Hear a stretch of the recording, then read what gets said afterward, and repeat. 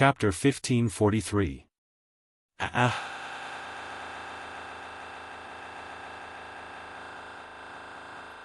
Passing through the thick smoke and dust, the pitch-black magic fog, and the eardrums of everyone present, the incomparably shrill cry turned into an echo, spreading out as if it had substance. With such an ominous voice, there was no doubt that it belonged to the dark heroic spirit of the archer. However, this was not a scream. It was an angry roar. Ding! When the shrill cry faded away, the sound of a door being unlocked rang out from within the thick dust cloud. Whoosh! Soon after, numerous blurry black figures rose from the dense dust and shot into the air. They scattered the dense dust and blasted the two figures away like they were trash. Under Wu Yan and Mikoto's watchful eyes, the two figures that were sent flying fell to the ground with a loud crash. They slid across the ground and landed right in front of them. They were Chuju and Bajit. However, compared to the time when they dashed out and attacked the archer valiantly, the two girls looked completely different now. Hinajaku, on the other hand, was still fine. Her face had a tinge of pain and her robe was emitting a blurry layer of light. Although she looked a little wretched, she didn't suffer any injuries. Come to think of it, the moving church had probably protected her. But Bajit's appearance was miserable to the extreme.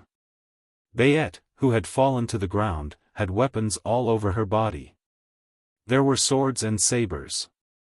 There were spears, halberds, and sharp weapons that mercilessly pierced through Bajit's body, the front end of which was deeply embedded in her body. Blood splattered everywhere. The ground was dyed red. Chuju! Mikoto cried out in alarm and hurriedly helped Chuju up from the ground. This is... Wu Yan looked at the weapon that pierced through Bajit's body. His expression finally changed. A relic? That was right. The weapons that pierced through Bajit's body were all treasures.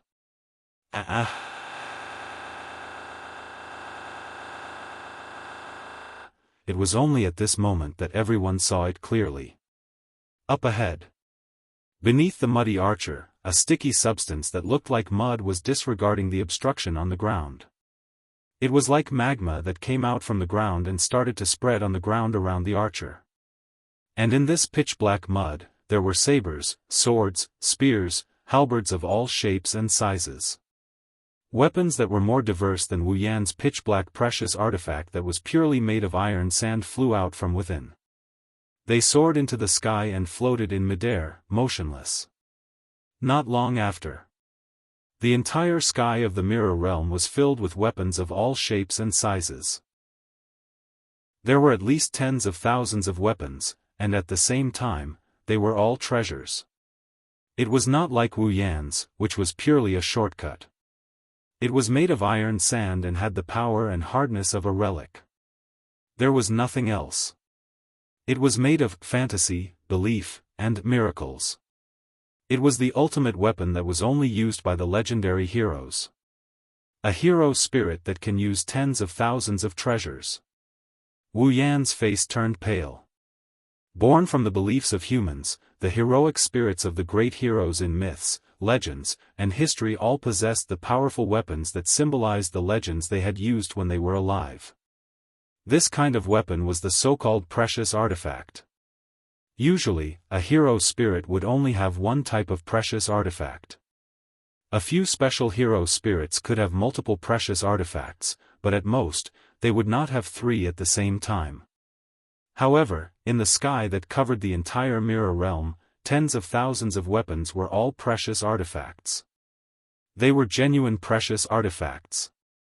Wu Yan knew that there was only one hero spirit that could have such an extraordinary number of precious artifacts. Gilgamesh. 2/3 of his existence was a god, and the remaining 1/3 was a human. He was the oldest king of humans, the legendary hero king, Gilgamesh. When he was a king, he had collected all the treasures in the world from the era that he ruled. He was a selfish, proud, and arrogant king. However, because of his actions when he was alive, Gilgamesh had collected all the treasures in the world in his treasure vault. In this treasure vault, there were prototypes of precious artifacts that helped the heroes that were qualified to become hero spirits in the future. There were also prototypes of monsters that had taken the heroes' lives. Therefore, in this treasure trove, there were countless prototypes of all the treasures. This treasure vault, even after Gilgamesh died and turned into a hero spirit, became a precious artifact that symbolized his legends and was used by Gilgamesh. It was also because of this precious artifact that stored all the prototypes of precious artifacts that Gilgamesh was known as the strongest hero spirit. This precious artifact that stored all the prototypes of precious artifacts was called Gate of Babylon. It was exactly the same as the Gate of Babylon that Wu Yan had been using. However, Gilgamesh's Gate of Babylon contained all the prototypes of noble artifacts. Wu Yan's Gate of Babylon didn't have that many collections. Even though Wu Yan's Gate of Babylon had countless noble relics, the noble relics in his Gate of Babylon were only made up of iron sand. They were powerful, but they did not have the special abilities of the legendary noble relics. As for the treasures in Gilgamesh's Treasure of the King, they all had the same abilities as when they were active in myths, legends, and history. The two of them were not on the same level. Unfortunately, looking at the black mud that was spreading on the ground, Wu Yan sneered. He did not know whether it was mockery or pity. Even if the foundation inside still exists, such an ugly thing can no longer be called the king's treasure.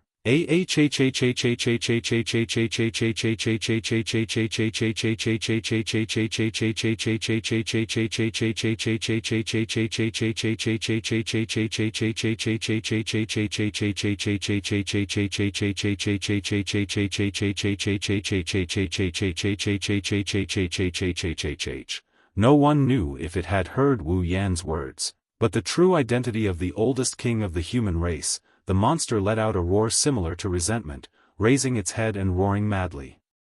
Then, the treasures that covered the entire area tilted and pointed towards the direction of Wu Yan, Chuju, Mikoto, and Badget.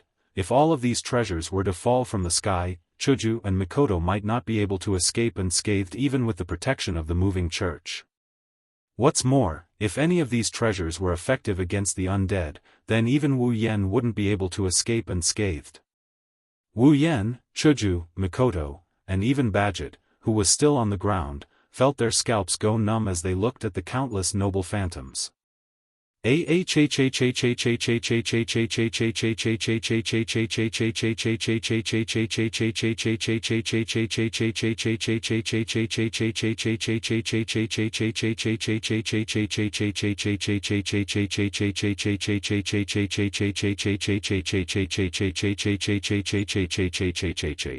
Following the archer's roar, a rain of noble phantoms began to fall from the sky, like bullets. Sabers, swords, spears, halberds, and all sorts of treasures created a frenzied sound of breaking through the air and shaking the air. They shot towards the incomparably tiny four people standing on the ground, covering the sky and covering the earth. Chuju. Mikoto. Hide behind me. He didn't have the time to think about it, he didn't have the energy to spare. He flashed in front of the two girls and raised his palm. In the next moment, waves of iron sand surged out from the crimson spatial ripples. They rolled like waves, forming walls that overlapped and blocked above the four of them. Bang bang bang bang bang. As soon as the iron sand walls were formed, a violent tremor and explosion came from the top of the wall, causing the thick black walls to tremble and scatter black particles. Fortunately, the iron sand was also a noble phantasm. Although it didn't have any special abilities, it still had the hardness of a noble phantasm. That's why it could withstand the torrential rain of noble phantoms. Otherwise, if it were a normal iron sand, it would have been broken into pieces by now. Unfortunately, even if it was a noble phantasm, the iron sand walls couldn't withstand the rain of noble phantoms. Sooner or later, they would shatter. When that happens, Wu Yan, Chuju, and Mikoto would be defeated. We can't go on like this. Hinajiku's grip on White Cherry was so tight that her joints were cracking. We'll definitely lose if we defend passively. We have to take the initiative to attack. Mikoto gritted her teeth. Yen. Think of something. I know. Wu Yen had already raised his other hand in front of him, sweat dripping down his forehead. But I can't give up on defense, or else we'll be finished. Then let's. Chuju and Mikoto had just opened their mouths when a shadow suddenly rushed out from the side. Chapter 1544. Swish swish swish swish swish, in the sky, the treasures fell like raindrops. If Qin was pouring rain, she only aimed at one corner of the mirror world, shooting indiscriminately. Bam bam bam bam bam, it was the sound of noble phantasms shooting at the black iron sand walls that were starting to crack. Dong dong dong dong dong, this was the sound of noble phantasms shooting at the ground that was covered with bricks. It was the sound of noble phantasms shooting at the ground. This is the sound of the iron sand flowing out from the gate of Babylon. Compared to the deafening explosion, the sound of the iron sand flying in the air is much weaker. Peng, it was the sound of a person who transformed into an afterimage and shot out like an arrow leaving the bowstring, a heroic spirit of the most ancient king who was gradually approaching the level of an archer stepped on the ground. Chuju and Mikoto couldn't help but be shocked when they saw the figure that had lost its protection and was completely exposed to the shooting range of the noble artifacts. Bayet. The person who rushed out as if she was going to die was Bajit, who had pulled out all the noble artifacts that pierced through her body. Her body was covered in blood. At this point, the blood dripping from Bajit's body had stopped. She was like a standard berserker as she charged towards the archer without any expression on her face. You were injured so badly. It could even be considered a fatal injury, yet he could still continue to fight? Mikoto was stunned. What a mess. I almost forgot. She's a troublesome person who can't be defeated or killed. Chuju resisted the urge to rush out and said in a deep voice.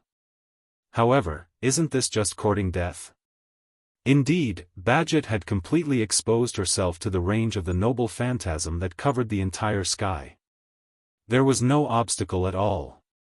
The Tempest relic poured down and shot towards the tiny being on the ground without any mercy.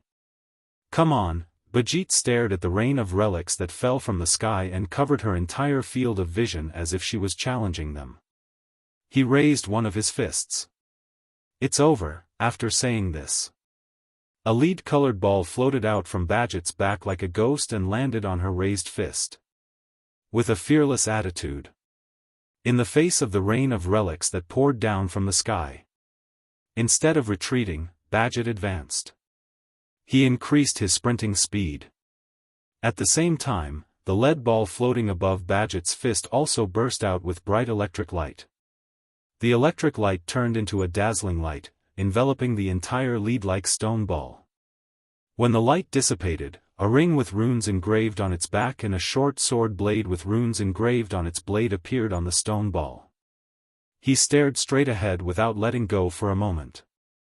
Bajit looked at the archer that was roaring behind the noble phantasm that covered the sky and the earth.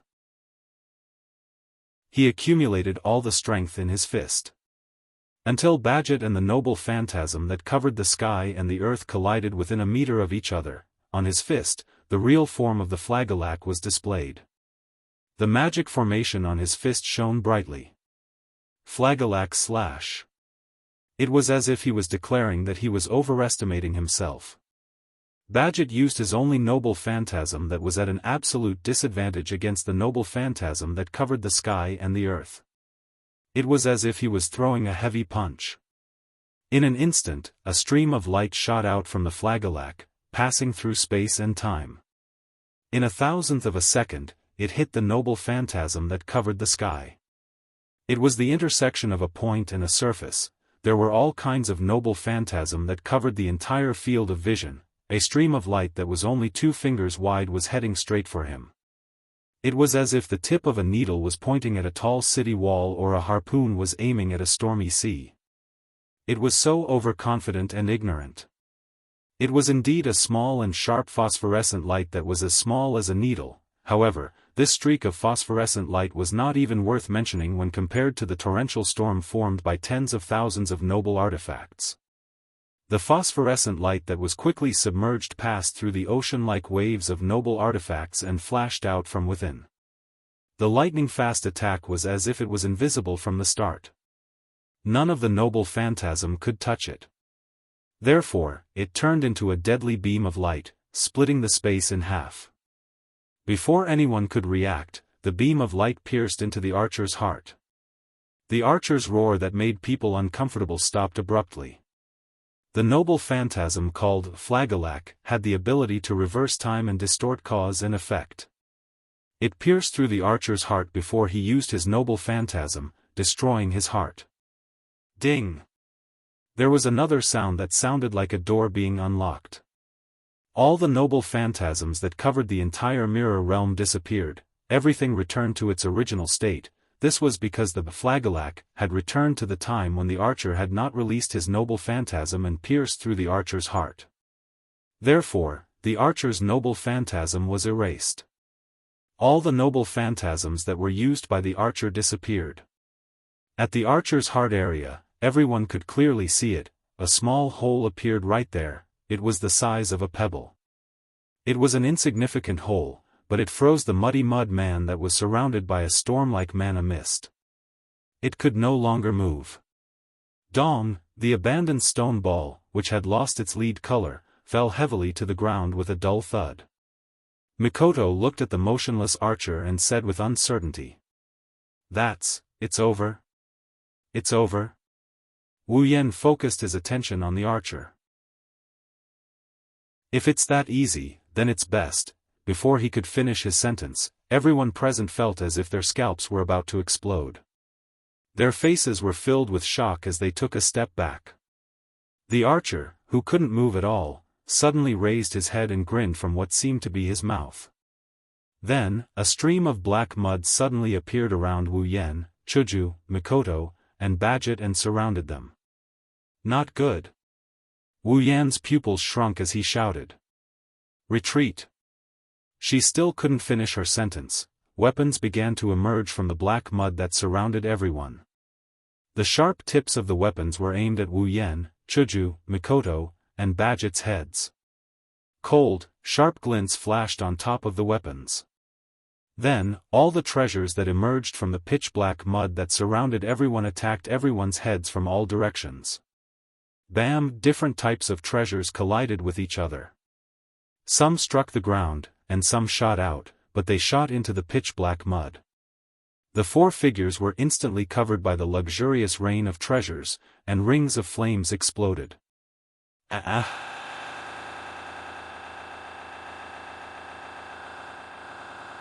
small portion of the dark magic mist flowed into the archer's body. When the dark magic mist flowed into the archer's chest, his heart that was pierced by the Flagelak instantly recovered. Not only could the dark magic mist be used for defense, but it could also be used for attack. It was extremely useful for both offense and defense. Now, it had taken on a completely new role. It could heal its master's body. Furthermore, the archer's body was the oldest human king, the hero king who possessed all the treasures in the world, the strongest hero king, Gilgamesh. It couldn't be defeated. It couldn't be killed. It couldn't be defeated. This was the worst enemy he had ever encountered. Chapter 1545. Cough cough, this damned parvenu. In the midst of the dense flames that exploded from the noble phantasm, a scolding voice rose together with a magical whirlwind. The voice was transmitted into everyone's ears, and it also swept away the flames that covered everyone. Inside, Wu Yan, Chuju, Mikoto, and Badget were coughing rather miserably. Each of them was surrounded by a pitch-black sword wall with holes of various sizes. At the critical moment, Wu Yan built a wall of swords to block the attacks. At the same time, he used his space teleportation magic to move the rest of the wall of swords to the other three ladies, saving them. If it wasn't for Wu Yan's timely reaction and actions, Chuju and Mikoto, who were protected by the moving church, would have been fine, but Badget would have been dead for sure. After all, Badget had just used a resurrection rune not long ago. She might not be able to resurrect yet.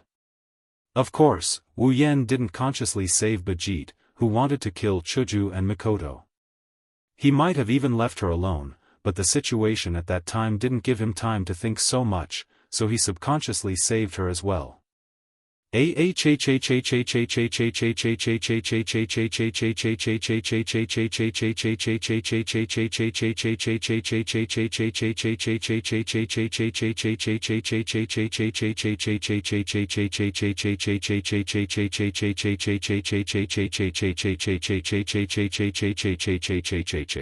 Wu Yan, who was still coughing, smiled bitterly as the dark archer let out a dissatisfied hiss.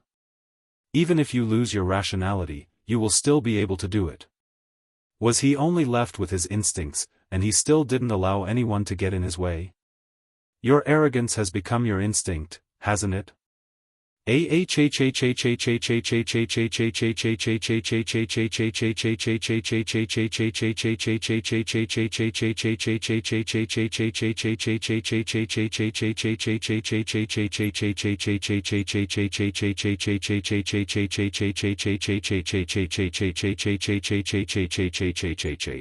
The archer, the ancient king, roared again.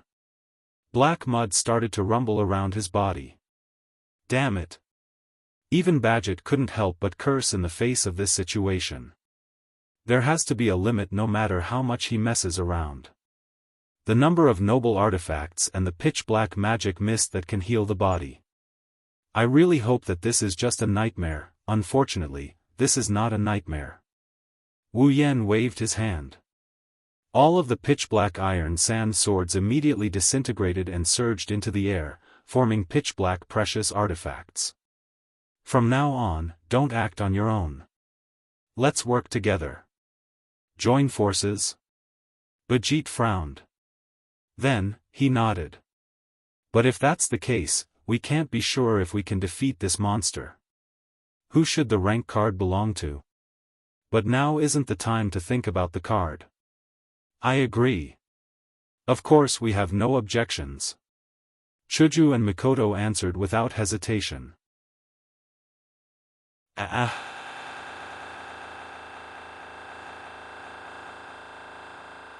The moment the four of them decided to work together, Archer roared angrily. The black mud around him churned even more violently. Although he wasn't sure if it was because the archer had lost his mind and turned into a dark spirit that the gate of Babylon became like this, there was no doubt that the archer's noble gear was taken out from the gate of Babylon. The black mist of magic could also heal the body of an archer, even if it was a fatal wound to the heart. As mentioned before, this archer couldn't be defeated, couldn't be killed, and even more likely couldn't be defeated. But now, I have no choice but to attack. Wu Yan's body surged with an astonishing amount of magic power, which rushed out in all directions like a storm. At the same time, Chuju tightened her grip on White Cherry's hand, and a cold light flashed across the crystal-like sword like a waterfall. Then, she dashed towards the archer. Ah! Seeing Chuju dashing towards it, the archer roared angrily. Its body that was twisted like black mud rose up, and the surrounding black mud shook like an earthquake. It rolled behind the archer and formed a swamp. Immediately after, in the pitch-black swamp, the treasures were like lotus flowers that were not stained by the mud. They separated the sticky black mud and shot towards the incoming daisies, creating a sonic boom as they fiercely collided with the daisies. Ha! At the back, Mikoto let out a delicate shout. Her entire body exploded with blue and white lightning, all of it gathered in her hands, forming a ray of light. With a wave of her hand, Mikoto shot out, heavily colliding with the incoming treasures. Clang! When the two of them collided, the sound of metal clashing was heard, and sparks flew in the air. However, the archer's noble phantasm was indeed deflected by the dense blue and white lightning. It brushed past Hinajiku's body and shot to both sides.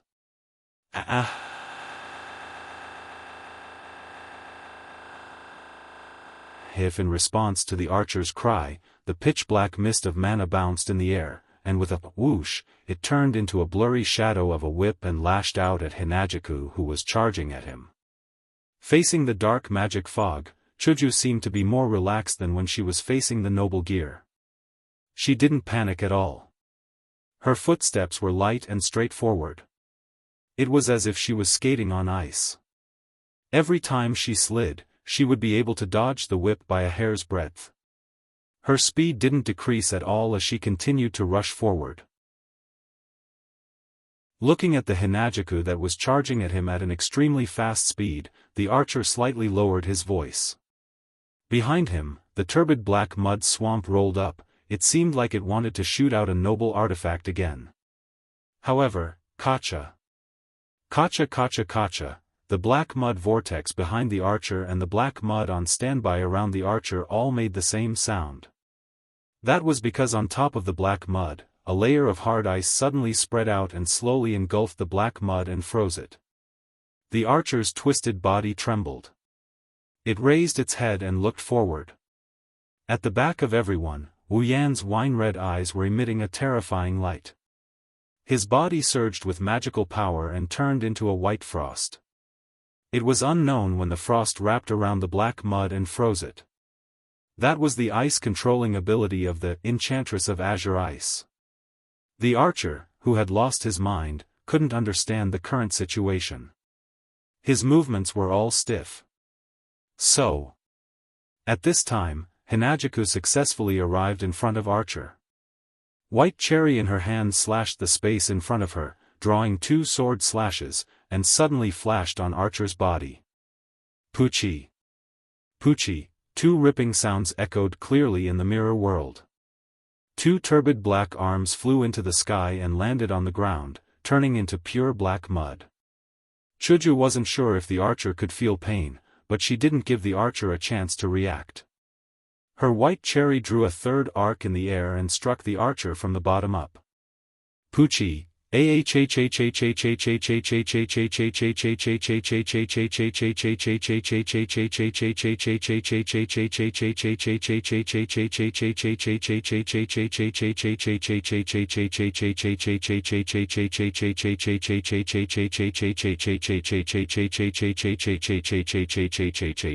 whoosh. Then, another air-piercing sound came from behind the archer. Shortly after, a green fist with a majestic force landed squarely on the back of the archer. Bang! After receiving such a heavy blow, even if the archer didn't die, his turbid body was still sent flying.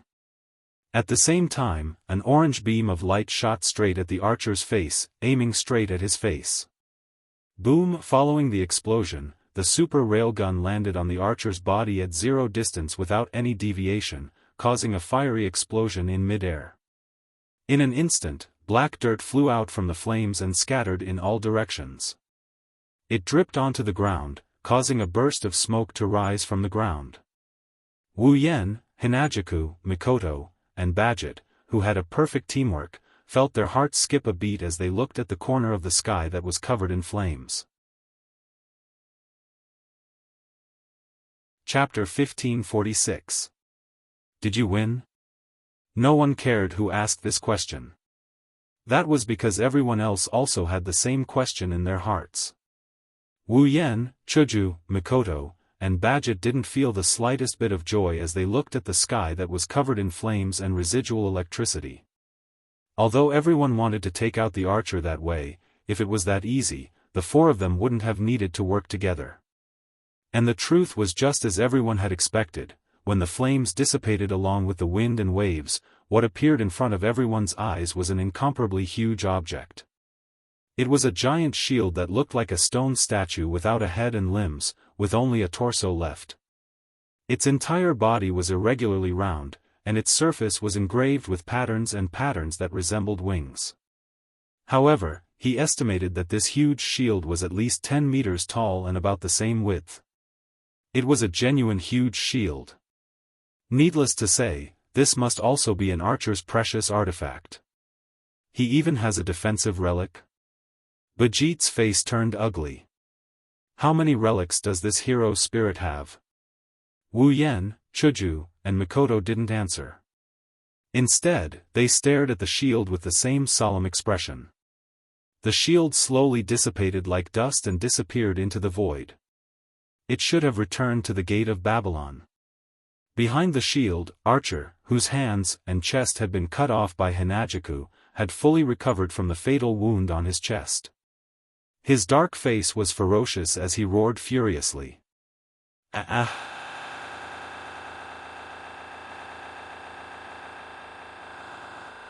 Archer let out a sharp whistle from his throat and stared at Wu Yan with his non-existent eyes. Even the strongest heroic spirit in the legends, the oldest and oldest king, was only left with his instincts. However, with this little bit of instinct, it was still possible to distinguish who was the most harmful existence to him.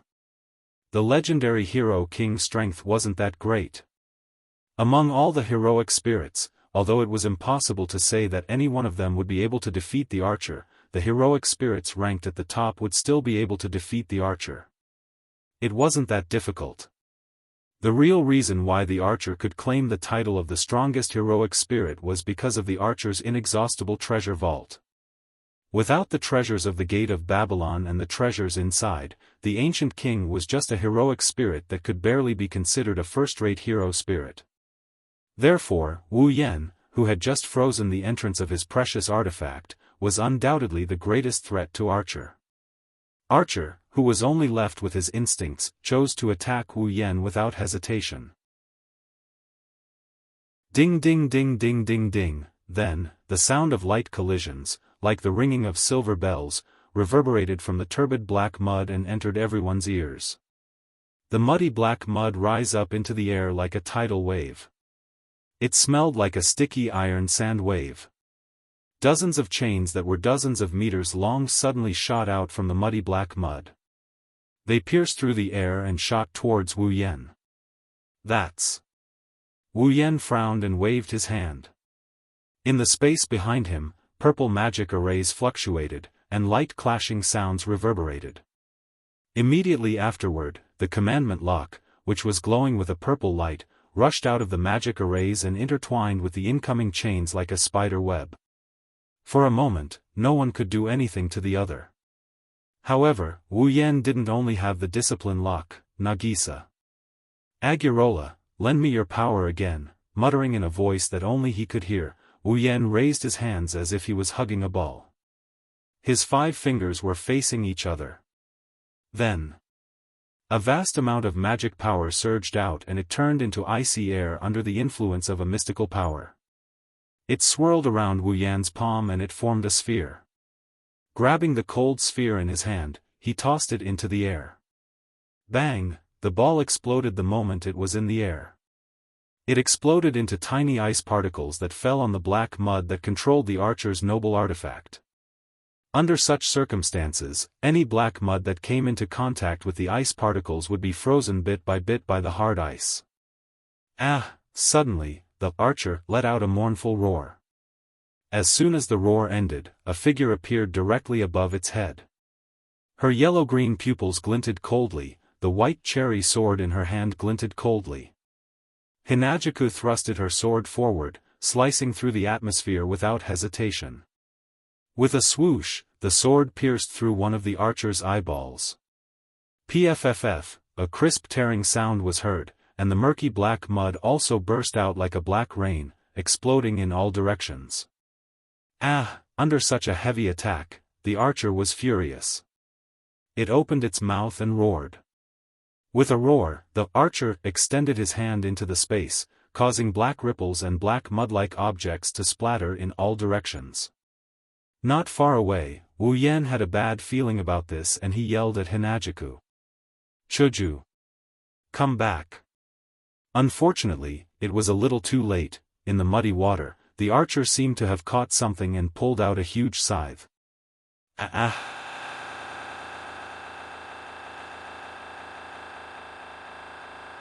Pfff.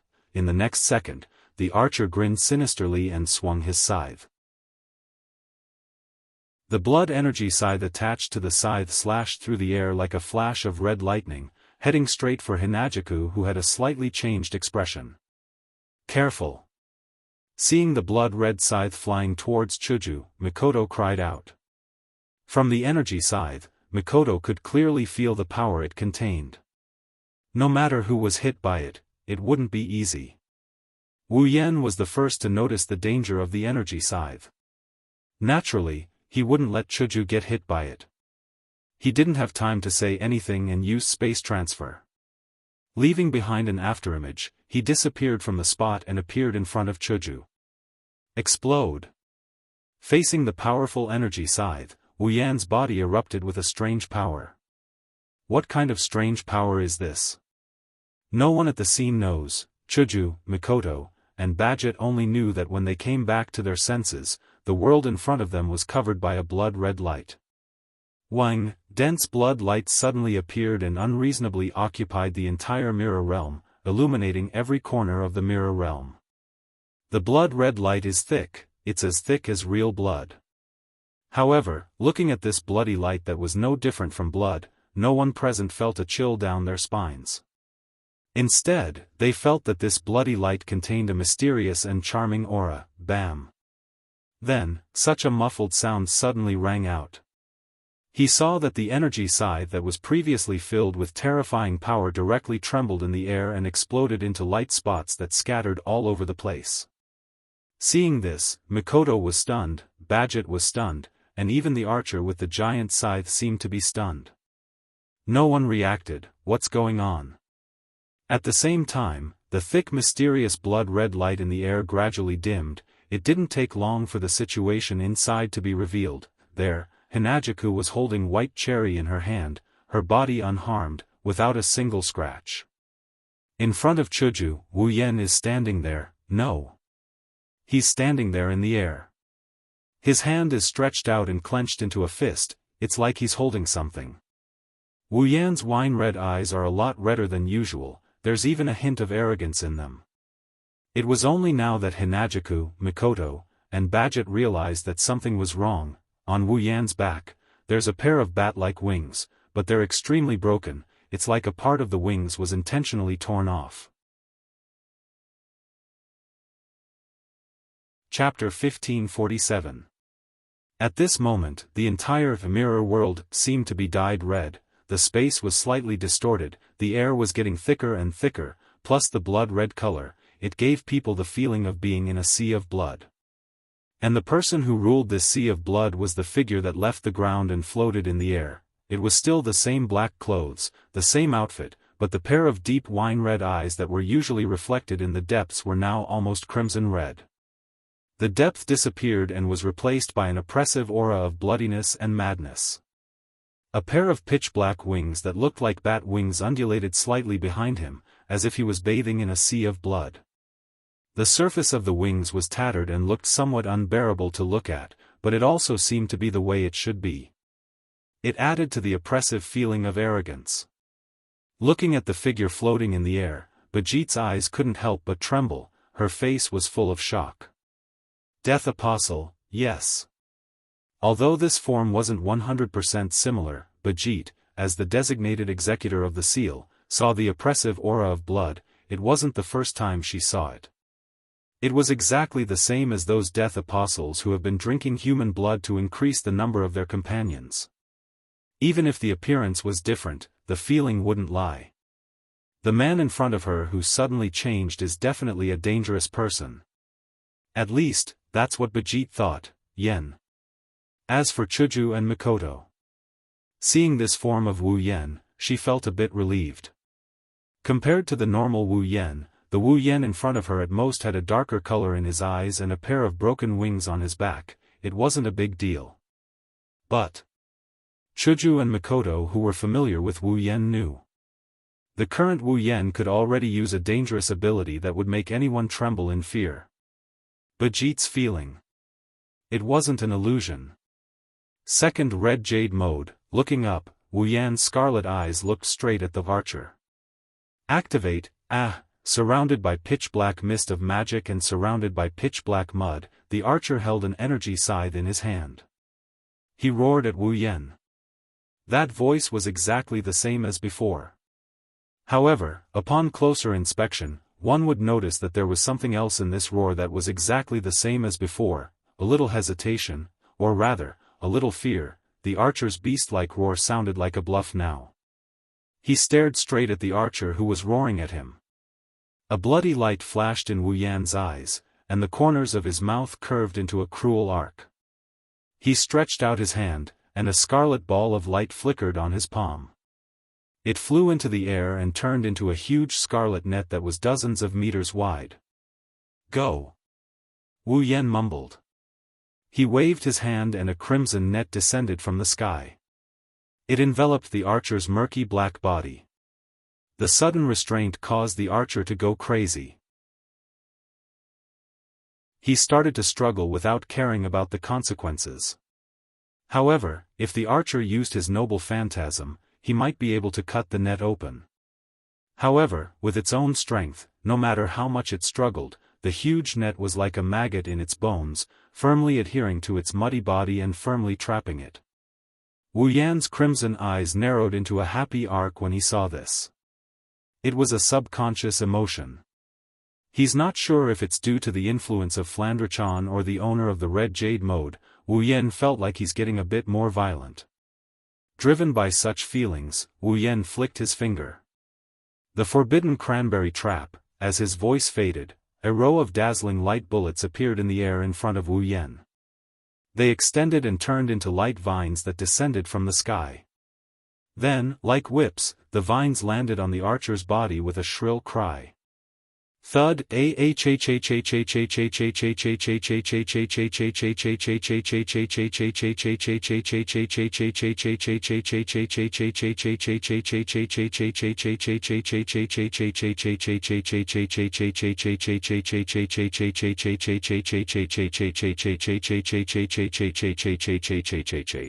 Amidst the miserable howls of the archer, a terrifying impact landed on the archer's body, causing the archer to go crazy.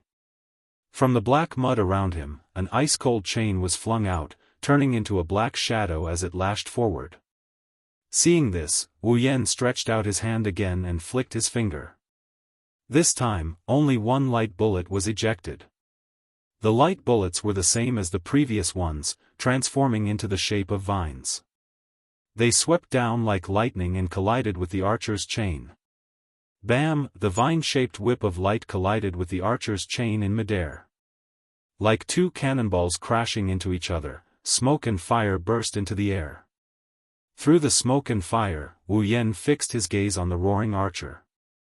Once again, he stretched out his hand, but this time, Wu Yan's hand formed a claw, as if he's grabbing the archer's body, very tightly, a grip. Bam! In the next moment, the archer's roar came to a halt. His body suddenly swelled up, and with a muffled sound, he exploded into a cloud of black mud. Amidst the splattered black mud, a card floated above the archer's original position. There was no warning at all, there was no warning at all, there was no warning at all. The King of Heroes, who was known as the strongest heroic spirit, was crushed in the blink of an eye. Wah! Badget's pupils shrunk to the size of a needle. She was stunned. We did it. Chuju and Mikoto were overjoyed. Phew. Wu Yan's expression also relaxed. He let out a sigh of relief. As expected, even a peak Tier 8 powerhouse was not enough to look directly at the eye of an existence, transfer the eye into one's hand, and crush it to destroy everything in its path. Flandrachan's ability is indeed a cheat when compared to other combatants of the same tier. This time, the archer shouldn't be able to repair his body, right? After all, he's already crushed to pieces. Argh! Just as this thought flashed through their minds, a familiar roar echoed in everyone's mind. The four of them turned pale. They tried their best to look forward. Almost at the same time, the black mist in front of them began to swirl and converge towards a certain direction. That direction was where the archer card was supposed to be. The tornado-like dark magic fog gradually disappeared into the archer's rank card at a speed visible to the naked eye, and it became thinner. And where the card was, a layer of turbid black mud slowly emerged, as if there was a spring in the sewer. That's Hinajaku, Mikoto, and Badget shuddered. It's still not dead? Sigh, sigh. Wu Yan sighed helplessly. It's not that simple, huh? Of course, no matter how difficult it was, the black, filthy soil that was wriggling and emitting a disgusting smell wouldn't tell anyone. Amidst a series of strange noises, the squirming black mud stacked on top of the archer rank card and covered it up, forming a human figure. A while later, the archer returned to the battlefield without a single scratch on his body. Argh! It's still the same roar. However, when they heard that roar, everyone's heart sank.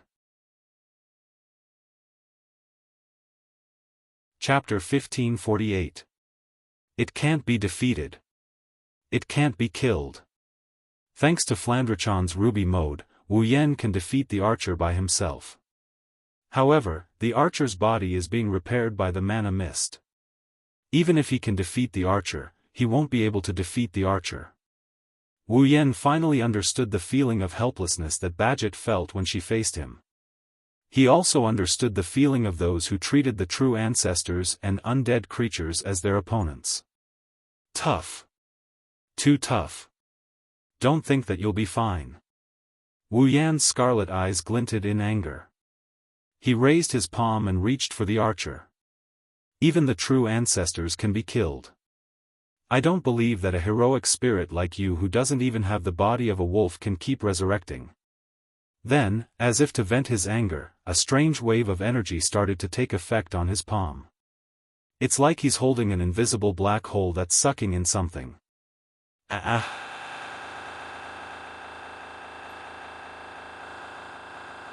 doubt, the archer was trying to get something out of his prized treasure vault.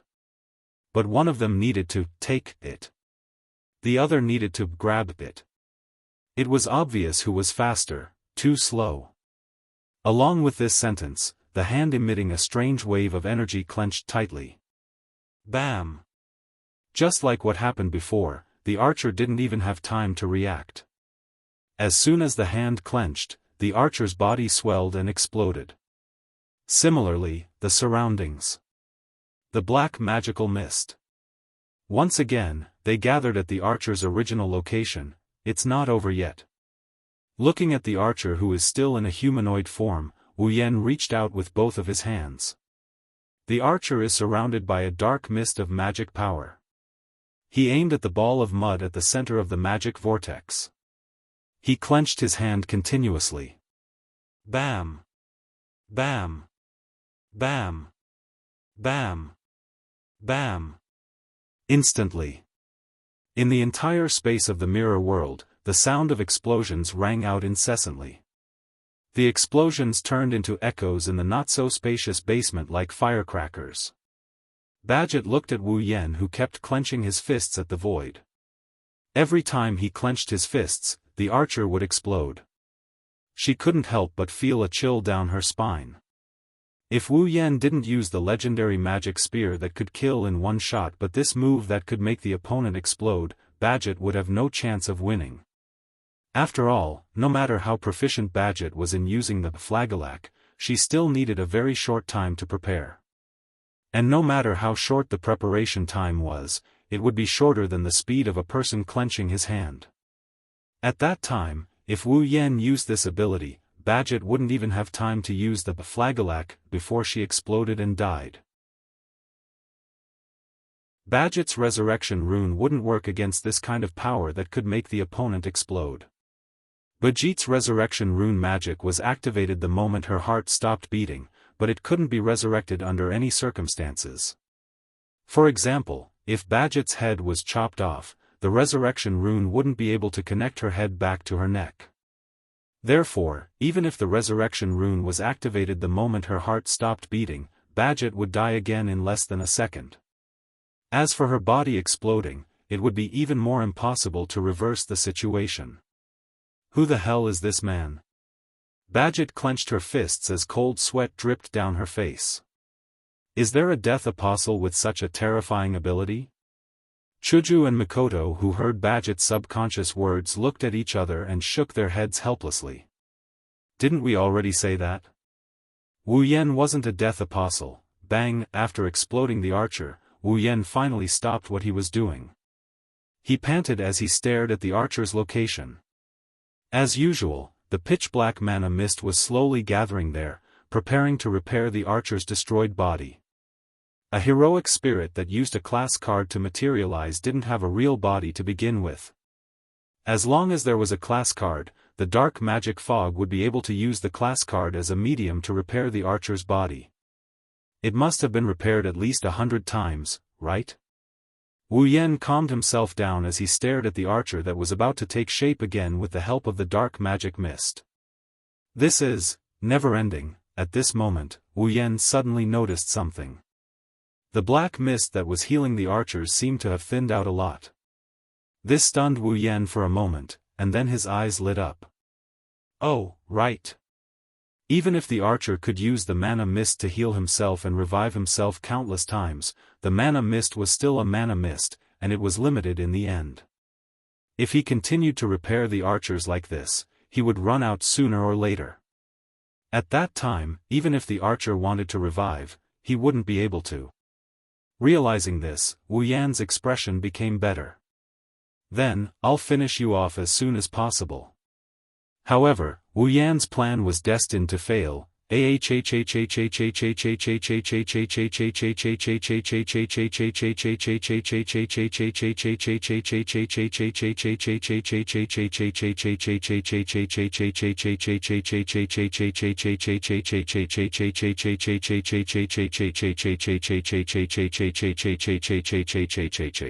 Archer, who had just repaired his torso, head, and one of his hands, while the other hand and the lower half of his body hadn't been repaired yet, let out an unprecedentedly ferocious and shrill cry. The murky black mud on his body was like boiling water, violently rippling.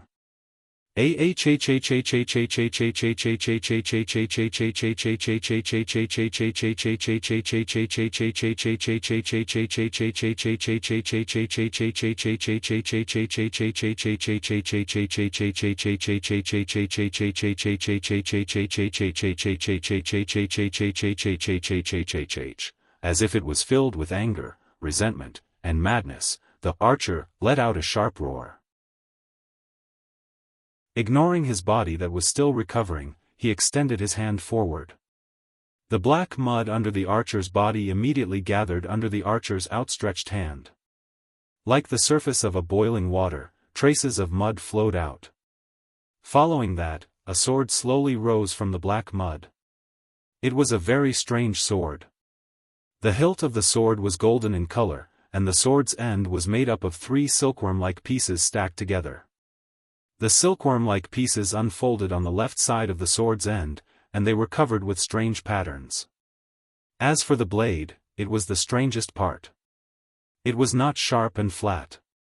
Instead, it was made up of 3 cylindrical rotating blades that were connected to each other. On top of the black cylindrical blade, there were lines of red lines spreading out, forming a very mysterious pattern. That's... Wu Yan's body shook when he saw the strange sword rising from the murky black mud. Could it be, what's that? Hinajaku, Mikoto, and Badget were puzzled. Soon after, the hand in front of him grasped the hilt of the strangely shaped sword. Bzzz. The 3 pitch-black cylindrical blades covered with red veins rubbed against each other in different directions as they spun rapidly. Moreover, they spun faster and faster, to the point that they emitted a sharp screeching sound produced by the violent friction of metal, which resounded throughout the entire space. The space suddenly trembled, and bursts of red air burst out from all directions, all flowing into the gaps between the 3 cylindrical rotating blades, and it continued to flow. In an instant, the entire mirror realm was filled with red streams of air like a typhoon. The space trembled, the ground collapsed, even the sky and earth screamed as if they couldn't bear the burden. Wu Yan, Chuju, Mikoto, and Badget were alarmed, a deadly sense of danger rose in their hearts. Chapter 1549. At the same time, in the real world. Ever since Wu Yan, Chuju, Mikoto, and Badget entered the mirror realm, Luvia has been standing in the same spot without moving. She crossed her arms and closed her eyes, waiting for the situation to unfold. Compared to Luvia, Rin and Osaka looked calm on the surface, but he didn't stand there obediently. Instead, he paced back and forth in the small basement, his gaze drifting to a certain spot from time to time. That's where Wu Yan, Hinajaku, Mikoto, and Badget used to enter the mirror world when they opened the passage to the void domain. If the four of them returned, the portal to the mirror realm would open there as well. Wu Yan and the others would return to the real world from there as well. Time passed bit by bit as Livia waited patiently and Rin Tobin paced back and forth. About half an hour has passed since Wu Yan and the others entered the mirror realm. Usually, if both sides were evenly matched in strength, it would take a long time for the battle to end. But no matter how long it took, half an hour, it was still too slow. After all, high-level battles are ever-changing. Even if the battle was slow, it wouldn't take long for the outcome to be decided. Besides, who knows if Wu Yan and the others' opponents were on par with them? Half an hour has passed and they still haven't returned. That's a bit too long. Of course, if Wu Yan, Chuju, Mikoto, and Badget died in the mirror realm, the portal to the void realm wouldn't open by itself. Their corpses would be sent out. That way, Rin Enbin and Livia wouldn't be able to wait any longer. Time slowly passed. It didn't slow down according to other people's moods. It just passed by mercilessly. Finally, in the unbearable silence of death, Livia took out her pocket watch. She glanced at it. She muttered, "Too slow. Maybe the opponent this time is really hard to deal with." Rin Enbin stopped in his tracks, a worried expression appearing on his face. However, with the four of them working together, there shouldn't be any problem. That's true. Livia closed her pocket watch and continued looking forward. No matter if it's that man, Chuju, or Mikoto, each of them is strong enough to fight against a heroic spirit.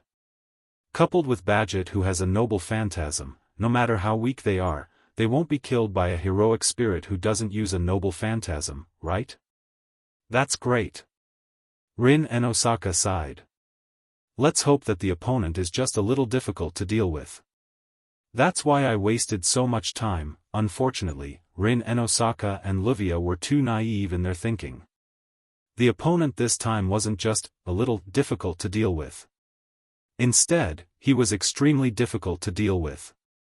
Furthermore, it was not only difficult to deal with, it also possessed a power that could not be ignored. Rin and Osaka and Livia didn't know what was going on in the mirror realm, but they had a bad feeling about it. Buzz! At this moment, in front of the basement, an intricate geometric pattern flickered from the ground, accompanied by a burst of colorful light, and began to rotate. They're back! Rin and Osaka and Livia's eyes lit up, they both started running towards the colorful formation. After running for a while, the two girls froze on the spot, their relaxed expressions froze as well. This was because the group of people who had emerged from the colorful magic array were all sitting on the ground in a sorry state. Their faces were slightly pale, and they were gasping for breath. They didn't look like they just came back victorious. Furthermore, they didn't look like they just came back victorious. They were talking to each other. Are we back? While panting, Hinajaku scanned her surroundings, her face slowly regaining its color. That's great, seriously. Mikoto patted her head, her face was covered in sweat. I almost lost my life, just now. Badget's face turned pale, she was shocked. Just now, what was that? Heh. Wu Yan, who had reverted back to his original form, stood up and forced a smile. Maybe it's hell. Rin and Osaka and Livia understood what happened after hearing this. Wu Yan, Chuju, Mikoto, and Badget didn't even finish off their opponents, they took back their rank cards. They ran back. Even the four of them managed to escape back after going into battle. Livia's face darkened. Just how scary are our opponents this time? I don't know. Rin and Osaka forced a smile. I only know that our lives won't be peaceful from now on, Wu Yan bitterly smiled. It couldn't be helped, they had indeed escaped from the hands of the archers. To be more precise, they ran back from the archer's sword. Under the summoning of the archer, the sword that came out of nowhere, Hinajaku, Mikoto, and Badget didn't recognize it, but Wu Yen knew where it came from. That sword doesn't have a name. Hero King Gilgamesh named it Obedient Parting Sword. It's also called Ea. In the Hero King's treasure of the king, there were tens of thousands of treasures. They were endless, and it was impossible to count them all. But among all the treasures, Obedient Parting Sword is the strongest? But Ea's was the strongest. This was because it was a true divine artifact that was able to cut open the world in the ancient times. It was a precious artifact that could cut open the world. Of course, the real Obedient Parting Sword? Wu Yen didn't know if Ea really had the power to cut open the world like the legend said. Using Obedient Parting Sword on an archer? Wu Yen didn't know if he could block Ea's attack. But in the mirror world, the archer used Obedient Parting Sword? The real name, Ea, had indeed cut open the entire mirror realm. That's right. He used Red Jade mode to suppress the archer, but the only reason he managed to escape with Hinajaku, Mikoto, and Badget is because the mirror world was sliced open. That's why, before the archer unleashed his strongest noble phantasm, Wu Yen had no choice but to bring the three girls and run back to where they came from. After all, even if he could block the attack that cut open the world and the mirror world, he wouldn't be able to survive in the mirror world that was on the verge of destruction. When the archer cut open the mirror world, he didn't even get to see the surface of the mirror and ran away in a sorry state. That's why I said a lunatic without a wolf is scary. Wu Yen sighed. Now, the archer must have been banished into the space turbulence and obliterated into nothingness. His class card must have been destroyed too, right? Yen. Chuju and Mikoto thought of the same thing and walked to Wu Yen's side. I'm fine. Wu Yen shook his head and took a deep breath when he saw the worried looks on the two girls' faces. Don't worry, I haven't given up yet. Only then did Hinajaku and Mikoto's expressions lighten up and they nodded. No matter what. Badget stood up and calmed herself down. She glanced at the others. We can't defeat a monster like that no matter how many of us there are. That's for sure. Rin Enosaka and Luvia looked at each other and fell silent. Even though I don't know how scary this monster that even Badget thinks is a monster is, but since the four of them managed to escape together, it's not too much to draw such a conclusion. Let's go back. Badget turned around with her dusty and torn suit. As for the Flagellac cylinder, it was long lost in the mirror realm that was split into two. Everyone at the scene had an indescribable oppressive atmosphere. They silently turned around and walked towards the stairs leading to the underground passage. Crack, suddenly, such a voice reverberated in the surroundings. Crack. Crack. Crack. Crack, strange cracking sounds were heard and everyone's footsteps were rooted to the ground. They couldn't move anymore. Chapter 1550. Bang! The group of people who had not reacted at all had just realized that something was wrong when the sound of glass shattering entered their ears. Immediately after, a violent gust of wind suddenly blew from behind the group of people. Like a shock wave, it spread out in an instant and hit the whole place. The sudden gust of wind caught everyone off guard. Their bodies were almost blown away. When they finally managed to stabilize themselves, they turned their heads and looked in the direction of the gust of wind. An expression of shock appeared on everyone's face. Kacha! Kacha! Kacha! The sound of glass shattering continued. The violent wind continued to blow. In this not-so-spacious basement, the wall at the front was slowly crumbling. The shockwave was caused by the shockwave. However, the scene of glass shattering didn't happen on the wall. It happened on the space. The space at the front of the basement was gradually breaking down like a piece of glass. No! It wasn't just the space that was breaking down. Some pitch-black substance was seeping out of the broken space like water. Wah! Seeing such a scene, everyone present stood up in shock. Could it be? Wu Yan raised his hand to block the incoming shockwave. He stared at the pitch-black substance seeping out of the broken space. His wine-red eyes were full of waves. It's not over yet? Bang! Under the gaze of everyone present, the shattered space once again cracked open, making the glass-like spatial crack even bigger. It was pitch-black inside, like a black hole, which made people's hair stand on end. Within the pitch-black spatial crack, a pitch-black substance that resembled flowing water gradually condensed. In the end, it transformed into a turbid being. A pitch-black humanoid figure, the pitch-black humanoid monster was slowly turning a sword in its hand. The body of the sword was made up of 3 cylindrical blades covered with red veins, and the mouth of the sword opened like a cocoon. The strange-looking sword raised its head and opened its mouth. It was laughing. Astonishingly. It was an archer. Job rank, archer, it only existed in the mirror world of the imaginary domain. It used the passage of the imaginary domain to absorb mana from the earth veins. A heroic spirit that maintained its form and power came to the real world of the imaginary domain. How is this possible? Chuju, Mikoto, and Badget were in disbelief. This. Rin and Osaka and Luvia stared at the archer in shock. What is this? A monster? Wind waves.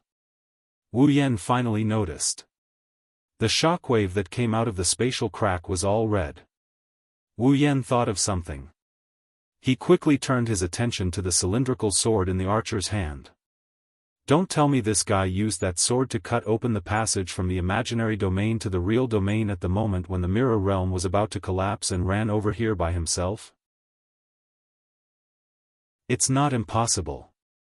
Since the precious artifact that had once been used to split the heavens and earth and cut open the world could cut open the entire mirror world, then opening a passage between the 2 worlds was just a matter of raising one's hand. No matter what, it's still a legendary relic that can cut open the world. The truth was similar to Wu Yan's guess. At the moment when the mirror realm was about to crumble, the archer once again swung out his obedient parting sword. He cut open the passage that Wu Yan and the others used to return to the real world. Then, he came to the real world where the corrupted heroic spirits would never set foot.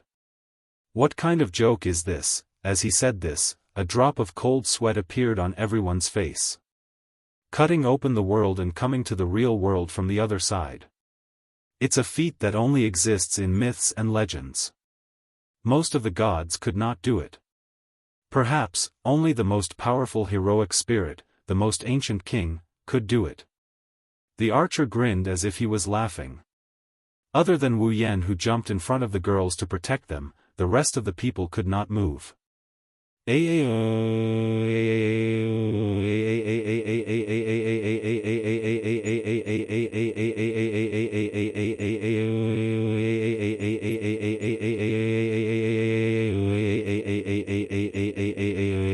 Whoosh, a layer of pitch black mud suddenly rolled out from under the archer's body. From within, a huge shadow suddenly shot out and flew into the air. The shadow then stopped in mid-air. Everyone almost reflexively raised their heads and looked at the sky. What they saw was a huge jet-black spaceship that looked like a fighter jet. This pitch-black flying ship was also a precious artifact. Bang! Archer stomped on the ground and leaped into the air, landing on the pitch-black spaceship.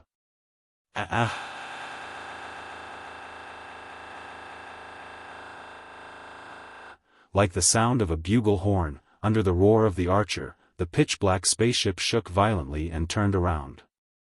It turned into a black shadow and shot towards the entrance of the underground tunnel, above the surface. It wants to go to the ground? Rin and Osaka exclaimed in shock. You must be lying, right? Luvia panicked and lost her head out of fear. A darkened spirit who had lost its wolf ran to the densely populated Fuyuki city? There was no doubt that Fuyuki City would suffer the bloodiest massacre and become a complete hell. Moreover, it was the most basic principle of magic to not let magic be exposed to the public.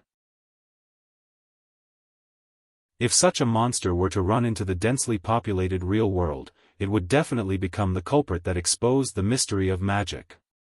No matter how you look at it, you can't let this spirit enter Fuyuki City. You guys. Wu Yan stepped forward when he understood the situation. Put your hands on my shoulders. Hearing this, the girls were stunned. Chuju and Mikoto were the first to react. They seemed to know what Wu Yan was going to do. Without hesitation, they put their hands on Wu Yan's shoulders. Rin Enbin and Luvia seemed to have noticed something as well and immediately put their hands on his shoulders. Bajet hesitated for a moment, but she was also a decisive person. She reached out her hand and put it on Wu Yan's shoulder. Soon after, the six of them disappeared from the messy basement as if they had merged with the space amidst a wave of delicate magic energy. Fuyuki City, beach, bang, in a loud explosion, the entrance of the underground tunnel surrounding the construction wall exploded. A pitch-black shadow shot out from the entrance of the underground tunnel and soared into the starry night sky. A spatial ripple suddenly spread out from the beach around the underground tunnel entrance. By the time it dissipated, a couple of figures had already appeared at this place. Where's that monster? Rin Enbin didn't see the power of the archer, but he didn't hesitate to call it a monster. One can only imagine what kind of impression the archer has in Rin Enbin's mind. He was able to force back Wu Yan, Chuju, Mikoto, and Bajet. He even broke through the mirror realm and came to this world. There. Beside them, Luvia quickly scanned her surroundings. Her eyes stopped abruptly in mid-air and she pointed upwards. Then, everyone saw what happened next. In the sky above the beach, a dark spaceship was circling around for a bit before flying towards a certain direction. That's Fuyuki City's downtown area. Quick! Stop it! Rin Enbin and Luvia yelled at the same time. Wu Yan's eyes flashed. He turned around and teleported again. When he reappeared, he was standing in front of the archer on the dark spaceship. The archer felt a hand pressing on his head. Then, he lost consciousness. Under the watchful eyes of the people below, the pitch-black spaceship suddenly disappeared in mid-air without a trace.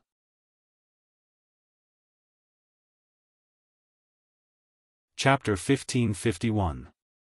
On the surface of the sea, the waves were not turbulent, nor were they loud and powerful.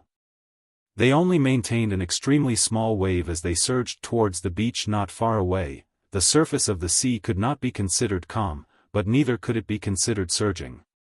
It could only be considered rather tranquil. However, this tranquility was soon broken mercilessly. Boom! In the sky above the sea, a pitch-black spaceship suddenly appeared here without warning, and under the impact of violent magic, it fell straight into the sea like a falling plane. Boom!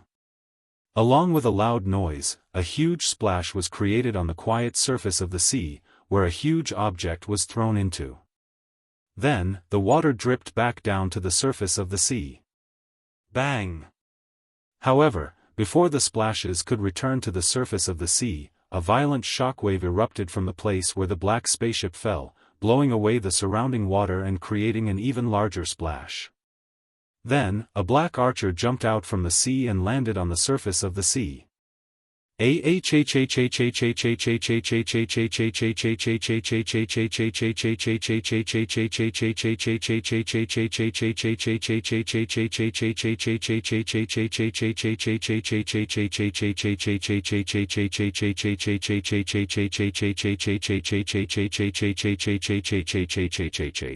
At the place where the archers stepped on, a layer of murky black mud spread out and polluted a small part of the clear sea.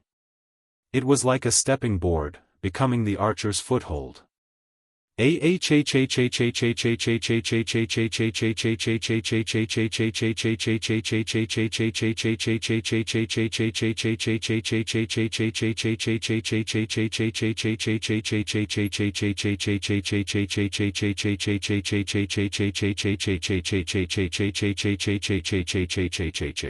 He raised his head and looked at the floating figure in the air. The archer who knocked him into the water let out an angry and grudgeful cry. Under the archer's body, the murky black mud that was spreading on the surface of the sea responded to the archer's roar and started to shake rapidly. In the air, Wu Yan was also aware of the violent black mud. Immediately, he clenched his fist, and a wave of demonic energy gushed out from his hand. The demonic energy in his body was being frantically extracted at this moment, gathering in his hand as if it was free. As the mana in his body surged out and poured into his hand, Lin Yun's mana continuously poured into his hand. The mana flowing through Wu Yan's body gradually became warmer. It continued to climb. When the mana flow stopped abruptly, the mana flowing from Wu Yan's body was like steam, rising into the sky. The heat that leaked out. It caused the surrounding atmosphere to become distorted. Look down. Kiran looked at the archer who was stepping on the surface of the sea. The murky mud under the archer's body was splashing mud everywhere. It was like a volcano that was about to erupt, causing fear in people's hearts. Arg har, the archer raised his head, his pitch-black face was filled with malevolence and insanity. With a shout, a giant sword came out of the boiling black mud and it shot towards Wu Yan. That is a real huge sword. Its length is at least 40 to 50 meters, and its width is at least 2 to 3 meters. It's a huge sword comparable to the height of a skyscraper. Xiao, a sharp sonic boom cut through the air like a beam of light. The huge sword was like a mountain falling from the sky, bringing with it a scalp-numbing gust of wind. It dragged a long shadow as it shot into the air. Titan's hand awakened. Looking at the approaching huge sword, Wu Yan's eyes flashed with ruthlessness as he felt the wind coming from above. The mana on his body exploded, and the steam turned into a whirlpool, dyeing it a fiery red color. The fiery red whirlpool floated high in the air. After a moment, it suddenly trembled, and a huge fiery red arm that was not inferior to the huge sword suddenly emerged from the fiery red whirlpool. That posture was like a giant that had awakened from a volcano and was about to come out of the volcano. Its momentum was incomparably terrifying. Go! With a cold shout, Wu Yan waved his hand, and the huge fiery red arm immediately imitated Wu Yan's movement. With the fiery red whirlpool as a fulcrum, it violently swung it. The giant sword and the giant arm were both extremely terrifying attacks. Like a storm, huge waves were set off on the surface of the sea. A gust of wind blew against the atmosphere. In the end, like two meteorites, they violently collided with each other. Bang! At the moment of contact, a thunderous noise and shockwaves were set off like the sea below, setting off stormy waves and exploding in midair. Below, the surface of the sea also seemed to have been sunk by a mountain. Shocking waves swept up and surged in all directions. During the impact, the waves covered the sky, and even the full moon hanging high in the night sky was covered at this moment. After nearly 10 minutes, it gradually dissipated. From this momentum, it could be seen that if the previous two attacks had exploded in the city center of Fuyuki City, many buildings would have been blown away in a very short time, or even raze Fuyuki City to the ground.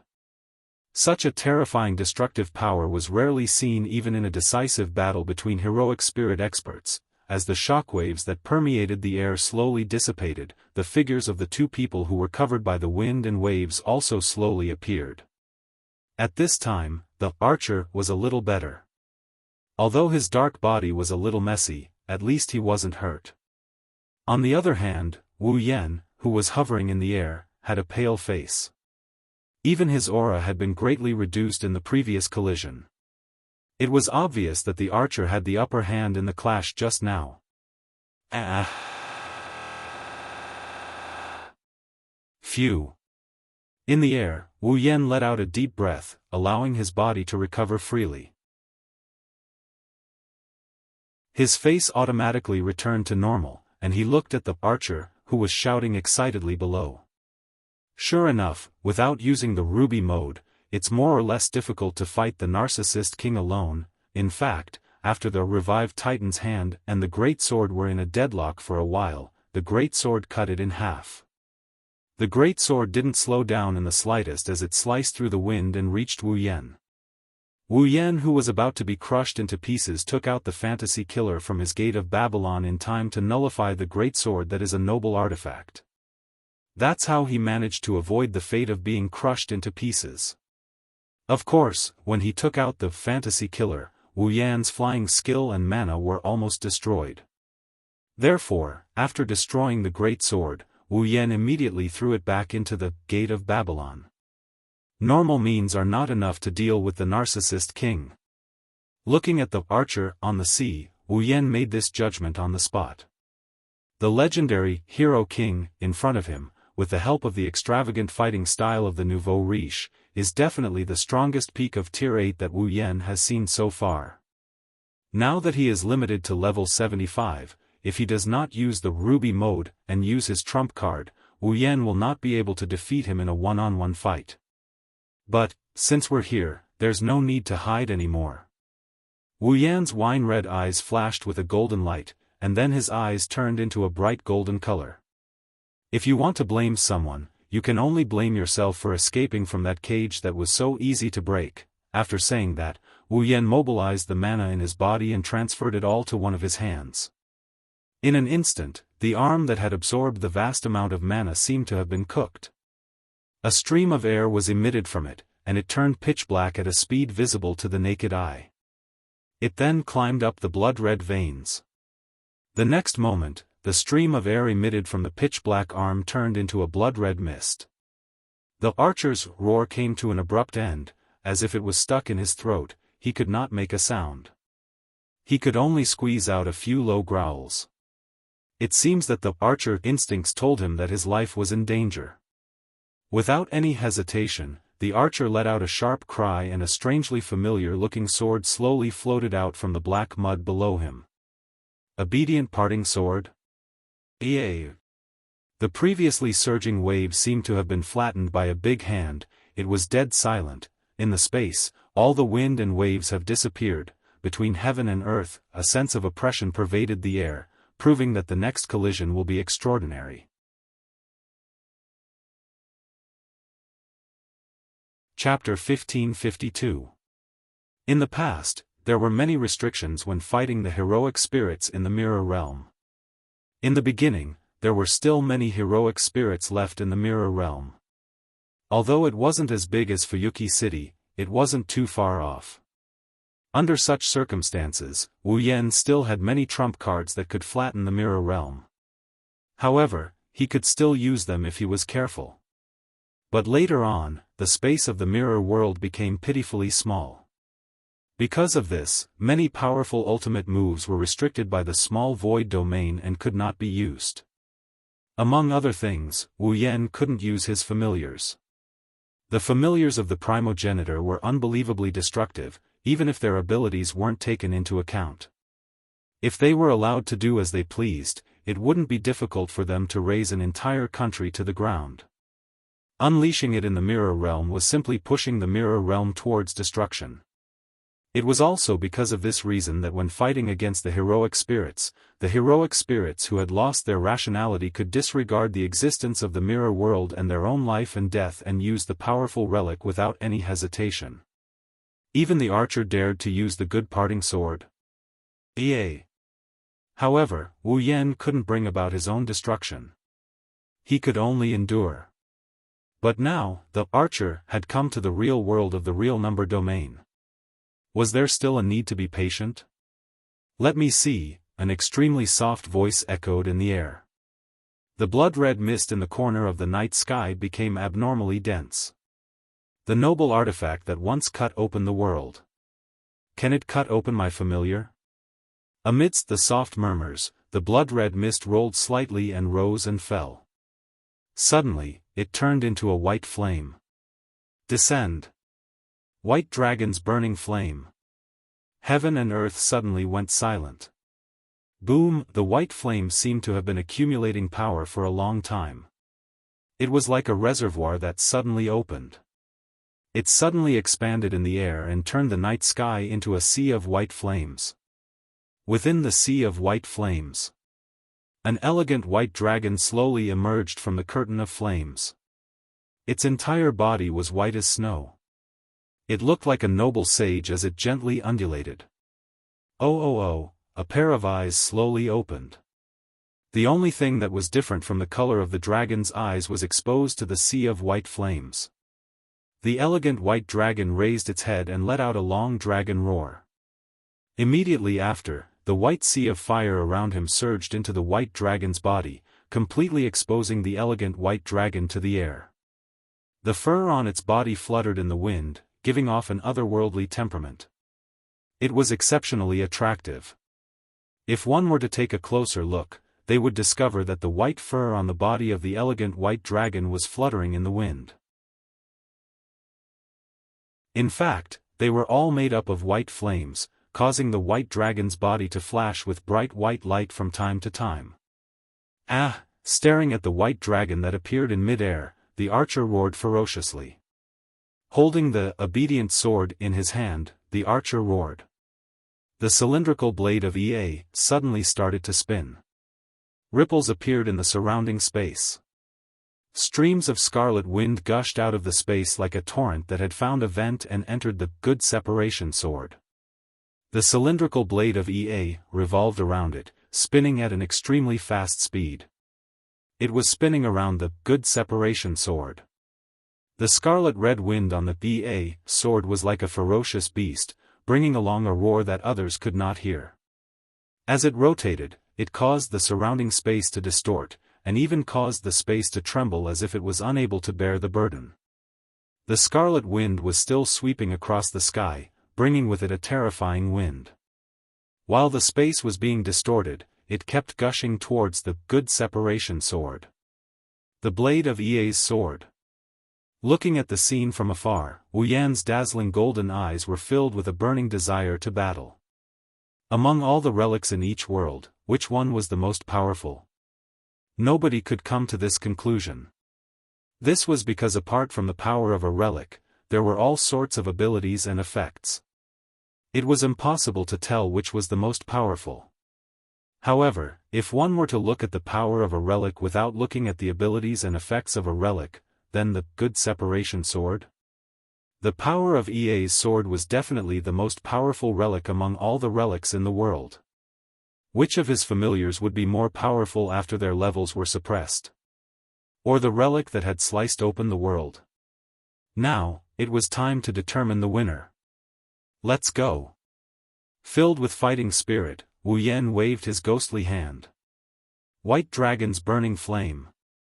Wu, the elegant white dragon's blue eyes glinted fiercely. Amidst the dragon's roar, a dazzling white flame burst out from its body and covered its entire body. Then, white dragon's scorching flame took a step back, flapped its wings, and dove down towards the archer with white flames all over its body.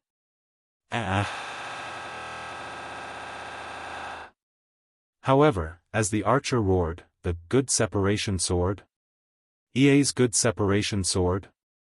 The sword trembled heavily, causing the space to tremble along with it. A majestic scarlet gust of wind burst out from the sword. Arg! The archer roared again and thrust the good separation sword. Ea's good separation sword? It stabbed the archer fiercely. Woo! For a moment, the good separation sword? The cylindrical blade that was rotating paused. Then, amidst the trembling of the space, a scarlet tornado burst out with a chi sound, gradually expanding and shooting out. Under the swirling of the red tornado, every gust of red wind turned into the most terrifying sharp blade, cutting the space cleanly. Suddenly, wherever the tornado passed by, the space was like a piece of land that had been plowed through. A pitch-black spatial fault was formed. Wu, the white dragon, whose entire body was covered in white flames, raised its head and let out a long roar. Without the slightest bit of fear, it flapped its wings, and like a white meteor falling from the sky, it charged fiercely towards the incoming scarlet tornado. The distance between the two was closed in an instant. Then, the two terrifying attacks that could burn mountains and boil seas collided with each other. Dong! In the sky, it was like a star had exploded. The center of the explosion was flashing with intense white light. A circle of terrifying shockwave formed in a circular shape and shook the surroundings. From a certain point, the shockwave suddenly exploded. Like a punctured balloon, the abnormally violent shockwave filled the sky. A dazzling light sprinkled down from the sky. The shockwave violently attacked. In the ear-shattering sound, it brought along an extremely terrifying storm as it rushed down from the sky. Wherever the storm passed, the space trembled. The terrifying shockwave covered an area of almost 100 meters in an instant. At the center of the shockwave, the white dragon that was covered in white flames and the scarlet tornado collided with each other, causing the surrounding space to shatter inch by inch. Arg! The archer held the good separation sword. EA's good separation sword. As he roared furiously, he gripped the hilt of the sword tightly. Good separation sword. The sword spun even more fiercely, supporting the power of the scarlet tornado. Wu! The white dragon's burning flame that carried the white flames was supported by the dragon's roar and magic that was continuously flowing into his body. It was like a white meteor that kept colliding with the tornado. Not long after, the scarlet tornado that collided with the white dragon, which was able to cut through space and create spatial rifts, gradually evaporated under the burning of the white flames. Bang! Then, with a muffled sound, the crimson tornado that had once cut open the world was completely burned into nothingness under the cover of a spreading white sea of fire. Chi! The elegant white dragon passed through the sea of white flames and gradually evaporated the scarlet tornado. Its speed didn't decrease at all. Along with the archer's roar, the white dragon landed on the archer's body. At the last moment, the archer seemed to have squeezed out a few words in his own roar.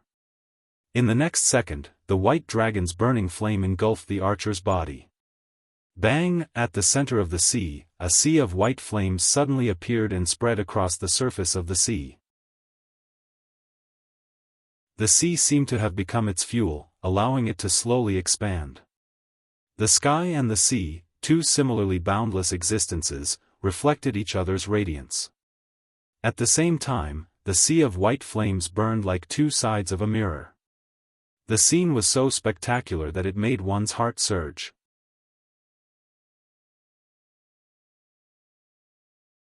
Chapter 1553.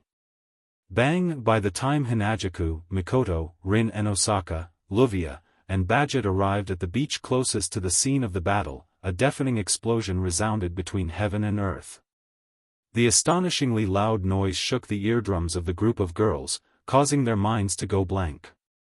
They even felt dizzy, and their consciousness was shaken away by the loud noise for a short period of time. When the group of young ladies finally recovered from their dizziness and regained consciousness, the scene in front of them left them stunned on the spot, unable to react for a long time. The originally calm sea became turbulent, as if it was in a stormy weather. Even the color of the water's surface was dark. On the turbulent and dark sea surface, a vast white sea of fire was slowly burning, as if the sea water was used as fuel. Not only did it not show any signs of dissipating, but it was also growing at a speed visible to the naked eye. At the same time, in the sky, a sea of fire of the same color is spreading. It's a stark contrast to the sea of fire on the surface of the sea, like two sides of a mirror. The only difference was that below the white sea of fire in the sky, there was a ferocious wound carved on the surface of the sea of fire. Indeed, it's a wound. A wound from the space. It was as if a huge piece of glass had been forcefully smashed by something. A jagged fault appeared, spreading from a corner of the sea all the way up. It only stopped abruptly when it reached the bottom of the sea of fire in the sky. It was pitch black inside. That's the obedient separation sword? A spatial fault created by the EA, a crack in the world. It's obvious that the obedient separation sword. Does EA really have the ability to cut the world in half? However, to be able to cut the world and create a rift in the space, this is a fact. Hinajaku, Mikoto, Rin Enbin, Luvia, and Badget still didn't know what that terrifying world fissure was for the time being. However, the white sea of fire covering the sky and sea, even Badget has seen it once. It's impossible for the other girls to not recognize it. Is it over there? Chuju asked in a hurry. I wonder how the battle is going, that bastard. Mikoto clenched her fist in frustration. It's clear that everyone should have attacked together, but you actually took the enemy away by yourself. Don't you know that others will be worried? At that time, I couldn't consider so much. Luvia shook her head. If we don't stop that monster and let it enter the city, we'll really be done for. He must have used some sort of teleportation magic to transfer himself, the enemy, and the flying relic to the sea. Rin Enosaka gritted his teeth, his green eyes flickering with uncertainty. I wonder what the situation will be like after we reach the sea. From an objective point of view, it must be very bad. Badget stared at the sea of fire covering the sky and the sea and the hideous wound from the world and said in a deep voice. After all, the opponent's relic is almost endless. Even if that man really has immortality, there is no guarantee that the opponent's relic will not be able to deal with immortality. After all, it is still very dangerous to be alone, that's enough. Hinajaku couldn't help but shout. Enough with the sarcasm, let's go and meet up with Yen first. But we're on the sea. Luvia said in a troubled tone. There are no boats or helicopters here, how are we going to get there? I can control the iron sand to wrap around my body and use it to fly over. Mikoto quickly said. How about I go and meet up with Yen first? No. On the side, Rin Enosaka pointed at the white sea of fire and the ferocious world crack without hesitation and retorted. Do you really want to enter that place alone? Mikoto didn't know what to say to that. No matter what, it is a flame that can burn time. It is comparable to mystical magic. If she really went in, the flame would not let her go just because she knows its master. Not to mention, there is also the obedient parting sword. If she was not careful and fell into the fissure, she would be torn apart by the turbulence of space. But if she had to watch Wu Yen fight with such a terrifying monster, even though she believed in Wu Yen, she would still be unwilling to do so. Then what should we do? Mikoto couldn't think of a way out, so she became impatient. We can't go, we can't not go either. What should we do? Just stand here and watch? Other than that, what else can we do? Rin Enosaka's voice was filled with anxiety. If we don't think of a way to deal with the white flame, we can't even get close to it, right? Aren't you two companions with that man? Luvia looked at Chuju and Mikoto. Can't you think of a way to deal with the white flame? Even if you put it that way. Hinajaku looked helpless. We can't do anything about that flame either. Just as Chuju, Mikoto, Rin Enbin, and Luvia were about to start arguing, Badget suddenly pointed at the sea and spoke. Look over there. The girls froze for a moment and looked at the sea in the direction Badget was pointing at. It didn't take long for all the girls to notice something. There's a figure floating on the sea. Being pushed by the waves like a rootless duckweed, it's floating towards them. Seeing the figure drifting along with the waves towards the beach, Hinajaku and Mikoto were the first to cry out in surprise. Yen. It's Wu Yen. However, Wu Yan's eyes were closed, his face was pale and his body was moving along with the waves. His body didn't move at all. It's obvious that Wu Yen has lost consciousness. Yen. Realizing this, Hinajaku and Mikoto jumped into the water without a second thought and ran towards Wu Yan's direction. Rin Enbin and Luvia finally reacted and immediately followed after him. Badget also silently followed after them. When the five of them reached the waist of the water, they saw Wu Yen floating towards them. Chuju and Mikoto quickly carried Wu Yen out of the water. Yen! Yen! Mikoto anxiously patted Wu Yan's pale face. Wake up! Wake up! He's fine. Rin Enbin, who placed a hand on Wu Yan's chest, calmed down. His heartbeat is still there, he doesn't seem to be injured, he's probably just unconscious. Where's the enemy? Badget glanced at the unconscious Wu Yen, who is lying in Hinajuku and Mikoto's arms. She then looked at the sea. Where's the enemy? Rin Enbin and Livia tensed up when they heard Badget's words. They looked around cautiously. Even though he didn't know what had happened, it was possible that the dark and heroic spirit was still around. Chuju, while Rin Enbin, Livia, and Badget were on high alert, Mikoto suddenly pulled Hinajuku and lowered her voice. Look, Yan's hand. Chuju froze. She looked at Wu Yan's hand and froze. The reason for that was because that hand was tightly holding onto a card. On the front of the card, there was a picture of an archer with an arrow knocked on it, and below it was the word Archer. Archer, Archer, class card. The card that was originally in Mikoto's body is now in Wu Yan's hand. No, it's more accurate to say there's an identical card in Wu Yan's hand. Needless to say, that could only be the second Archer class card. Up until now, everyone was still working together to fight against the monster-like blackened hero spirit that had escaped from the mirror realm. Chuju and Mikoto looked at each other.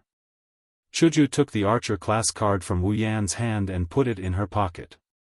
Badget was responsible for retrieving the Archer card in Mikoto's body. If Badget saw the Archer rank card in Wu Yan's hand, she's bound to think that this card belonged to the dark spirit. She's bound to be suspicious of Wu Yan's identity. After all, Badget didn't know that there was an eighth card. She always thought that the hero spirit she was fighting was the one materialized from the seventh card. So, just in case, it's better not to let Badget see my Archer rank card. RS.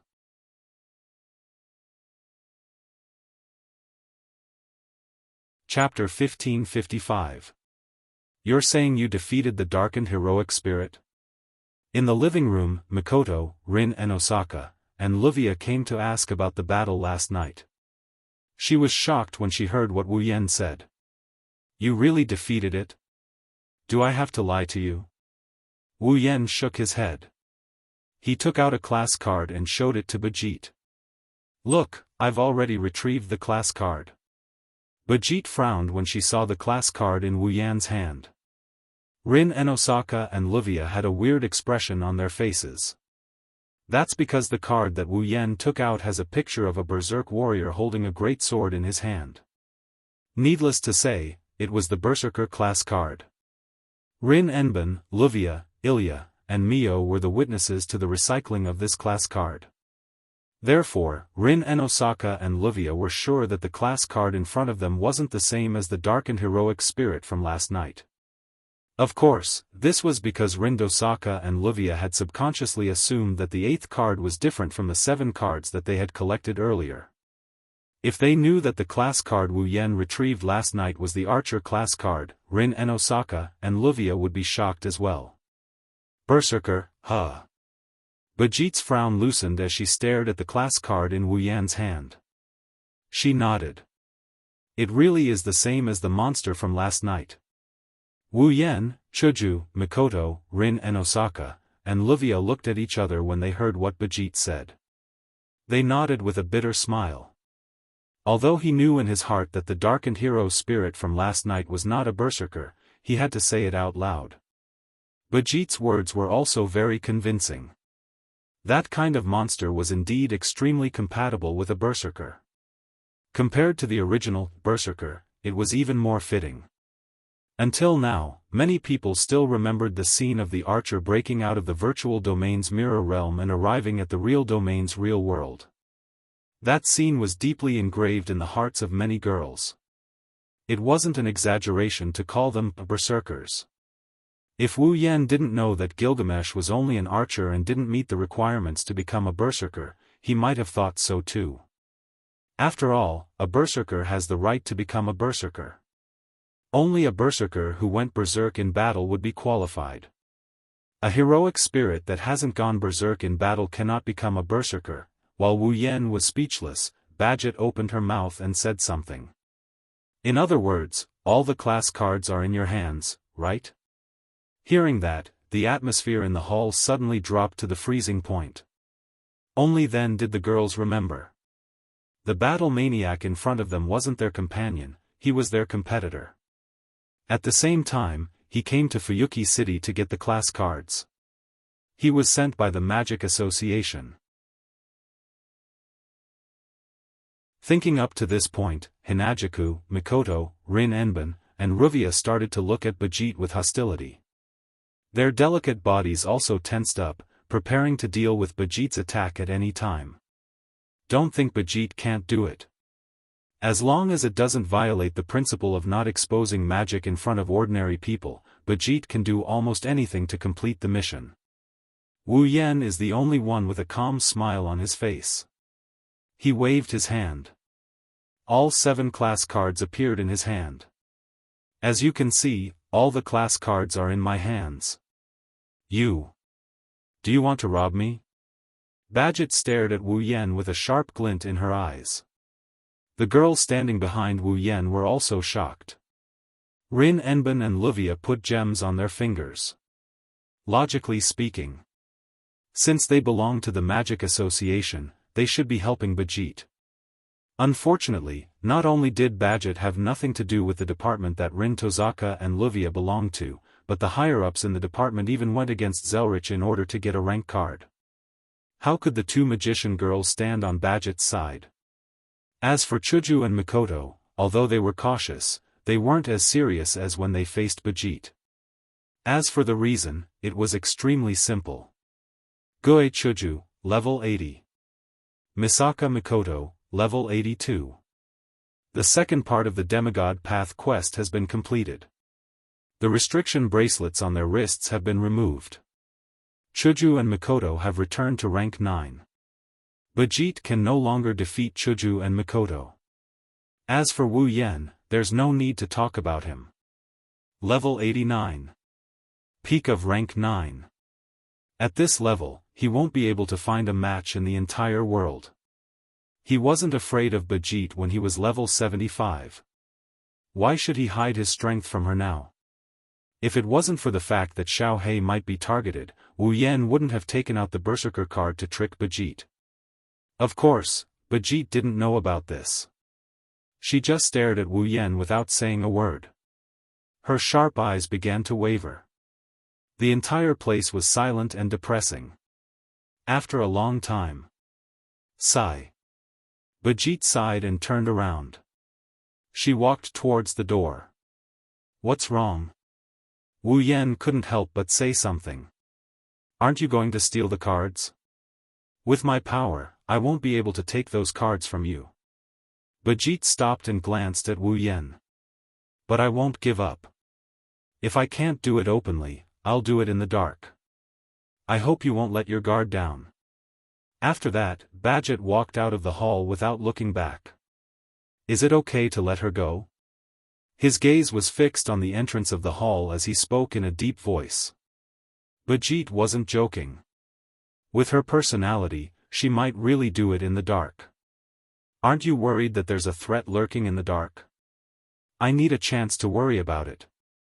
Wu Yan's expression became slightly helpless. He looked at Rin Enbin and hesitated for a moment. Then he said something that made Rin Enbin tremble. I came to Fuyuki City to get the 7 cards. Now that the cards have been collected, it's time for me to leave. Pa. As soon as he finished speaking, the sound of something falling on the floor could be heard from the direction of the entrance of the hall. Everyone looked at the source of the sound.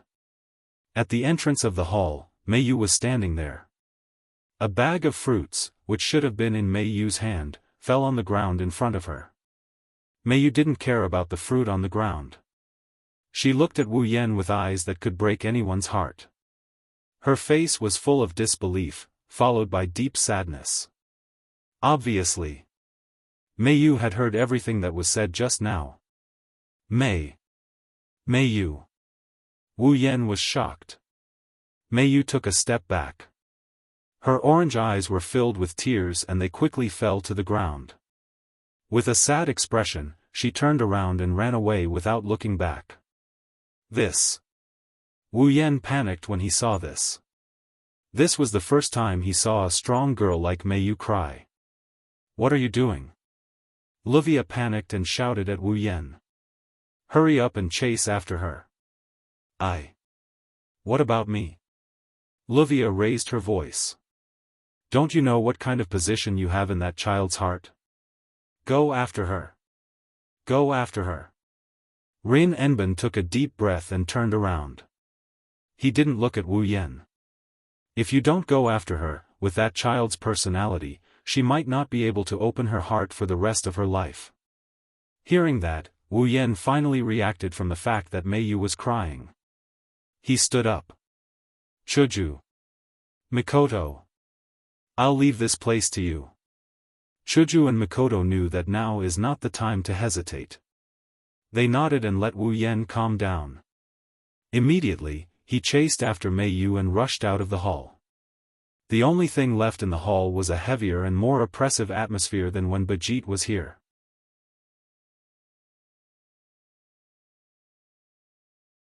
Chapter 1556. Bang! The entrance door was violently opened. The sound reverberated in the night air and gradually spread out.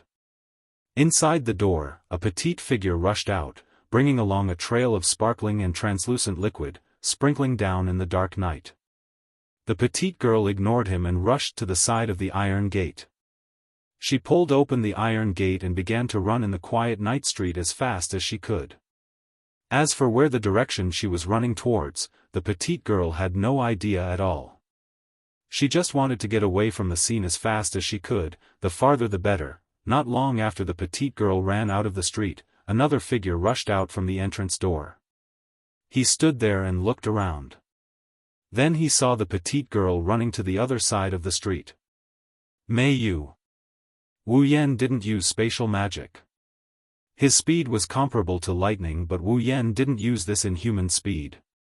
Instead, he chased after her at a normal running speed.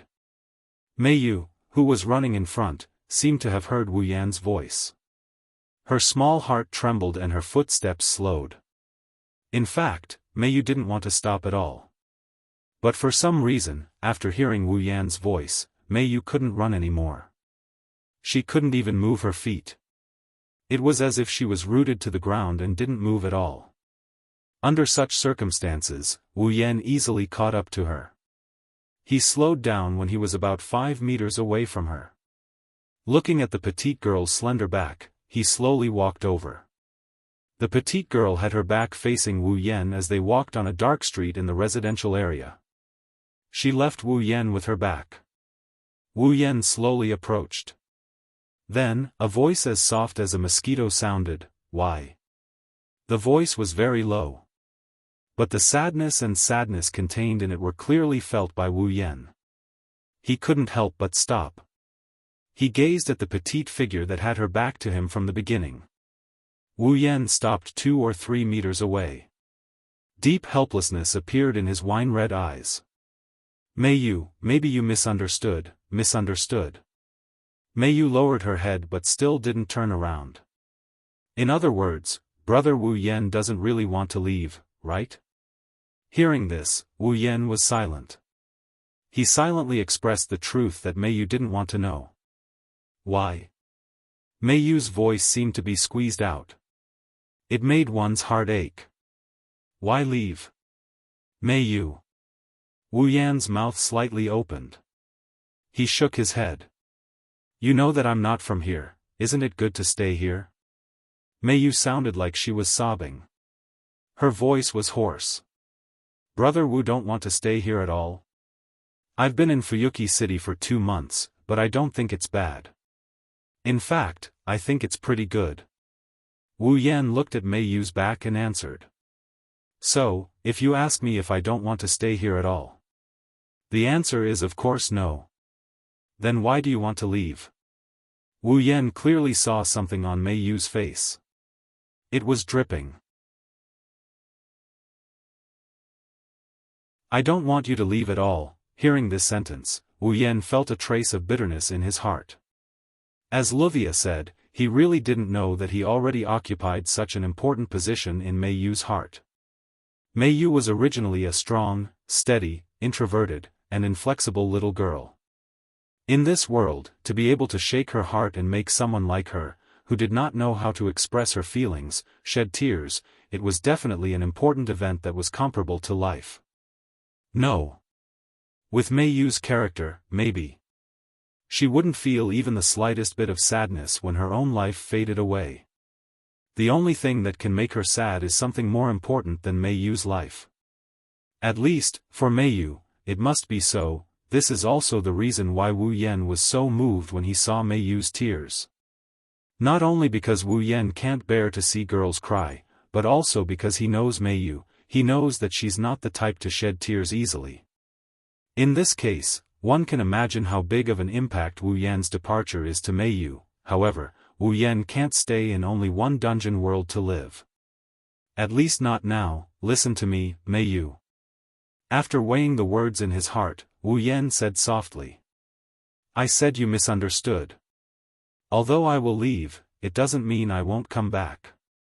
It won't be long before we meet again. Indeed, no matter how long Wu Yan leaves magical girl Ilia's world, as long as Wu Yan's summoner is not here, the time in this world will be frozen forever. For Mei Yu, if Wu Yan returns to this world, the separation will only last for a second. Even if he doesn't return to this world, Wu Yan can still summon Mei Yu and make her his summoner. In that case, the separation will also last for a second. However, for Mei Yu, it's not a matter of time, but brother Wu Yan, you'll still leave, won't you? Mei Yu's voice was filled with emotions like never before. She expressed her inner emotions and increased her volume so that her voice could enter Wu Yan's ears. You said you'll be my support. You said you'll let me bear the painful past and live happily.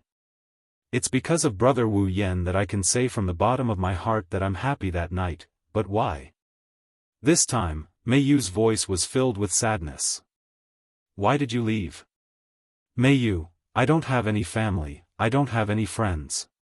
Even now, the only friends I have are Ilya and Blackie. The only family I have here is Wuxia. Mei Yu's back is facing Wu Yan. She kept using her words to hammer at Wu Yan's heart. In the past, I had an older brother. But now, he's no longer by my side.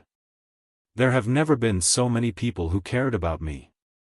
Coming here and getting to know Ilya, Wuxia, and Xiaohe, I'm very happy. I'm really happy. I can finally have people who value me, but among these people, the most important one is the one who once gave me support, who once gave me happiness, who once gave me the meaning of life. Mei Yu held back her sobs. Her voice was extremely hoarse. That person is you, brother Wu Yan, brother Wu Yan. Mei Yu abruptly turned around and rushed forward. She threw herself into Wu Yan's embrace. In just a short moment, she wet the front of Wu Yan's clothes. Please, I beg you. Don't go, Mei Yu. Wu Yan's eyes were filled with complicated emotions. He really did not expect that his position in Mei Yu's heart would be so important. He also did not expect that Mei Yu would rely on him so much. Looking at Mei Yu, who was grabbing his clothes tightly with her slender hands and her extremely thin shoulders that were constantly twitching, Wu Yan almost decided to stay in this world forever. Unfortunately, Mei Yu. Squatting down, Wu Yan embraced the petite girl in front of him. I'm sorry.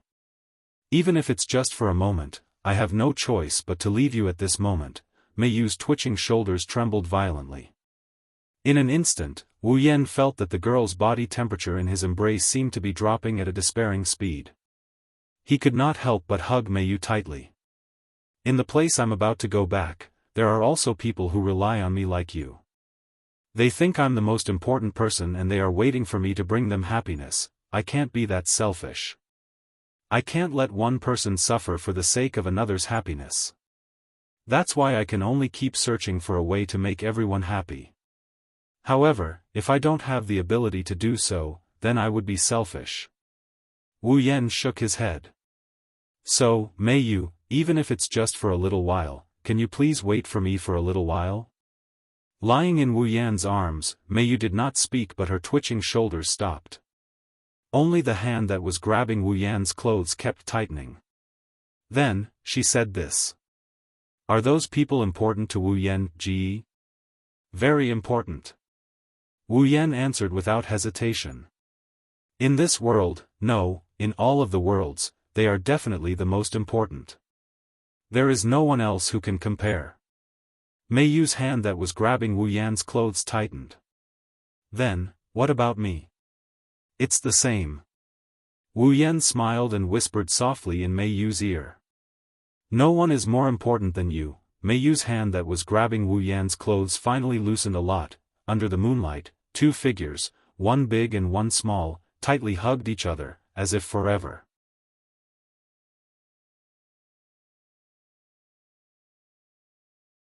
Chapter 1557.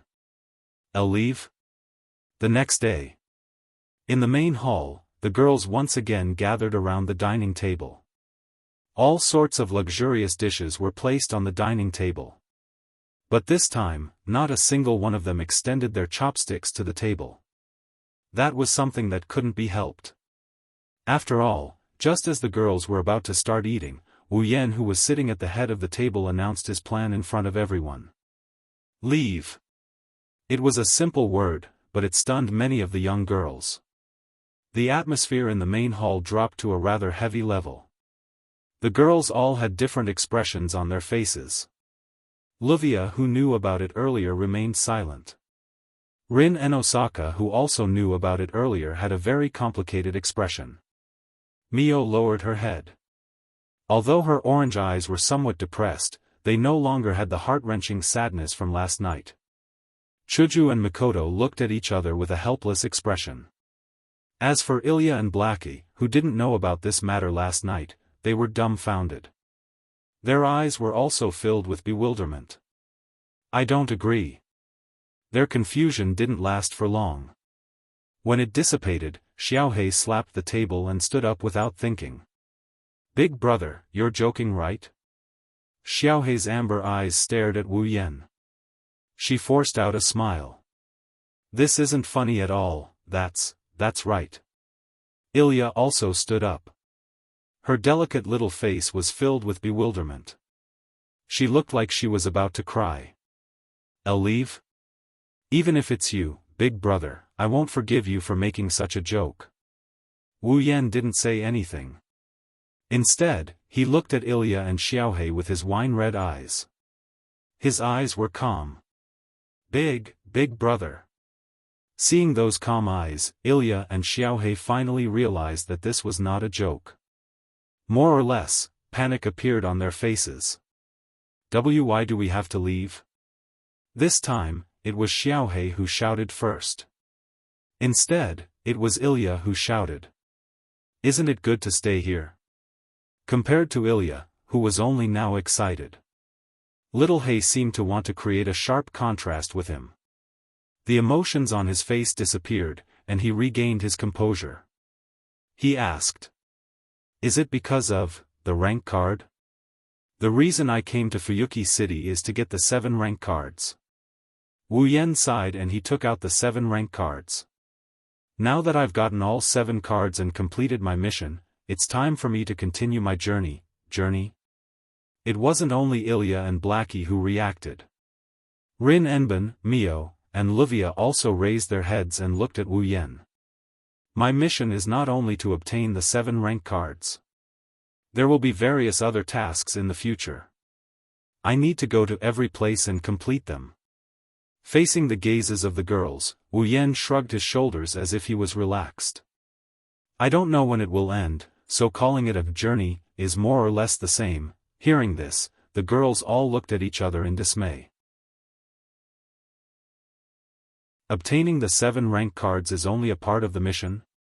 What part of the mission? Who is the one who issued the mission? Even the class card that the Association of Mages was helpless against was only one part of the mission. Then, what else did he need to do for this mission? Where do I have to go to do it? These questions flashed through every girl's mind at the same time. After having these questions, the girls realized that they didn't know anything about Wu Yan, Chuju, and Mikoto. Where did they come from?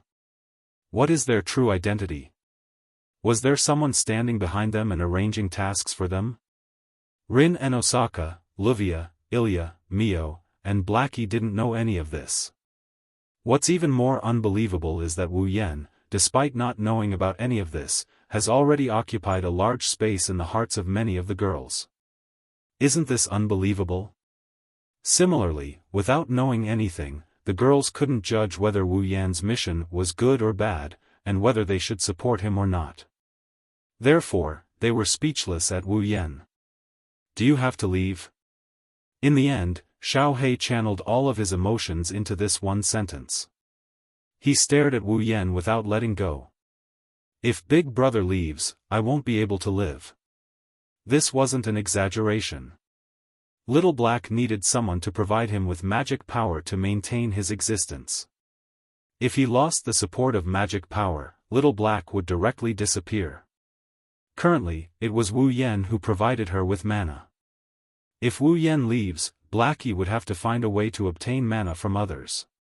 But if that's the case, other people's mana wouldn't be as good as Wu Yan's, and Blackie would have to absorb mana from countless people to maintain her existence. If she absorbs mana from ordinary people, it would cause them to go into shock due to excessive mana consumption. In serious cases, their life force would be converted into mana and absorbed by Blackie. Therefore, if possible, Blackie doesn't want to absorb mana from ordinary people. But if she absorbs mana from magicians, would Rin and Osaka and Luvia agree? Would Ilya and Mio agree? If all four of them don't agree, is Blackie supposed to find Badget? Then, Blackie would rather disappear by herself. That's why Blackie wouldn't be able to live without Wu Yan. Although it's more or less an exaggeration, it can't be said to be false. Alright, can you all stop looking at me with such a heavy expression? Wu Yan bitterly smiled when he saw the heavy and complicated expressions on the girls' faces. Right now, I can't explain my situation to you all. All you need to know is that I won't be gone for long. Won't be gone for long? Ilya was stunned for a moment before she hurriedly asked. How long will it be? Well, Ma.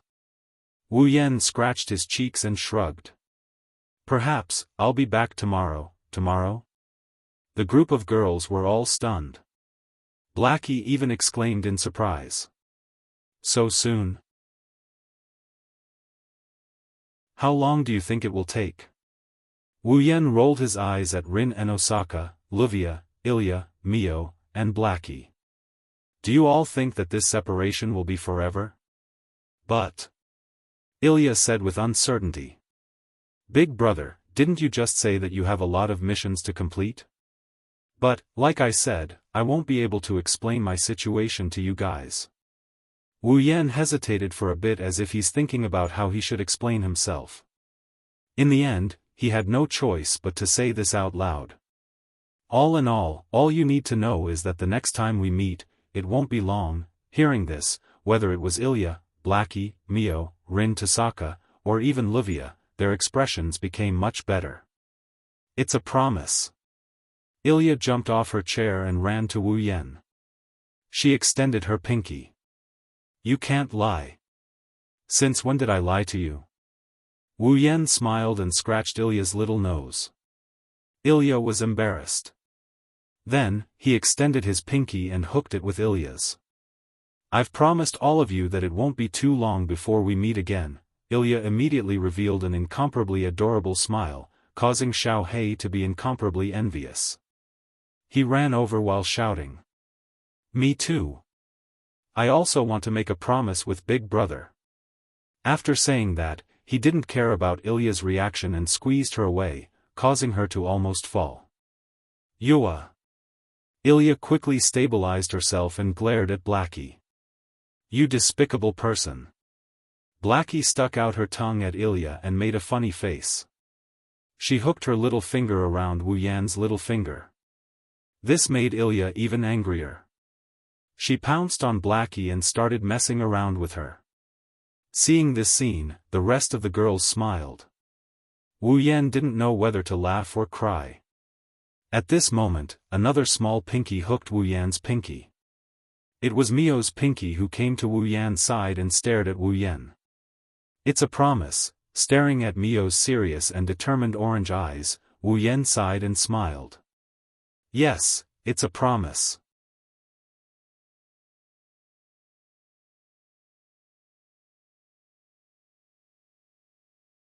Chapter 1558. Since Wu Yan, Chuju, and Mikoto are about to leave Fuyuki City, the girls decided to hold a farewell party. Although it's called a farewell party, it's actually just a banquet at Luvia's house. Moreover, all the dishes used in the banquet must be prepared by Wu Yan himself. The reason is because Wu Yan's cooking is too delicious. As a result, one of the main characters of this farewell party became the chef who prepared the food and drinks for the young ladies. Moreover, it's for an entire day. Fortunately, Ilya, Mio, and Xiaohei happened to be on holiday, so they didn't need to go to class today. This farewell party was very lively in the Eiderfeldt's living room. Chuju and Mikoto also seemed to have blended in, chatting and laughing with everyone. Even Mio, who usually works as a maid and has always been very calm, chatted with Chuju and Mikoto happily. This scene, for those who know Mio, might be a bit unbelievable, right? But, it's very cute. The other girls were pretty much the same. Ilya and Xiaohei seemed to be very reluctant to part. During the entire farewell party, they stayed by Wu Yan's side for the first half of the time. When the sky was almost dark, they went to find Chuju and Mikoto to talk before parting.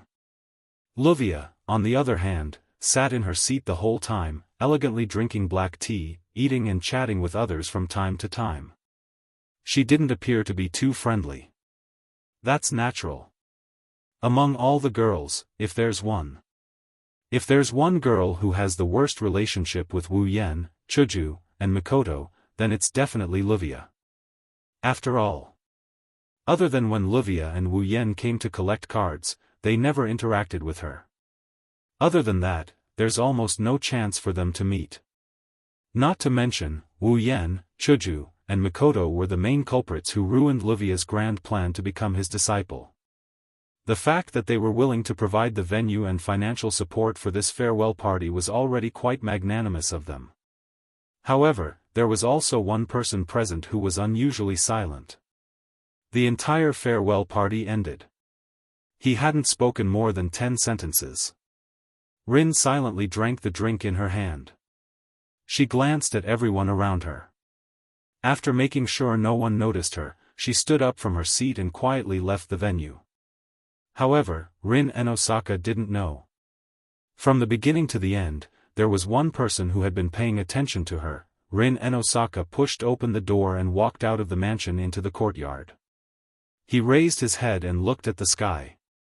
The night sky was still bright, stars dotted the sky, and the full moon was like the leader of all the stars. It was located in the middle of the stars, as if it had transformed into one of the stars. It was also the largest star. Together with the surrounding stars, it emitted a gentle light, sigh. Rin and Osaka looked at the beautiful night sky and sighed deeply. I really shouldn't have come. This sentence was sincere, but also a lie. She came here to attend the farewell party for Wu Yan, Chuju, and Mikoto. Rin and Osaka didn't want to go at all. Even though she didn't say it out loud. Rin and Osaka knew that she didn't want that person to leave, that's why. Rin and Osaka didn't want to attend the farewell party from the bottom of her heart.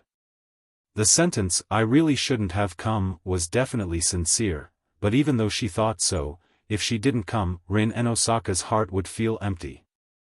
Thus, the sentence, I really shouldn't have come, was another lie. Damn it. Rin and Osaka's conflicted thoughts made her kick a pebble that landed on the ground. Why do I have to worry so much about that guy?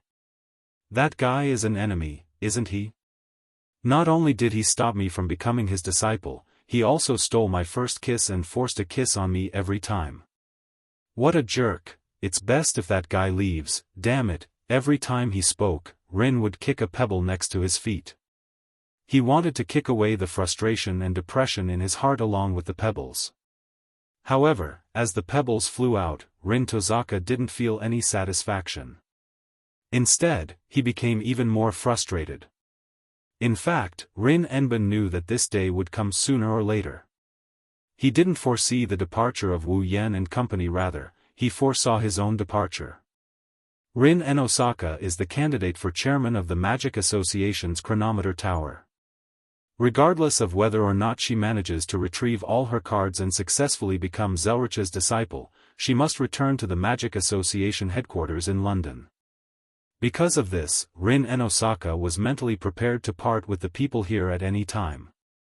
However, Rin Enosaka didn't expect that in the end, not only would she be the first to leave, it would be the person she cared about the most. Rin Enosaka laughed self-deprecatingly.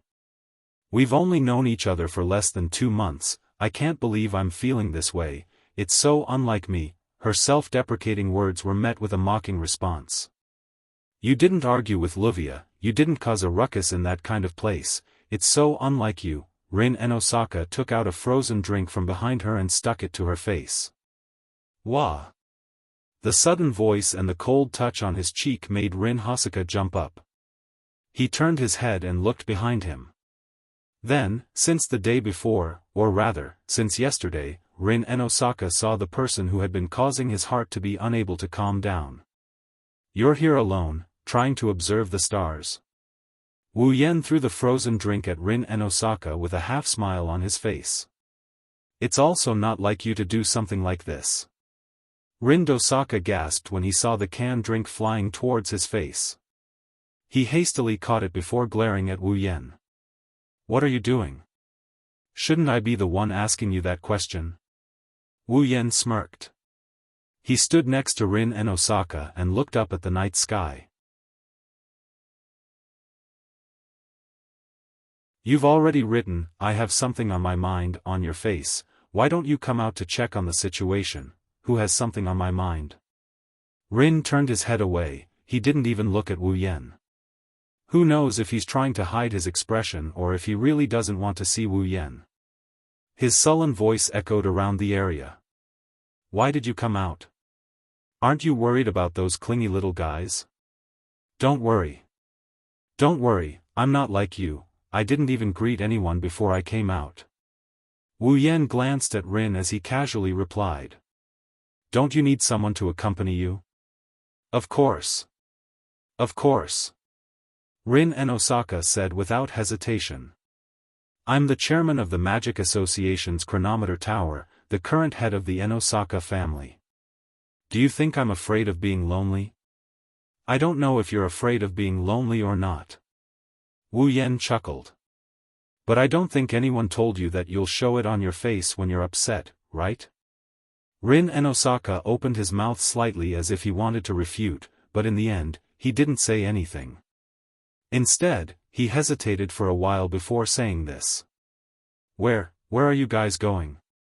Wu Yan slowly retracted his smile and he looked up at the night sky. "To a place you'll never expect, a place I'll never expect?" Rin Enosaka sneered. "Although I can't say that there are no places that I can't think of, there are only a handful of them. If you go to such a place, can you still be so confident that you can come back in a short time?" "Maybe not for me." Wu Yan shook his head. "But for all of you, this period of time will definitely not be too long, don't be so secretive, can't you just tell me?" Rin Enosaka was furious. "Do you think it's fun to be so secretive all the time?" "Oh?" Wu Yan raised an eyebrow and he laughed out loud. "You want to know my secret? Why don't you try and find it yourself?" Wu Yan waved his hand and returned to the mansion. Rin Enosaka clenched his teeth as he looked at Wu Yan's back. How infuriating, Rin Enosaka didn't realize that the frustration in his heart had unknowingly disappeared.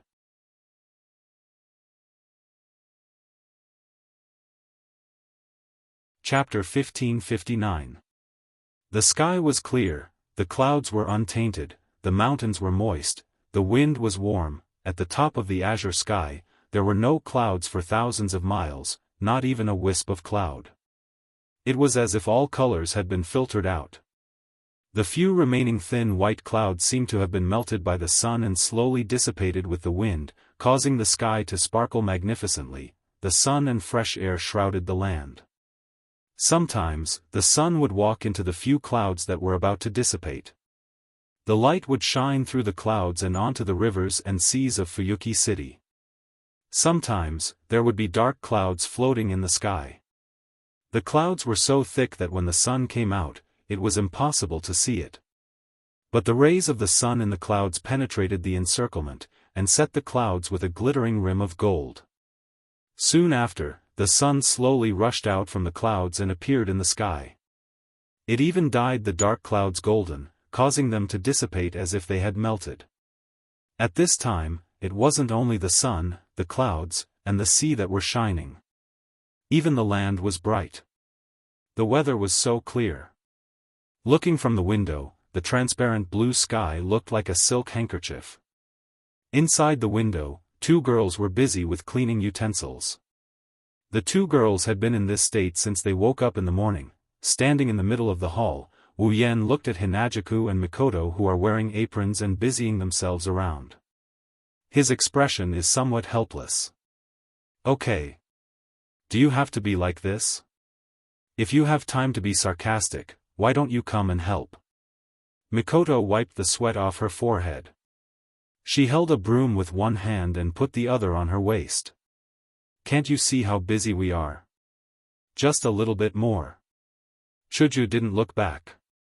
She was tidying up the kitchen. Once this is done, the cleaning is done. So, even if you do a cleaning, so what? Wu Yan was speechless. When we leave, time will freeze in this world.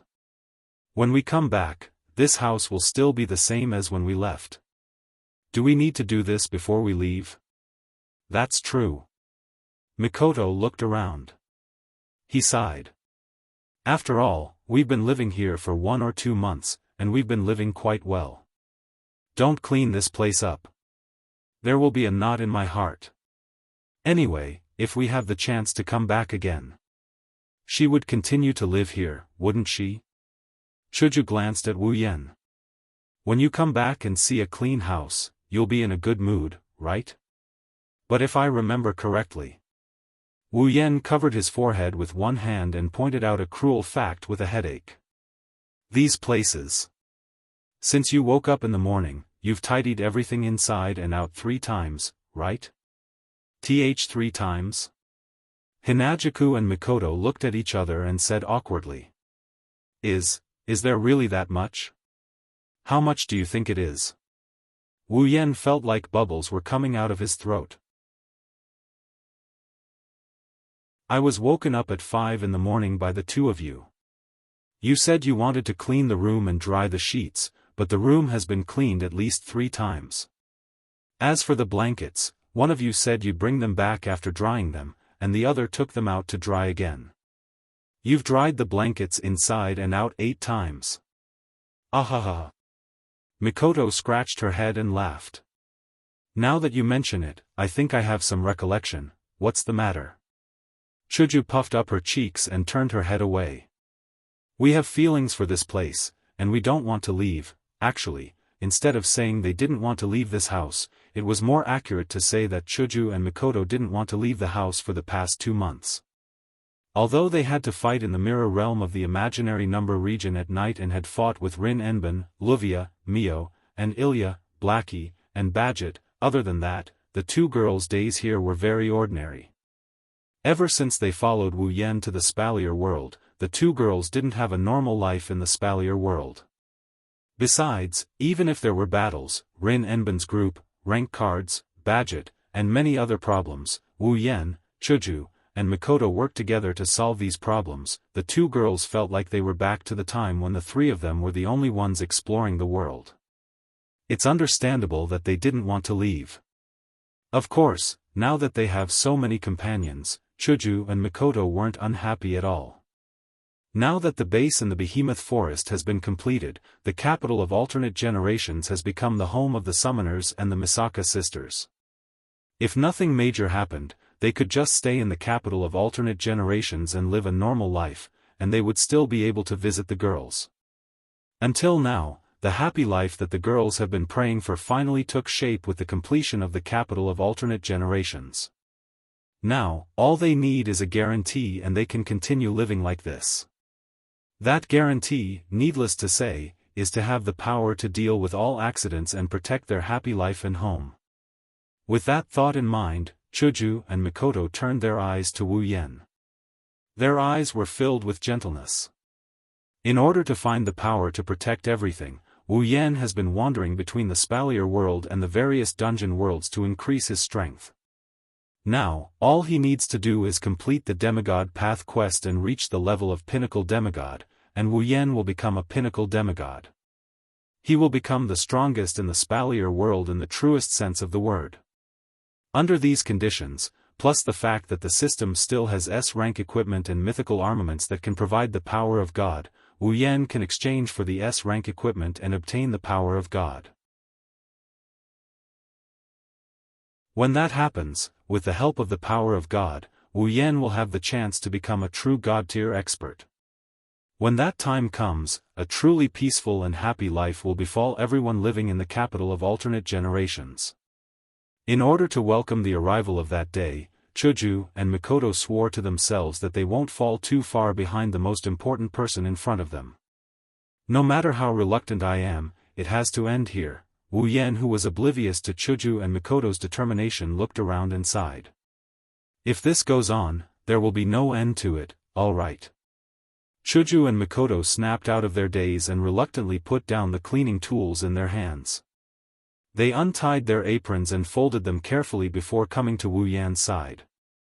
By the way, aren't you going to say goodbye to the children? Mikoto wrinkled her nose. Because you're leaving, the children are quite affected, aren't they? Yes. That's why they're children. Wu Yan's expression was helpless. I already said I won't be leaving for long. But that's cute too. Chuju couldn't help but smile. Why don't you summon them to the Spalier world as well? Even if we go back, I'll continue with the demigod path mission. Wu Yan shook his head. If that's the case, wouldn't it be the same as leaving the children in a foreign world? That's true. That's true. Mikoto nodded in agreement.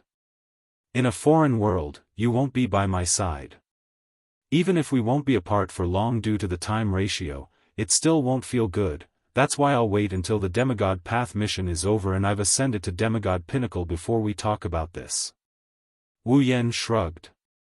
Before that, let's be apart for a second. What about Rin Enbin and Luvia? Chuju glanced at Wu Yan. Aren't you going to say goodbye to them? Forget it. Wu Yan hesitated for a moment before shaking his head. I've already said everything that needs to be said. After we leave, the time in this world will freeze. Instead of parting with sadness, it's better to wait for the next reunion, oh? Mikoto raised an eyebrow. You're already interested in having them as your summons? Of course not. Wu Yan chuckled and mumbled. At least not all of them. What did you say? Nothing. Stepping forward, he arrived in front of Hinajuku and Mikoto before looking at the two girls. Well then, let's go back. The two girls nodded. In the hall, the three figures disappeared without a trace. Everything returned to normal.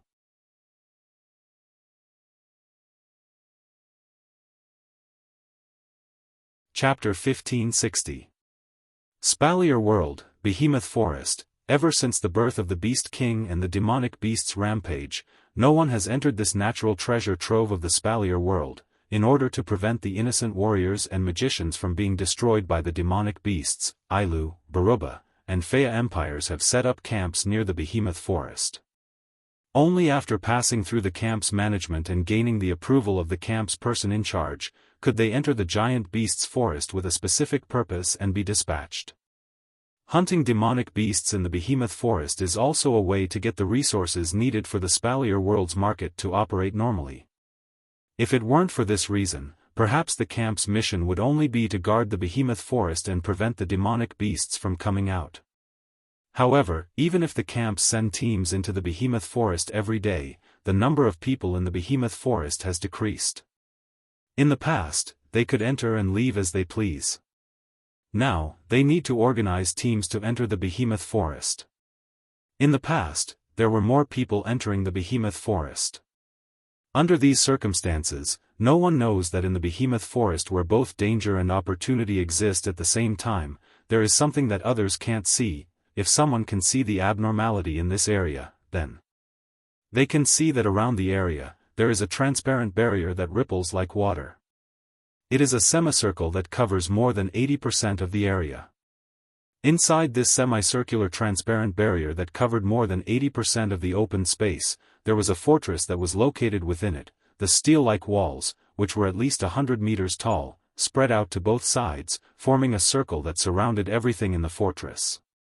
Inside the fortress, tall buildings stood in great numbers. However, they were of different types and styles.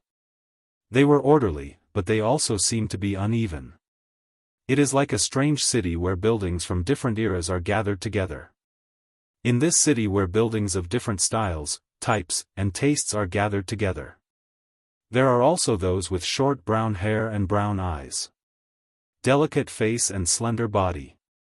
They look exactly the same. Girls with a lack of expression are living their lives, some are staying in their homes, some are walking outside on the streets, some are enjoying their daily lives, some of them were working as shop owners. There were also people wearing the same uniform, with an armband embroidered with the word "patrol" on their arms, walking up and down the streets. Apart from the identical looks and figures, this was simply a living city. As for the Misaka sisters, they were just like normal girls, living a leisurely and ordinary life. This is the current capital of alternate eras.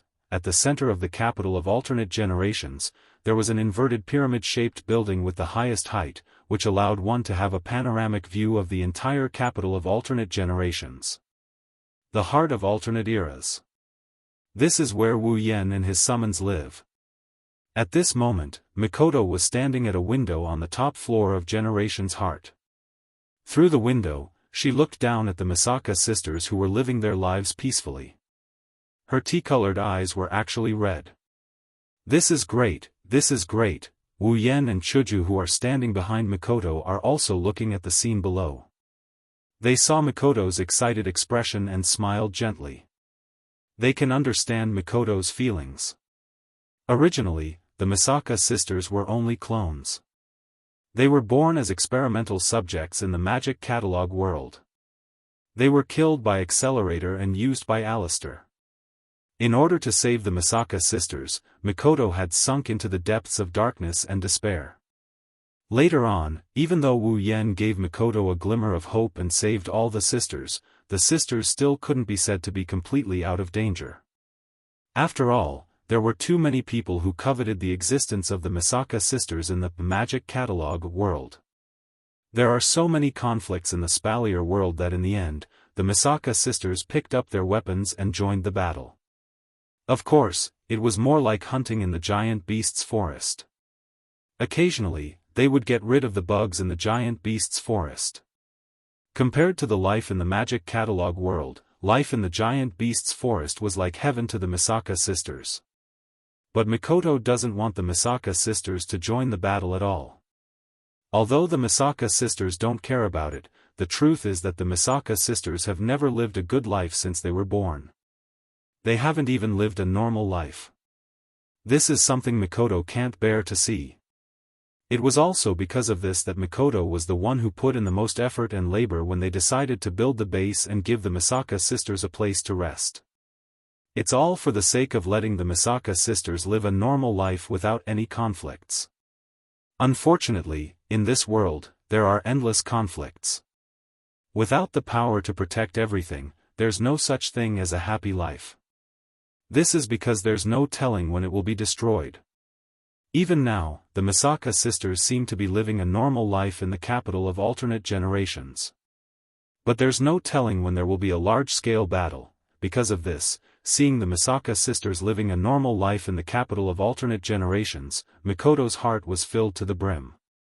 She almost couldn't stop her tears from flowing.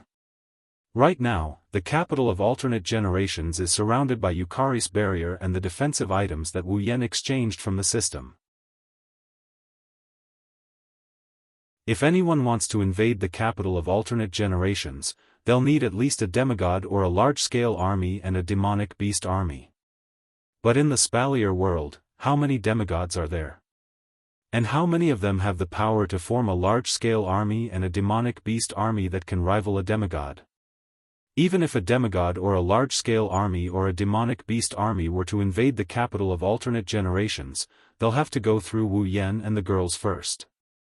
With Yukari, a level 96 demigod, Wu Yan, a peak level 9 powerhouse, and a group of girls who are at least peak level 8 guarding the capital of alternate generations, who would dare to invade the capital of alternate generations? That's why Mikoto knew that if there's no accident, the scene she's witnessing right now will go on forever. Her wish to let the Misaka sisters live a normal life has finally come true. How could Mikoto not be excited? Mikoto aside, even Wu Yan and Chuju couldn't help but feel elated when they saw this scene. It made them happy and gave them a great sense of accomplishment. In order to create this scene, the children have put in a lot of effort. Yukari, who was holding a paper fan, looked at the peaceful scene below and couldn't help but smile. I still remember that when the establishment of the capital of a foreign generation was just announced, many of the sisters were seriously thinking about how they should live here. Even though there was no expression on their faces, they were looking forward to their future lives. There's no doubt about this, life, huh? Chuju said with some emotion. So, even if there's no need, some of the sisters are still opening shops. The things sold in those shops are all made by the sisters themselves. Yukari smiled happily. Clothes, food, decorations, and even potted plants and flowers are all made by those sisters according to their own interests and hobbies. They put them in the shop to sell. Everything you see now is presented because they decided what they want to do. Even the clothes and decorations are made by themselves. Wu Yan is a bit surprised and impressed at the same time. That's really something. When did the sisters learn to do this? Then, the things sold in those shops are also set by the sisters? Chuju asked with interest. Is the currency that my sisters use to buy things and buy raw materials for making items that need to be circulated in the market from Purple Flow? Those children don't use currency to buy and sell things. Yukari chuckled. Sometimes, they use items to exchange with each other. Sometimes, it's just a small condition like cooking a meal. There are all kinds of forms. Of course, even if they don't, when they see that their sisters really want their things, those children will also give away the things they made with their own hands. Hearing this, Hinajaku showed a look of yearning. How enviable, such a life. The way the sisters live is really attractive. There's no profit or human selfishness, they do whatever they want, opening their own shops and making things. This was also the kind of life that his younger sisters wished for. Yukari also said that even if there's nothing to exchange for these things, the sisters will give away the things they made themselves. That's because the ones who need these things are their sisters. Isn't such a life desirable enough? Stop talking. Mikoto rubbed her eyes, wiping away all the moisture in them. She pulled Hinajaku's hand and couldn't wait to start yelling. Chuju. Let's go shopping together. Okay. Hinajaku agreed without hesitation. She seemed to have thought of this a long time ago. The two of them rushed out without saying goodbye. Wu Yan and Yukari didn't know whether to laugh or cry.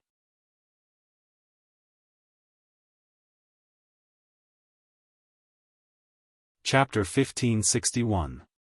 How's the mission going on your side? Yukari asked Wu Yan with an expression like she's interested in something she rarely does.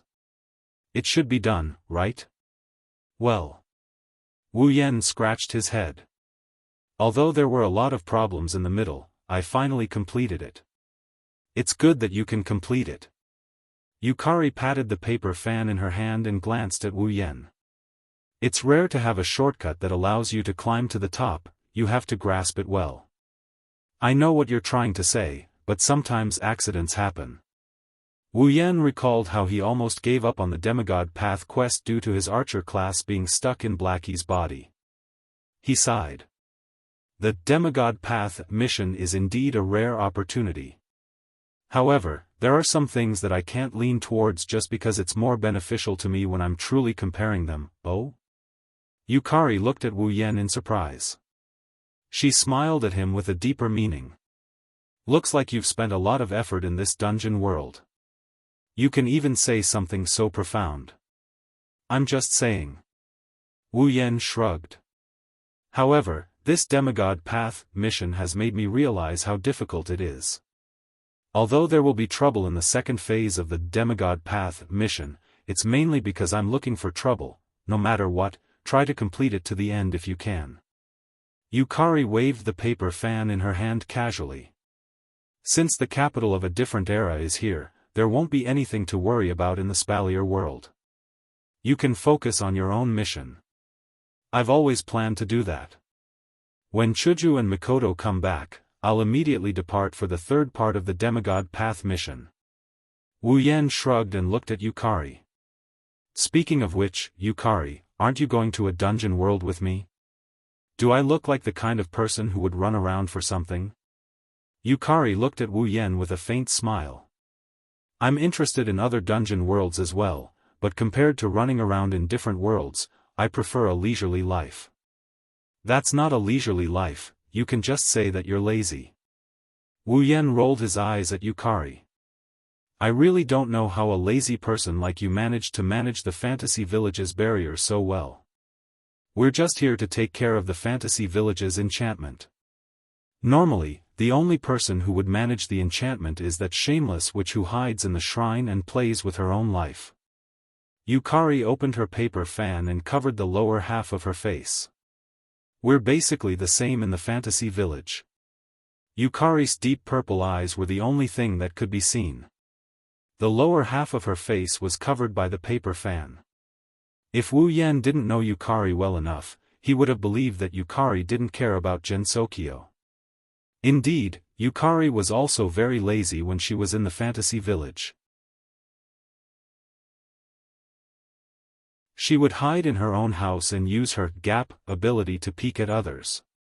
As the founder of the Fantasy Village, she did not care much about the matters in the Fantasy Village.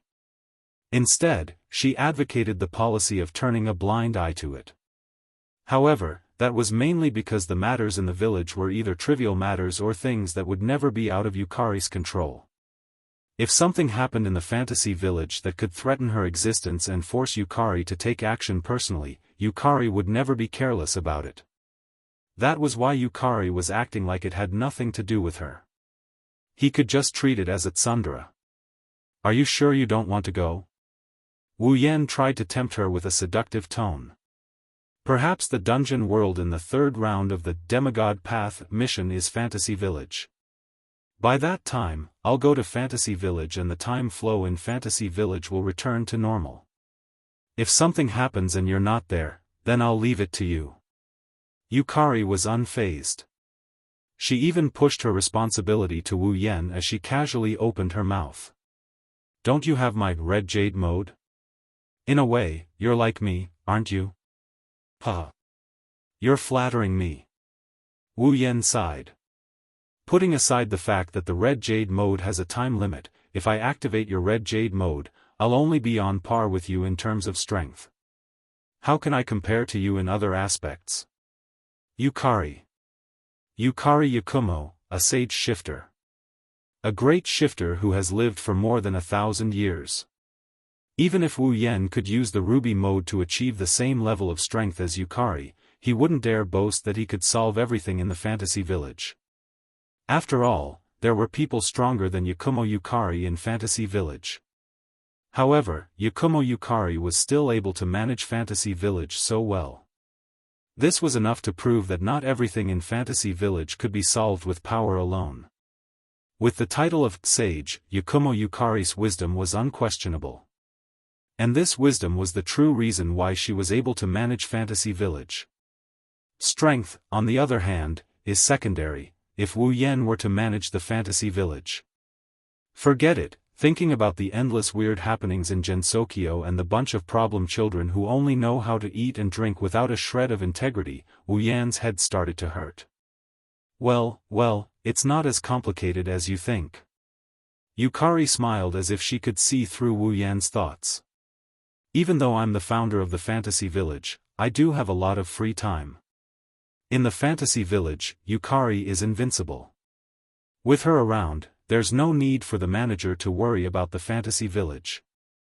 I think it's because of that shameless Yukari who only knows how to eat and drink like you that the Fantasy Village has problems.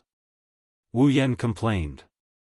If you guys are more proactive, the Fantasy Village can be renamed to the Ideal Village. Didn't we say it already? It was hard to tell if she was joking or being serious.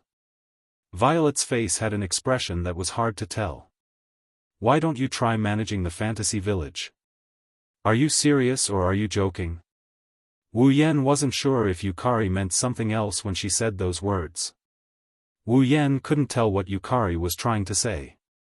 If it's me, I definitely can't manage Fantasy Village. Didn't I tell you that Ling Meng will take care of the matters in Fantasy Village? Yukari looked at Wu Yan's frightened face with amusement. Leave the big things to Yukari. Leave the small things to Yukari or your little girlfriends. As for yourself, you can just live a leisurely life. Yukari, it's my fault. Wu Yan almost kowtowed. I shouldn't have made fun of you. Please forgive me. Is that so? The smile on Amethyst's face deepened. That's a pity. Well, if you change your mind, you can come find me. I don't mind leaving the Fantasy Village to you guys. You sure know when to let go. Wu Yan retreated in defeat. Aren't you afraid that we'll mess up the Fantasy Village? There are a lot of problem children in the Fantasy Village. Yukari pouted. Compared to them, you guys are more obedient than babies. Yukari turned around with her back facing Wu Yan. Are you going to wait for Chuju and Mikoto to come back and take them to the Demigod Path mission? Yeah. Wu Yan tilted his head in confusion. Is there a problem? There's no problem. However, there's one thing that I suddenly thought of. Z tapped her face with the paper fan and said with a smile. Tonight, 2 of your little girlfriends will complete their transformation in the lake. Tonight? Wu Yan paused and asked. Who's coming out? Well, you'll find out tonight. Yukari didn't expose him. She waved her fan and walked outside. Looking at Hinajuku and Mikoto, I don't think they'll be willing to leave their sisters anytime soon. The 3rd mission, Demigod's Path, I'll need you to bring the 2 girls from the lake with you, they should be very happy too, right? Leaving these words behind, Purple left the scene without looking back. Tonight. Gazing at the direction Yukari left, Wu Yan walked back to the window. He looked at the Misaka sisters walking up and down the street and he mumbled in anticipation. Who will it be?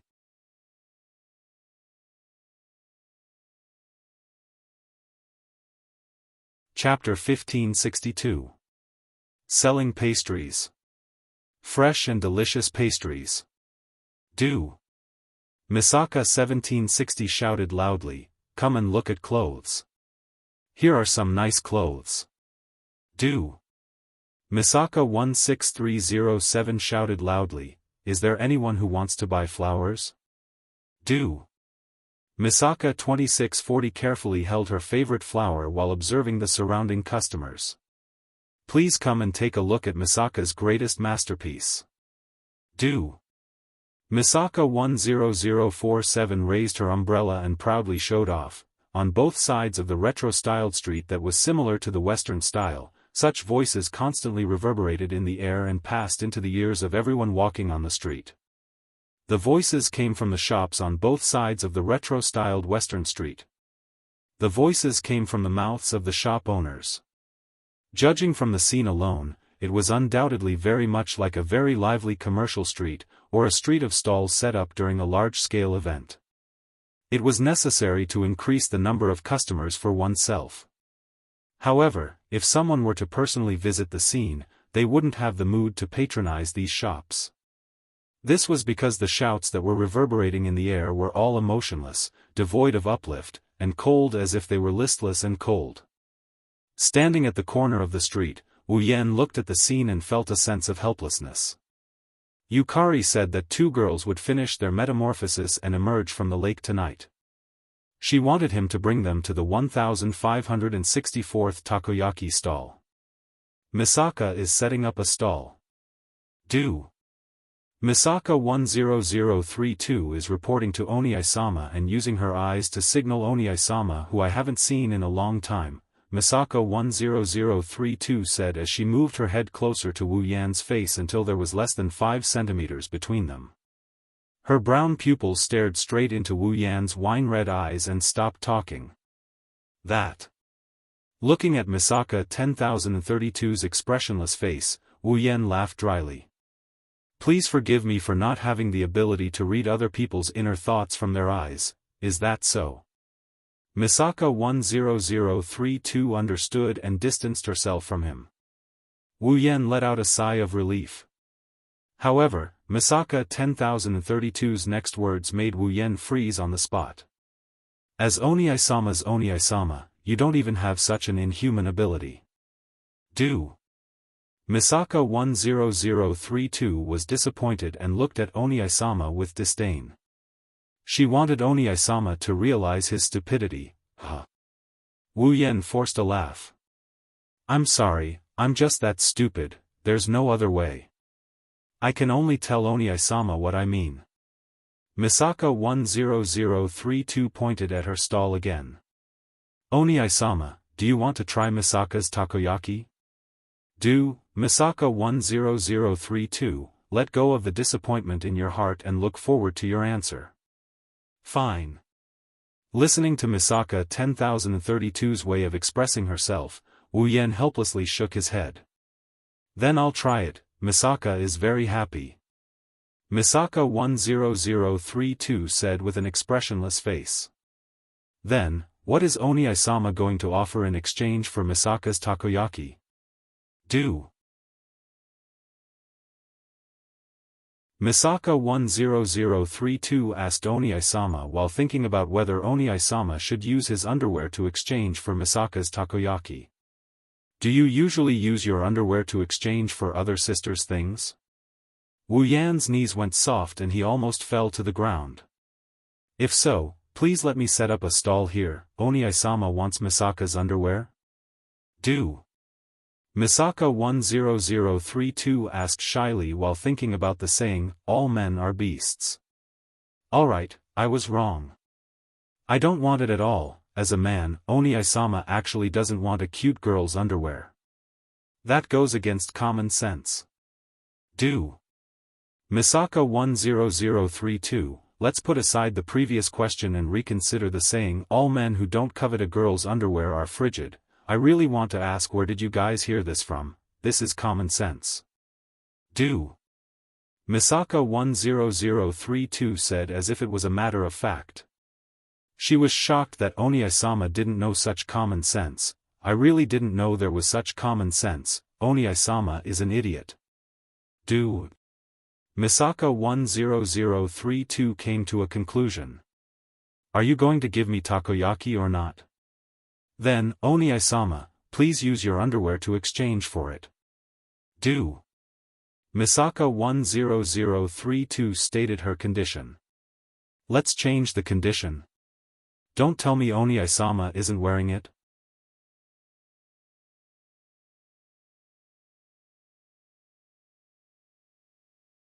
Chapter 1563. Wu Yan looked at the toy sniper rifle in his hand as he stood in front of the stall selling takoyaki. What is this?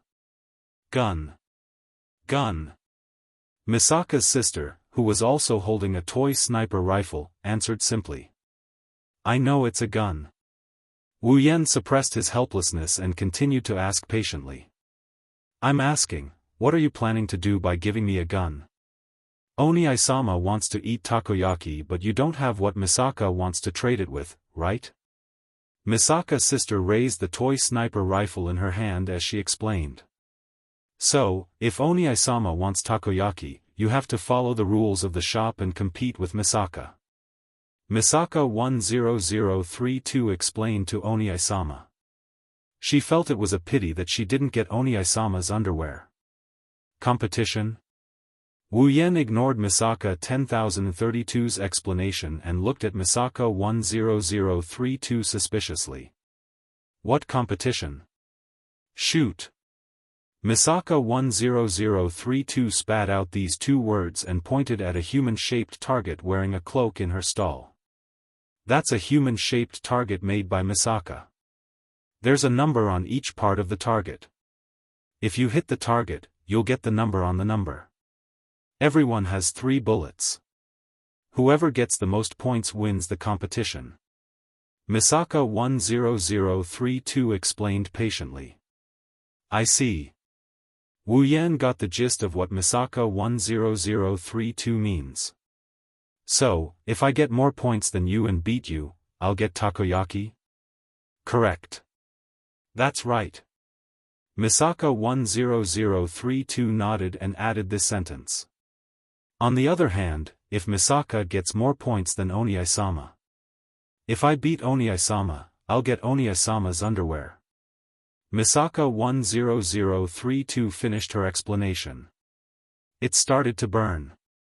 Don't just burn it. Wu Yan couldn't help but shout. When did I agree to use my underwear as a bet? Oni-sama will get what he wants if he wins the competition. In that case, if Misaka wins the match, you should also get what you want. This is the most basic rule of a competition. Misaka 10032 stared intently at Wu Yan's face. Or perhaps Oni-sama has the despicable idea of obtaining Misaka's takoyaki unconditionally, and Misaka won't object. Misaka tried her best to show her magnanimity, but she despised Oni-sama's idea. Wu Yan's strength instantly disappeared. In the past, he thought that the way the Misaka sisters talked was cute. It was also a way to show that the Misaka sisters did not hide their true thoughts. They were very worthy of love.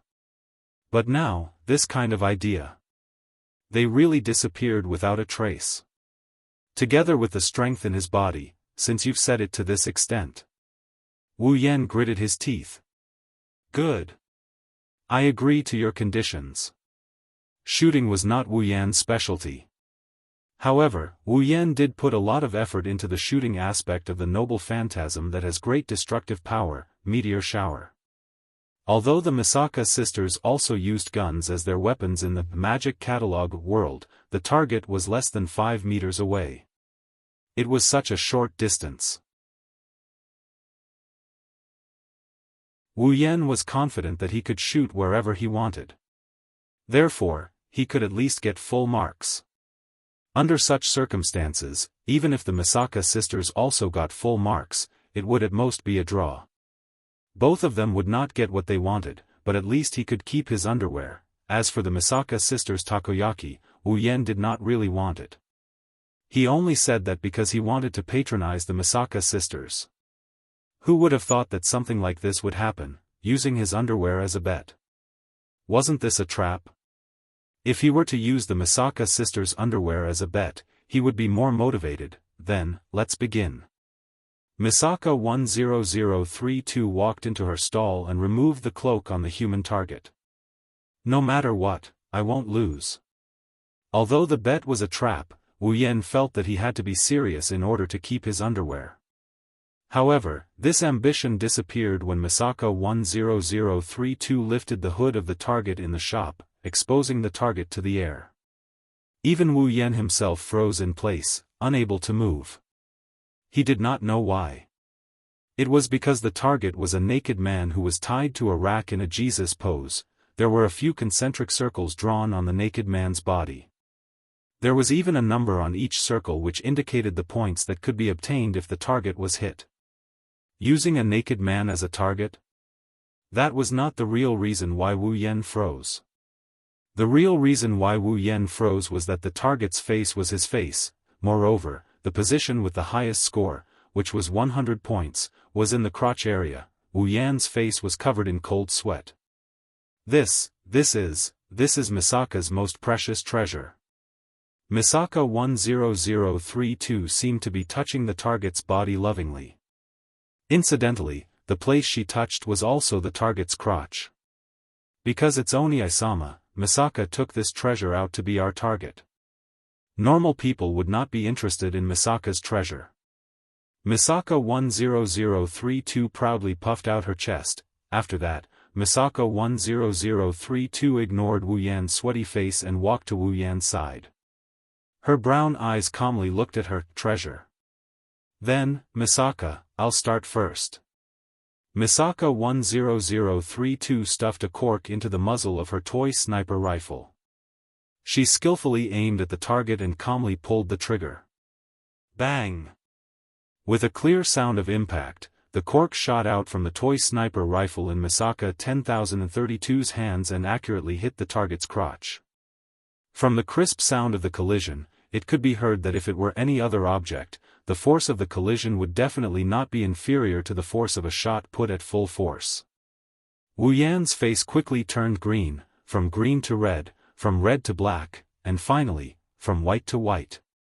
Now, Wu Yan only had one feeling, that was a sharp pain coming from the lower half of his body. Phew! Misaka 10032 calmly exhaled. She picked up another cork and stuffed it into the muzzle of her toy sniper rifle. She aimed and fired. Bang! Bang! Misaka 10032 fired 2 shots in a row and accurately hit the target's crotch area. It made people feel that her marksmanship was superb.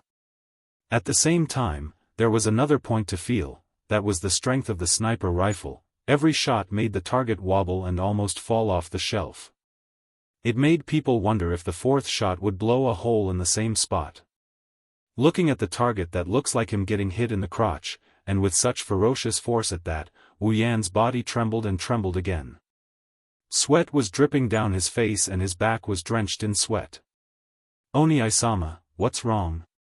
On the side, Misaka 10032 calmly put down the toy sniper rifle in her hand.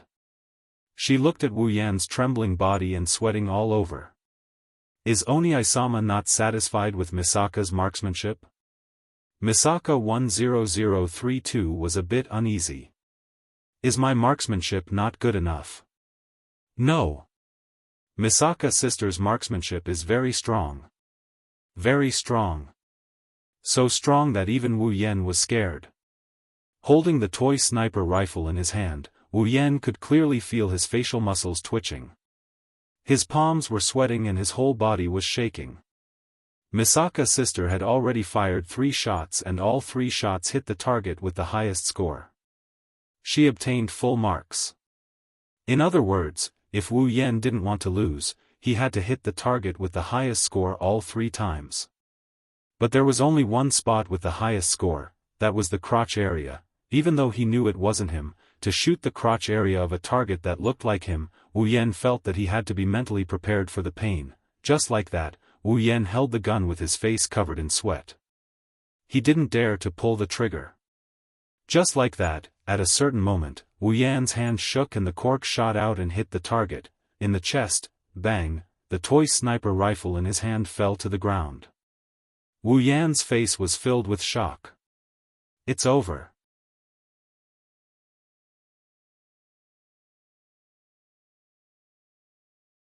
Chapter 1564.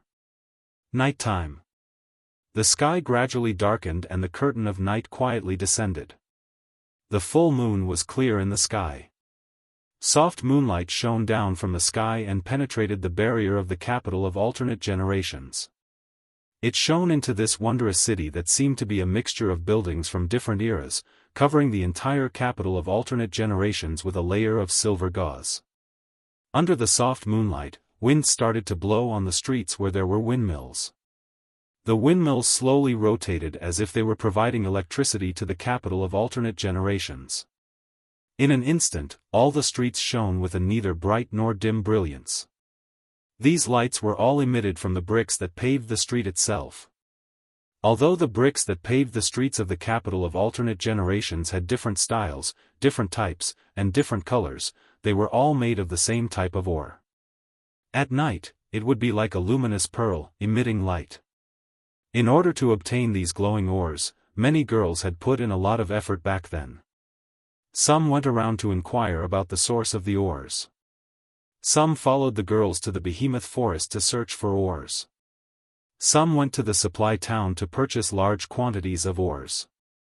Some even contacted Lulu and Feifei for help. Only then did they obtain enough ores to build the streets of the capital of alternate generations. And the reward for that hard work was the beautiful nightscape of the capital of Otherworld, which could be described as a dream. The streets themselves were emitting a soft radiance that was different from each other, causing the night of the capital of Otherworlds to be set off by a rainbow of colors. It was an extremely beautiful sight.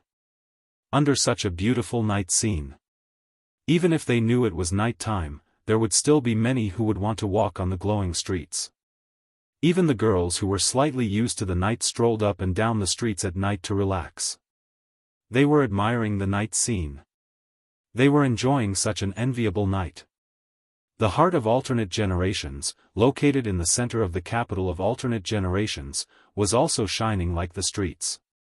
The entire inverted pyramid was shining with a dazzling golden light. It looked like it was made of gold, dazzling to the extreme. Come to think of it, living in such a building should give one a greater sense of achievement than living in a palace, right? Such a night. It was indeed the envy of others. However, despite the envy of others, there was someone who didn't even have the mood to appreciate it. On the top floor of the heart of alternate generations, Wu Yan lowered his head. The background was dark as he walked in from the outside like a zombie. He wobbled his way to the sofa. He fell down, looking like a dying man. That was to be expected. Now, in a place no one else can see, Wu Yan is staring at Wu Yan. He was missing an important piece of underwear. He lost to Misaka 10,032's underwear. Misaka 10032 even asked him to take it off in front of her as the victor so that he wouldn't go back on his word. Thus, with a suicidal mentality, he took off his underwear in front of the street full of Misaka sisters. He lost to Misaka 10032. Misaka 10032 held his underwear like it was the most precious treasure in the world.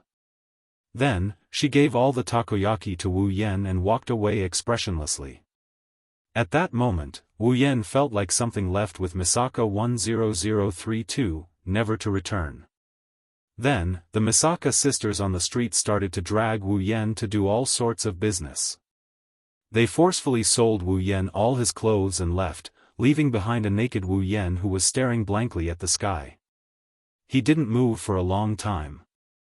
Luckily, there were only Misaka sisters in this capital of alternate generations. Luckily, the girls are soaking in the magical lake water, undergoing a transformation. Luckily, Chuju, Mikoto, and Yukari aren't around. Fortunately, the girls left behind a shop that sells men's clothes.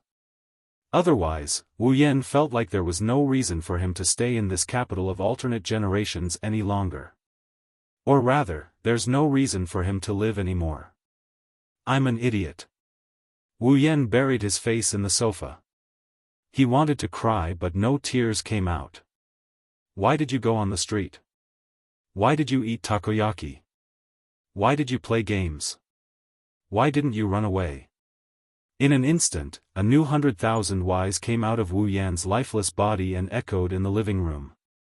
His voice was filled with desolation. Not long after, Wu Yan suddenly bounced up and said with a loud voice. It's okay. Other than the Misaka sisters, no one else knows about it, right? I just want to forget it. Then no one will know about it. Yes. Forget it. Wu Yan lowered his head and tried to hypnotize himself. However, when he lowered his head, a piece of paper on the table entered his sight. Nice body, keep up the good work. There was a line of words printed on the paper. Wu Yan couldn't recognize the handwriting, but he could guess who it was. Who else could it be other than Yakumo Yukari, who had a gap that allowed her to spy on any place she wanted? I'm an idiot. Wu Yan collapsed on the sofa again. Why did I go on the street? Why did I eat takoyaki? Why did I play games? Why didn't I run away? Wu Yan suddenly heard something amidst his self-deprecation. Outside the hall, the sound of 2 footsteps could be heard. They were sneaking over to the entrance of the hall. Who is it? With a gloomy expression, he turned around and looked at the entrance of the hall. What he saw was 2 heads peeking in from the outside, sneakily peeking at the inside of the hall. Chuju? Mikoto? Wu Yan was even more puzzled. What are you doing? Wah! Hearing Wu Yan's voice, Hanajuku and Mikoto, who sneakily peeked their heads in from outside the living room, yelped exaggeratedly. When they saw Wu Yan sitting on the sofa, their expressions stiffened. Yen. Hanajuku was flustered. You're still awake? I don't think she's sleeping anymore. He frowned when he saw how flustered Hanajuku is. Some of them will finish their metamorphosis later. I want to take them to the 3rd phase of the Demigod Path mission. Chuju, Mikoto, how about you 2 stay here? No problem. Mikoto kept her head peeked out from the sofa while hiding her body outside. Then hurry up and go. Didn't I say we need to wait for them to come out? Wu Yan is puzzled by her answer. Why are you hiding? Are you shy? Wu Yan stood up as he spoke. Stop right there. As soon as Wu Yan stood up, Chuju and Mikoto screamed and glared at Wu Yan. Don't come over here. Sit down. Ha! Wu Yan was shocked when he saw Chuju and Mikoto's reaction. What's wrong? Are you sick? Yes. Yes. We're sick. Mikoto laughed without thinking. So don't come over here, you'll get infected. What nonsense are you spouting? Wu Yan looked straight at Chuju and Mikoto. Have you ever heard of a primogenitor dying from an illness? This is not a normal illness. Hinajuku's face twitched as she forced out a smile. Even a primogenitor would die if they got close. An illness that would kill if they got close? Wu Yan pondered for a moment before smiling. Yeah, it's so scary. The moment they saw Wu Yan smile, Chuju and Mikoto knew something was wrong. Before the 2 girls could react, Wu Yan's body melded into space and disappeared. When he reappeared, he was behind the 2 girls. When he arrived behind the 2 girls and saw the state of their bodies, he was stunned. Chuju and Mikoto were still peeking their heads out of the hall. That's why when Wu Yan arrived behind Hinajuku and Mikoto, the sight of the 2 girls with their buttocks stuck out in front of him. But that's not the most important thing. The most important thing is that the 2 buttocks in front of Wu Yan are completely naked. No, it should be said that Chuju and Mikoto are completely naked. Their beautiful bodies are completely exposed to the air, there's nothing covering them. You. Wu Yan was tongue-tied. Wah. Hinajuku and Mikoto abruptly turned around and saw Wu Yan's dumbfounded expression. Their pretty faces slowly turned bright red.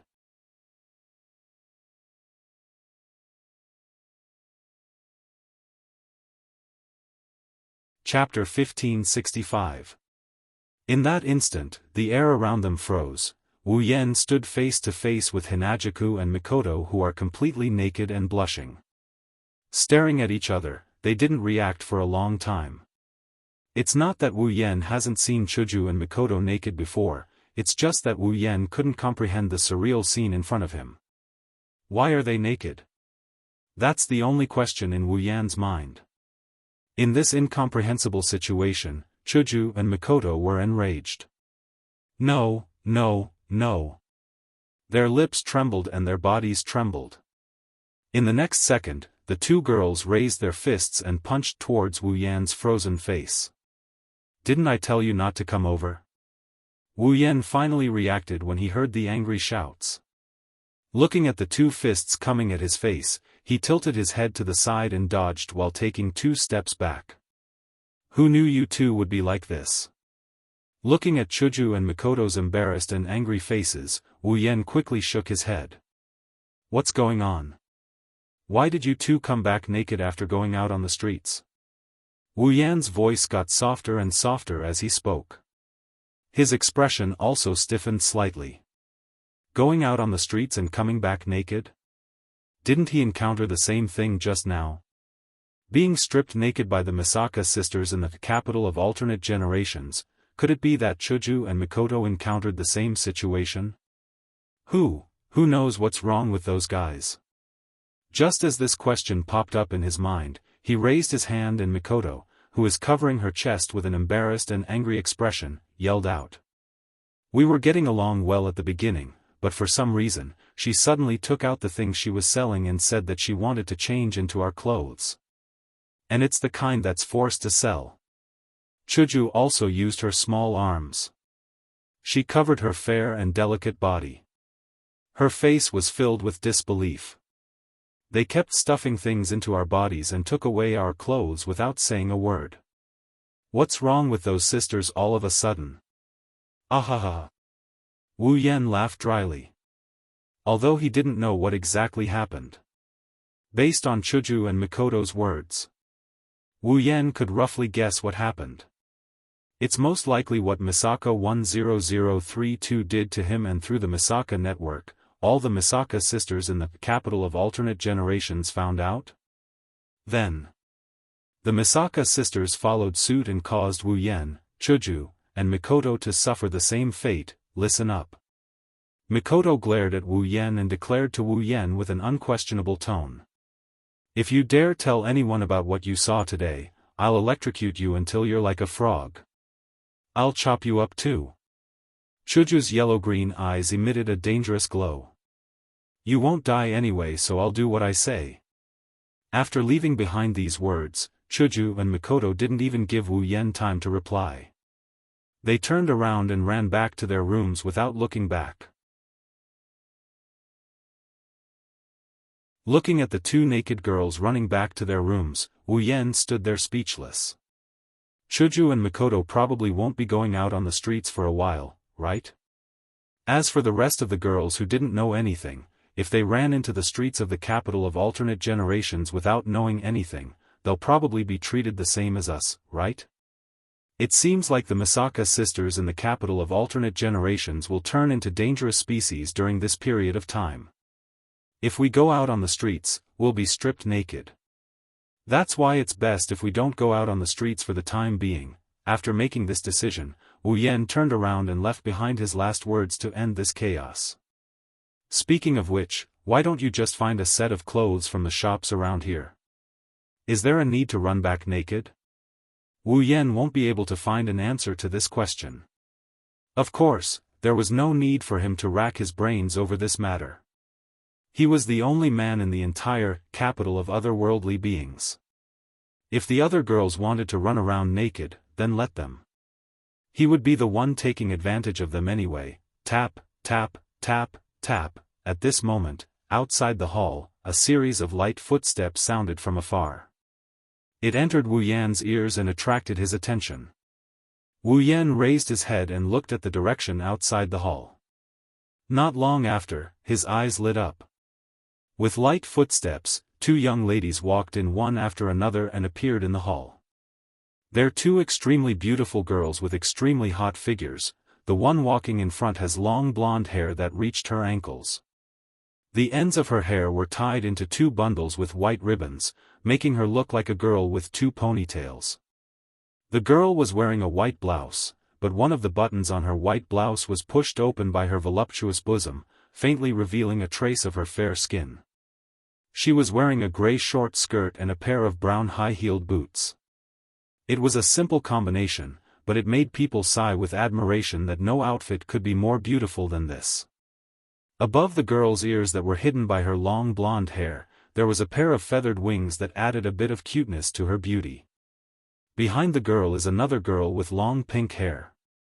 Her long pink hair was tied into two thin bundles that draped down her back. The hair around her head only reached her shoulders, making it look like she had short hair. This girl also had a pair of accessories that matched her ears. She was wearing a pink spaghetti strap dress. Her smooth shoulders and a pair of white thighs were all exposed in the air. Her chest was also extremely protruding. It was so hot that it made people forget to leave. Astria, level 82, Ikaros, level 83, like a million summons, two girls so beautiful that even the stars paled in comparison walked into Wu Yan's field of vision. Looking at the two beautiful figures that he had not seen for a long time, even Wu Yan could not help but be moved by their beauty. It was as if he was afraid that he would break this beauty. He did not make a sound and quietly admired this beauty that belonged only to him. At this moment, Ikaros and Astria finally noticed Wu Yan standing not far away. They focused their attention on him. Then, one of them had an uncontrollable ripple in her eyes while the other cheered with joy. "Master!" Astria leaned forward and stomped on the ground. She leaped forward and pounced on Wu Yan. "You idiot!" Wu Yan, who was still immersed in the sight of the two angelic beauties, was jolted awake by Astria's bold and unrestrained manner. He cursed out loud when he saw her throwing herself at him with all four limbs off the ground. With Astria's current state, if he didn't catch her, she would definitely fall to the ground. Wu Yan didn't care about anything else. He rushed to where Astria landed and caught her in his arms. Ouch! For a moment, Wu Yan thought he heard something soft bouncing. Then, he felt an indescribable softness in front of him. From a bystander's point of view, Astria, who threw herself into Wu Yan's embrace, is also pressing her protruding breasts against Wu Yan's body. They're squashed so hard that the soft flesh on the sides of her body almost burst out of her clothes. Wu Yan almost wavered from this indescribable softness. It took him a lot of effort to suppress it. He knocked Astria's head hard. "You idiot! What if you fall?" "Ouch!" Astria hugged her head and squatted on the ground. She complained with tears in her eyes. "Master is the idiot. You big idiot. You silly girl." Wu Yan didn't know whether to laugh or cry. "Master." Ikaros slowly walked up to Wu Yan. She stared at Wu Yan with her indigo-colored eyes. Her eyes were filled with a sense of attachment that no one could ever hope to match. Ikaros. Wu Yan's heart melted when he saw the girl who only had eyes for him. He reached out and rubbed Ikaros' head. "I missed you so much." Ikaros tightened her grip on her chest. The attachment in her eyes deepened.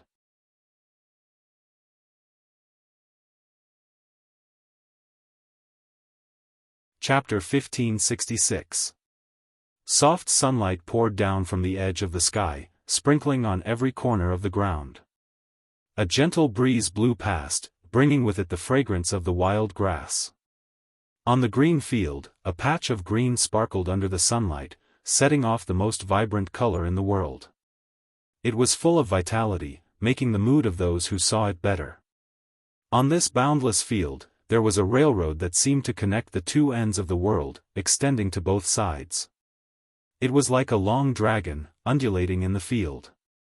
If one were to observe carefully, they would discover that this seemingly endless stretch of railway was extending towards a seemingly bustling city that occupied a large area. At a certain moment, on one end of the railway, a sharp and long whistle resounded, reverberating between heaven and earth. Amidst the sharp and long whistle, a train dashed from the other end of the railway with black smoke rising into the sky. Amidst the rumbling sound of the tires, the train drove towards the bustling city, allowing the very modern city scene to be imprinted in the window. The fields on both sides of the road were moving backward at an extremely fast speed, left behind by the speeding train. Looking at the bustling city through the car window, one could faintly see grayish-white concrete buildings in the bustling city, and cars running on the asphalt road. However, compared to the latest cars of the 21st century, these cars gave people a feeling that they were outdated. Yes. Not only cars, but also buildings. Although the entire city could indeed be described as bustling, the style would only give people a feeling of being a little backward. Even in many cities, some steam could be seen rising. Using steam? This already felt a little backward. Unfortunately, this backward era is actually a reflection of this world. The train unyieldingly moved in the direction of the city. In one of the carriages of the train, a man and 5 women were looking at the city through the window, chatting happily. Wow! The first to speak was a petite girl with a ponytail, a pair of round red eyes, and a very pretty and cute girl. What a refreshing city! This is the first time I've seen a city like this. I wonder if there's anything fun to do there. Is there an aquarium? Aquarium? You mean a place with a lot of fish? On the side, a blonde girl with a ponytail had her hands pressed against the car window. Her entire face was almost pressed against the glass. For some reason, she revealed a longing look. It sounds delicious. The ponytail girl puffed up her cheeks, dissatisfied. Listen up, Xianxia, the fish in the aquarium are not to be eaten, they are to be looked at.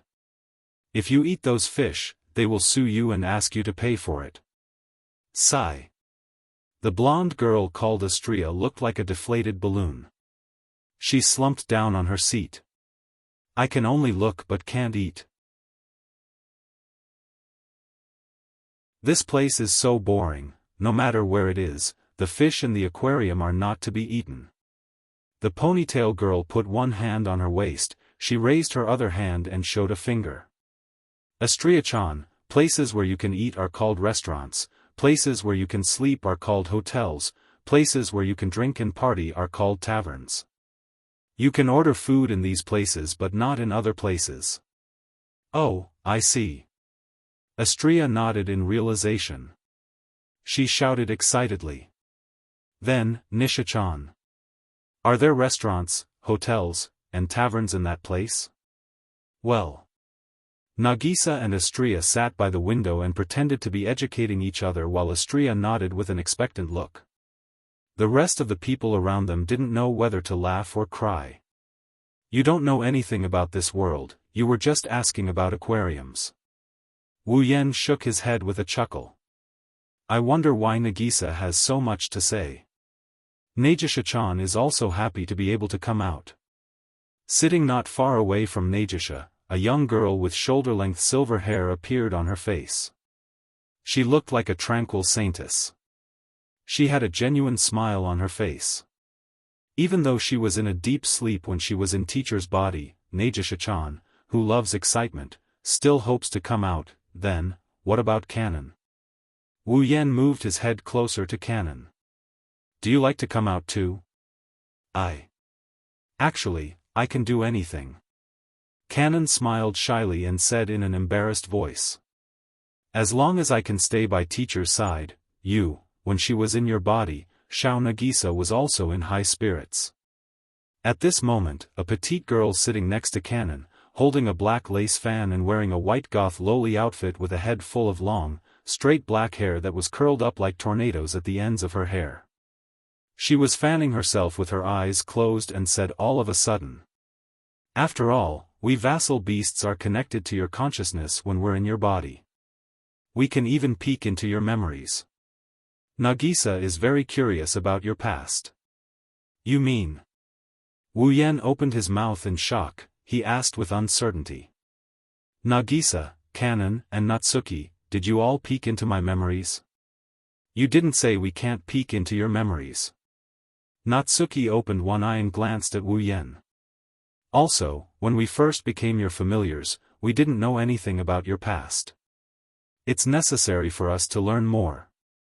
Wu Yan looked at Nagisa and Kanon. Nagisa was still chatting with Astria. She didn't seem to hear the conversation. Kanon heard everything.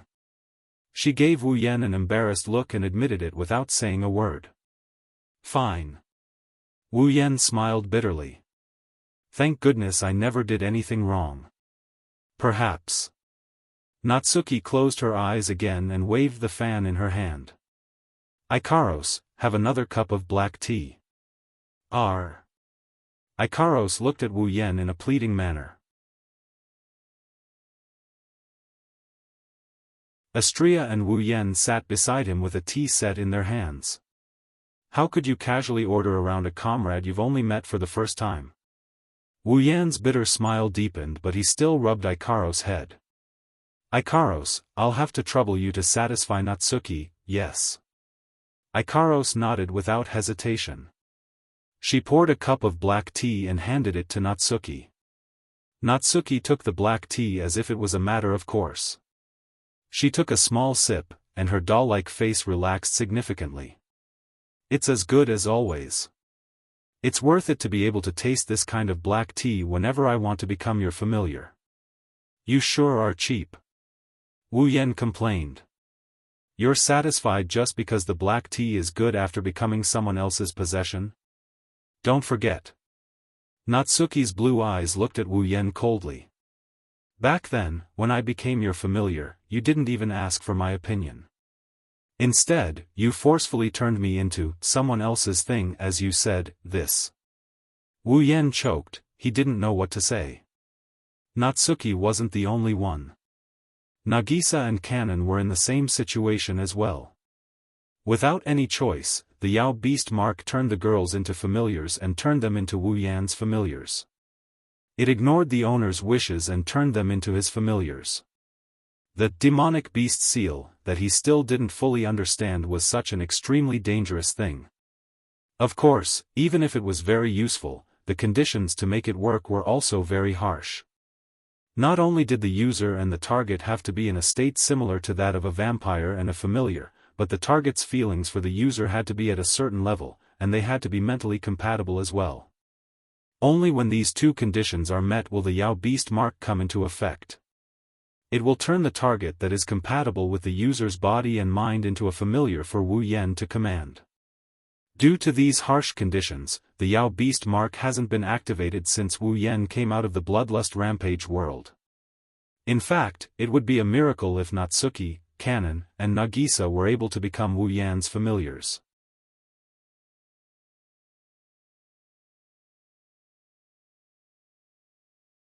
Chapter 1567. Wu, the long whistle of the train echoed clearly in the surroundings. The rumbling noises of the train gradually decreased, and the speed gradually decreased. The train drove into a dome-shaped station and stopped. Sizzle, steam rose from various parts of the train, making a sound like water being poured over a flame. At the same time, uniformed station guards came to the surroundings of the train and began to get busy.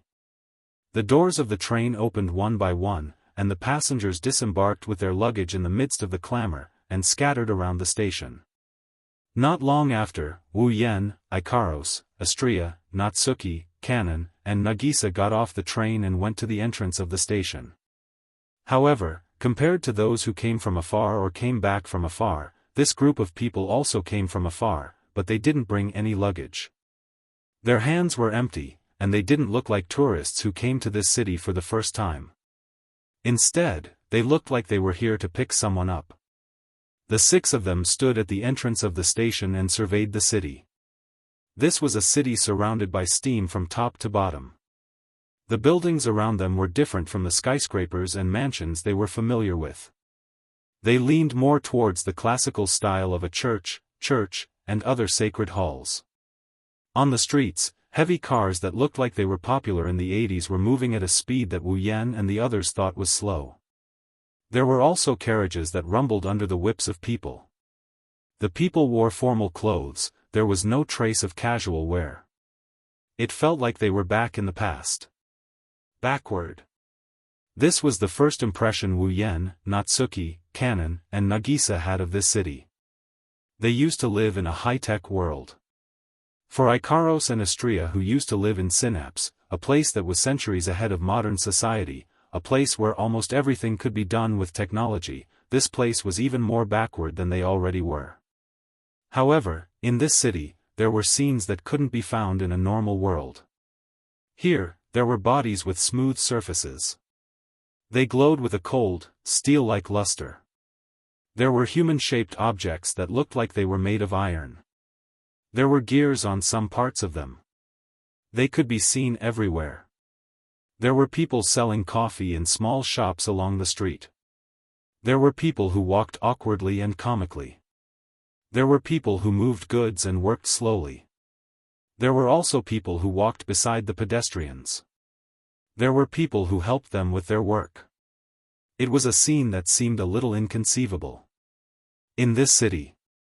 However, it was as if they were living a normal life, mingling in the streets. These humanoid objects were the most special existences in this world. Puppets. To be more precise, it should be called an automaton. It was a puppet that didn't rely on steam, electricity, light, or other energy sources to move. Instead, it relied on magic as the source of power to move. And this kind of automaton, which is different from ordinary people, is also the main combat method in this world. Finally, it feels real.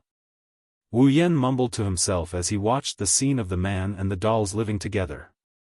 Smart girl, invincible world. Smart girl, invincible world. This was the dungeon world for the third phase of the demigod quest. This so-called mechanism was actually referring to the automaton. Speaking of the automaton, the root of the automaton is the magic circuit. It is a necessary part of the automaton. It is an invention that replaces magic rituals. The various conditions, complicated incantations, and magic arrays needed to activate magic were simplified to create a circuit that was installed in the body of an automaton. By injecting magic power into it and activating it, the automaton would be controlled and the magic would be performed through the automaton. This method of activating the magic circuit through the automaton is called smart magic.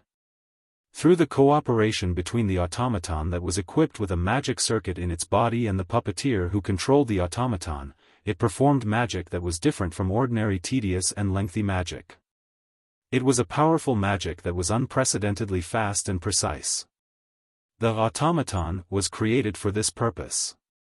Because of the existence of smart magic, magicians can be freed from the cumbersome magic circles and lengthy incantations. They can borrow the power of the automaton to perform magic quickly. Today, smart magic has become a complete magic system. It is used as the most basic method for magicians to perform magic. It is used in all aspects, including war. Therefore, the necessary prop to perform clever magic, the automaton, became a magic prop that magicians had to equip themselves with. The magician who controls the automaton is called the puppeteer. The puppeteer and the automaton are the main theme of the Smart Girl Invincible world. The city Wu Yan and the girls are in is the British academic city known as the Smart City, Liverpool. In the center of the city, there is a school that exists for the purpose of smart. This school. It is Wu Yan and the girls' destination. After carefully observing the scenery of the city and the clumsy automaton, Wu Yan couldn't help but look at his wrist. Over there, a silver bracelet was being worn on it, limited bracelet. Similar to the time in the magical girl Ilya world, the path to demigod mission restricted Wu Yan's power. Not only Wu Yan, the two angelic girls who entered the dungeon world with Wu Yan and the familiars who were released after entering the dungeon world are all restricted by the limited bracelet.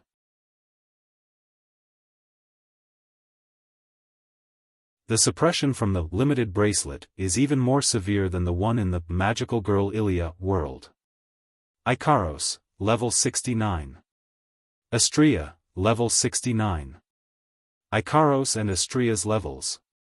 They are both level 69. They are only at the peak of rank 7.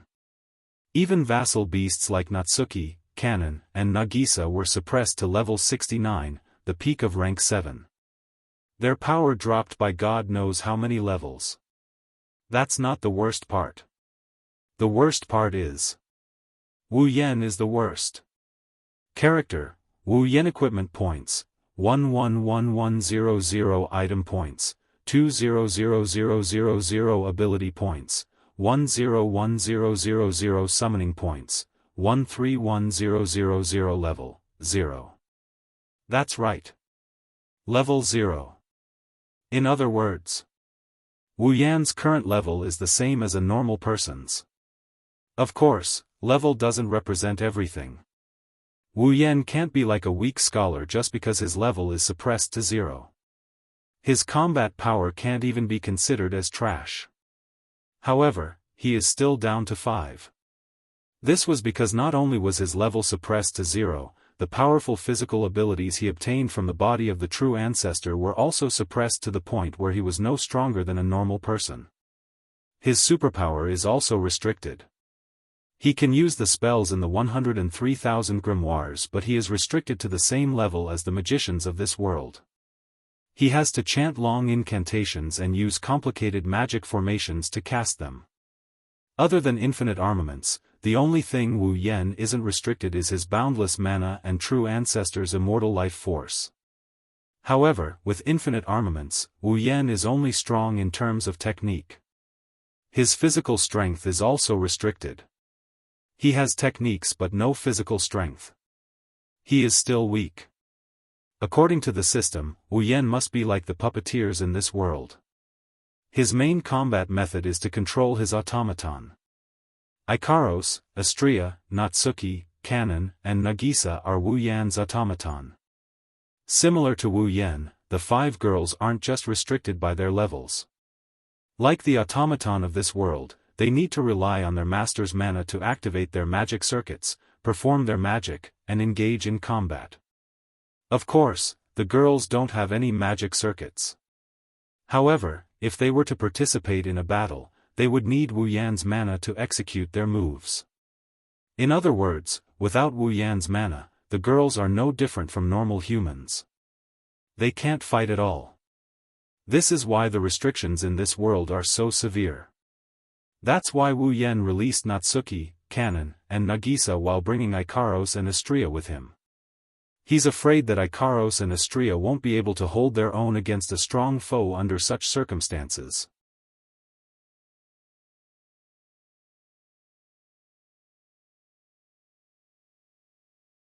Chapter 1568. Currently, all of the spells in the 103,000 grimoires were restricted by the bracelet, requiring complicated magic circles and lengthy incantations to be used. It was impossible for them to be used in a real battle. Their superpowers and physical abilities that came from the true ancestor were directly suppressed, and they could not even use them. Wu Yan couldn't even use his red jade mode and familiars. Natsuki, Kanon, and Nagisa were released because Wu Yan released them the moment he arrived in this world. However, the 3 girls were also restricted by the bracelet. To put it simply, other than infinite arms refinement, all of Wu Yan's other means of combat are restricted. Under these circumstances, Wu Yan's combat power with infinite arms refinement is only equivalent to that of a tier 4 or 5 fighter. He can reach tier 6 with his mana boost, but that's about it. Fortunately, there were no restrictions on the items. Wu Yan could still use the Gate of Babylon, Shana, Meteor Shower, and the other treasures in the Gate of Babylon. With these, it shouldn't be too difficult for him to go against an ordinary automaton.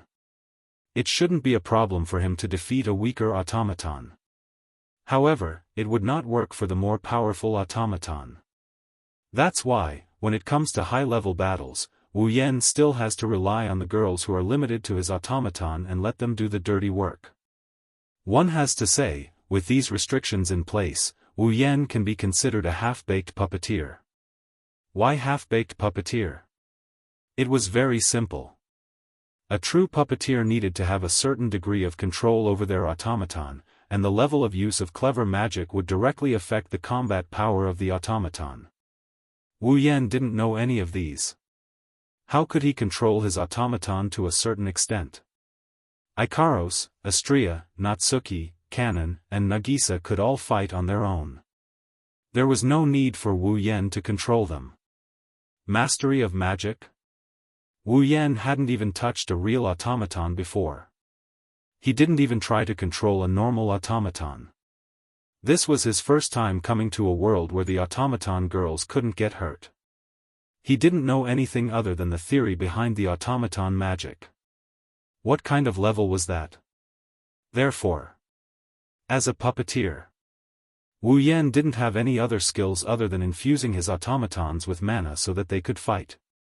It could be said that he was completely unqualified. Because of this, Wu Yan decided to come to this Mecha city. Other than completing the third phase of the demigod quest, Wu Yan is also interested in the fighting style of a real puppeteer. He wants to learn how to control puppets and how to use them in magic. How interesting! While Wu Yan was observing the city, the girls were doing the same. Nagisa's red eyes were glowing. It's just as Sensei said, there are a lot of automatons that can move around. They are just like the automatons on Itagami Island. Why aren't they armed? Doesn't an automaton have to fight as well? Automatons that can fight only have built-in magic circuits and magic. These automatons only have basic functions that allow them to move around. Wu Yan patted Nagisa's head. If the streets were filled with automatons that can fight, this place would be in chaos. Automatons that can use magic aren't something those metal lumps on Itagami Island can compare to. Natsuki raised her parasol with one hand and placed the other on her waist. Looks like this world is more interesting than I thought. I wonder how powerful the automatons are. Wu Yan scratched his cheek. I really want to know how powerful I am right now. If we're talking about automatons, I'm sure you're the worst. Natsuki didn't hold back. If we're talking about automatons, I'm still waiting to see how powerful they are. Why don't you just tell me you don't know how powerful you are in this world? Wu Yan pursed his lips.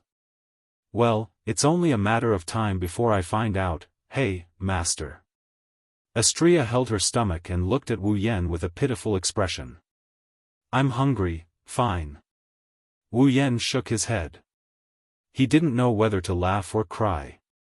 Then let's go to the academy first and settle the matter before we talk about it, yes. Astria and Nagisa beamed with joy. Ikaros and Kanon nodded. The lively and cheerful duo attracted a lot of attention. As for Natsuki, she was neither quiet nor moving. She was neither lively nor cheerful, but she was neither quiet nor beautiful. She was somewhere in between, and one could only say that she was very delicate and cute. Under Wu Yan's lead, the group passed through the streets filled with people and dolls. They headed towards the center of the city that is filled with steam. Walpurgis Royal Mechanical Academy. Located in the heart of Liverpool, the ingenious city, it was a world-renowned ingenious academy known as the greatest academy in the magic world. It was like a palace, standing in the center of the city. It occupied a vast area, and its scale was so large that it reminded people of a real palace. Its architectural style reminded people of the Buckingham Palace. From the front, the Walpurgis Royal School of Mechanics looked like an awe-inspiring royal palace. The walls were like the walls of a castle. They were about 5 meters tall and there were some stone spikes at the top. If one were to look carefully, they would discover that there were some black muzzles on the academy's gate. These guns aren't for decoration, they're loaded with real bullets. That said, their purpose was not to defend against external enemies. Instead, they were used to stop those who were trying to escape. This so-called fugitive didn't refer to any prisoners locked up in the academy, but the automaton of the students in the academy. The Walpurgis Wangli Robotics Academy had a clear rule that any student who had not graduated from the academy would not be allowed to leave the academy with their automaton while they were still in school. As for the automaton carried by the students in the school, if they left the school without permission during the school period, they would be mercilessly sniped by these pitch-black gun muzzles. For the puppeteer, it was an academy, but for the automaton, it was a prison. So big, Astria and Nagisa's jaws dropped as they looked at the unbreakable fortress in front of them. Is everything ready? Standing in the middle of the group of girls, Wu Yan glanced at them. After entering this academy, you won't be able to come out for a short period of time, Nagisa grumbled unhappily. Nagisa wants to explore the city. Can't an automaton leave the academy as it pleases? Natsuki raised her head and looked at the pitch-black muzzles on top of the castle-like academy. She pursed her lips. It's meaningless to me. Wu Yan paused for a moment before he shrugged as if he recalled something. I almost forgot that you're the famous witch of space. You're the best at manipulating space. This wall and those guns are nothing to you at all. Sensei Minamiya. Nagisa hugged Natsuki's arm and said with a hopeful expression. If you have the time, you have to bring me out to play. Everyone burst into laughter when they heard that.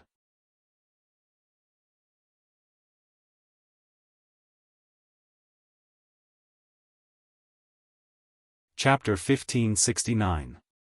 The Walpurgis Royal Mechanic Academy was publicly recognized as the best academy in the magic world.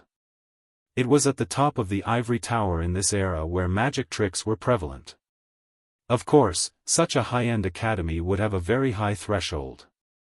To others, the entry requirements were already harsh to the point of being harsh. It was fine for those who had excellent academic ability and were rich, as long as they paid a fee that satisfied the Walpurgis Royal Tactical Academy, they would be able to enroll. However, for those who had excellent academic ability but did not have any financial backing, it was a difficult situation. Although it was a little realistic, the entrance fee of the Walpurgis Royal Tactical Academy was shockingly high.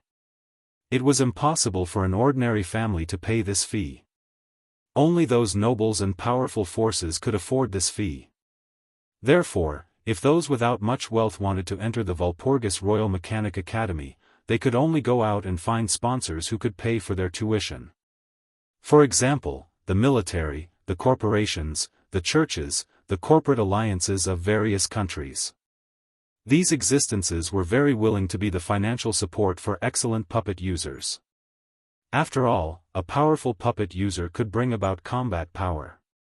It was comparable to a small army.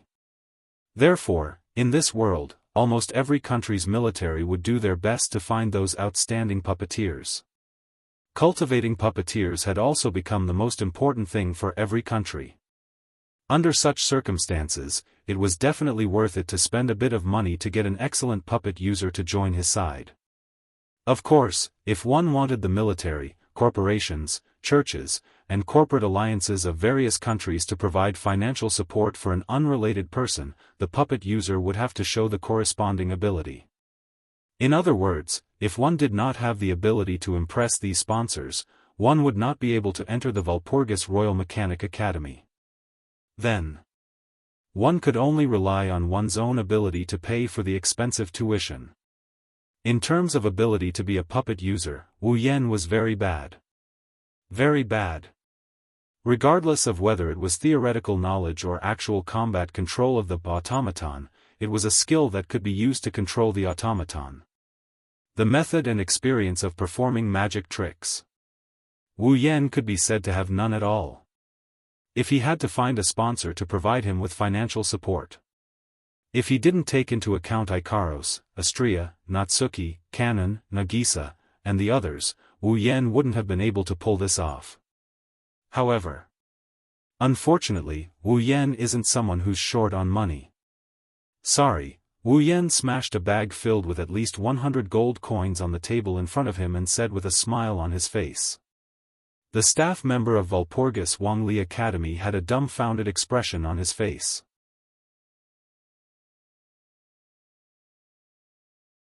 Wu Yan smashed a bag full of gold coins on the table in front of him. I want to enroll. Enter the school? The staff member couldn't react in time for a long time. When he came back to his senses, he quickly adjusted his glasses to cover up his gaffe. It couldn't be helped. Although it wasn't like no one had come to the Walpurgis Xianxia Academy to enroll in the past, those students were only here to sign up. They wouldn't bring any tuition fees with them. The tuition fees of the Walpurgis Xianxia School of Engineering are too expensive. If you use paper money, you would need to fill up at least 2 large boxes. It's unrealistic to carry money around with you. Therefore, generally speaking, when a student was admitted, the faction behind the student or the sponsor behind the student would first pay the tuition fee in advance. Then, the student would bring their personal information to report and apply for admission. Wu Yan came to the registration counter and applied for admission with a bunch of gold coins. This is the first time in the history of the Walpurgis Xianxia School of Engineering. No wonder the staff member was dumbfounded. After lifting the heavy bag and putting it aside, the staff member respectfully handed Wu Yan an application form. Please fill in your personal information here. Wu Yan nodded slightly, but when he saw one of the lines on the application form, he frowned. Do I still need to fill in the information of my automaton as well? Yes, yes. The staff member pushed up his glasses and answered. This is because once you enter the school, your automaton will not be able to leave the campus until you graduate. We need to have the information of your automaton so that we can identify it easily. In other words, we have to register the person we need to monitor. It's like applying to enter a prison, isn't it? Wu Yan took a deep look at the staff member before turning around to the girls behind him. Natsuki glanced at Wu Yan and she nodded nonchalantly. As the representative of the girls, she agreed to this arrangement. All right. Wu Yan shrugged and tapped his cheek with a pen. He rolled his eyes and started to fill in his automaton information. Automaton Natsuki Minamiya, magic circuit, space manipulation, able to manipulate space as one pleases. Automaton Ikaros, magic circuit, wave barrier, able to create a barrier by vibrating the atmosphere. Automaton Agurola, magic circuit, freezing cold fog, the ability to generate cold air on its own, condense cold ice, and control cold air and ice. Automaton Hanase Natsuan, magic circuit, boost healing. No matter how serious the injury is, it can be healed in a short period of time, allowing the target to return to their full state.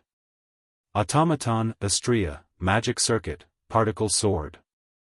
Controls particles to form a laser lightsaber. You can freely control the changes of particles, enlarging or shrinking the laser lightsaber. After filling up the form, Wu Yan ignored the weird looks from the girls behind him and handed the form to the staff member with a nonchalant expression. Is this good enough? Yes, yes, sir. After the staff member glanced at it slightly, he put the form in his hand into an envelope and sealed it. Automaton is related to the combat power of the puppeteer. We will only show your form to the guards at the entrance, we will not show it to anyone else. Don't worry, the staff member handed a key to Wu Yan. Tomorrow, we will have an academic test. After participating in the test, the invigilator will arrange your ranking and dormitory in the academy according to your results. Before that, please go to the guest courtyard and make do for the night, got it? Wu Yan accepted the key and turned around to look at the girls. Let's go. Leaving those words behind, Wu Yan led the girls away from the scene under the watchful eyes of the staff members. Sensei. On a certain street in the academy, Nagisa complained as she followed Wu Yan's footsteps. Why did you write Agrora's name when you filled in the form? Nagisa was supposed to be by your side too, wasn't she? But you're not good at fighting, are you? Wu Yan flicked Nagisa's head. When it's time to fight, Agrora will still have to fight. That's true. Nagisa clutched her head and muttered, unable to let go of the memory. In the end, only Nagisa was left out. I'm not happy about it. Nagisa is Agrora. Agrora is Nagisa. Wu Yan rubbed Nagisa's head. If you separate from Agrora so clearly, that girl will be sad. Nagisa's expression changed for the better when she heard this. You're right, Nagisa and Agrora are one, speaking of which, I can't believe you came up with so many magic circuits. Natsuki shook her head. If that's the case, we can't use abilities other than the ones you submitted, right? It's just a cover. Wu Yan shrugged. When it's necessary, don't be shy, ouch. Before the word angry could be uttered, a cry of pain entered everyone's ears.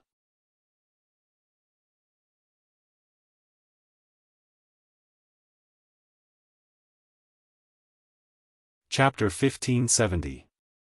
Ouch. At the same time, Nagisa, who was walking backwards in front of Wu Yan, also cried out and fell to the ground. That was because one of them collided with Nagisa, who was walking backwards. Nagisa's cry and the other person's cry of pain sounded at the same time. Immediately after, the two of them were pushed to the side by the force of the collision. Nagisa. Seeing Nagisa falling towards him, Wu Yan quickly caught her in his arms. Pung. However, the other person wasn't so lucky. He sat on the ground with a loud thud. It hurts. Suddenly, a painful groan reverberated from the ground, attracting everyone's attention. Wu Yan and Ko saw a girl with slightly dull but extremely beautiful blonde hair that reached her waist sitting on the ground. Wu Yan and Ko caught sight of her. It was a girl who seemed to be around 16 or 17 years old. Her figure couldn't be considered petite, but it wasn't voluptuous either. It could only be said that her proportions were very balanced. The girl was wearing the uniform of the Walpurgis Wangli Machine Learning Academy. She was wearing a white shirt with a black vest that revealed her chest and a gray skirt. He was wearing high boots, a blue beret with red ribbons on his head, and a blue necktie that looked like a scarf. It seemed like he was a senior student of the Walpurgis Royal Tactical Academy. Her upright appearance, coupled with her long golden hair that fluttered in the wind, made the girl look like a fairy. Her entire body was blooming with a dazzling and seductive light. Without a doubt, this was a beautiful girl. However, at this moment, this beautiful young girl had a pained expression on her face. She was stroking her little butt with one hand, making her seductive beauty look a little weak. It was obvious. This girl. She had collided with Nagisa. The one who cried out in pain. I am sorry. Nagisa, who fell into Wu Yan's arms, seemed to have thought of this. She ran to the girl in a panic. It's all my fault. I didn't look ahead. I was walking backwards. I'm really sorry. You. The girl raised her head and looked at Nagisa with obvious displeasure. She wanted to reprimand her, but when she saw the tears in Nagisa's eyes, she closed her mouth and turned her head away. Forget it. Are you all right? At this moment, a deep voice that sounded like the voice of an old sage came from the girl's side. Wu Yan and the rest noticed a dragon flying in the air beside the girl. Yes. It was a dragon. Other than dragon, there was no other adjective that could be used to describe this animal that was flying beside the girl. Its entire body was as cold as steel, and its head was like that of a crocodile or a lizard. There was a pair of sharp horns at the top of its head, but its face was not so ferocious. Instead, it looked somewhat noble and dignified. There were 2 pairs of wings on its back, which were stacked on top of each other. Its shape was not like that of an ordinary dragon, which had fleshy wings. Instead, it had butterfly-like wings, which made this dragon look more delicate than ferocious. Unfortunately, such an exquisite dragon was only the size of an ordinary cat. It was like a toy doll that could fly. It was extremely eye-catching. Whoa! Nagisa's red eyes lit up when she saw the dragon. So cute, see you cute? The dragon with the voice of an old sage stiffened slightly. Perhaps, this was the first time it was praised as cute? Don't compare my Sigmund to those dolls that can be associated with cute.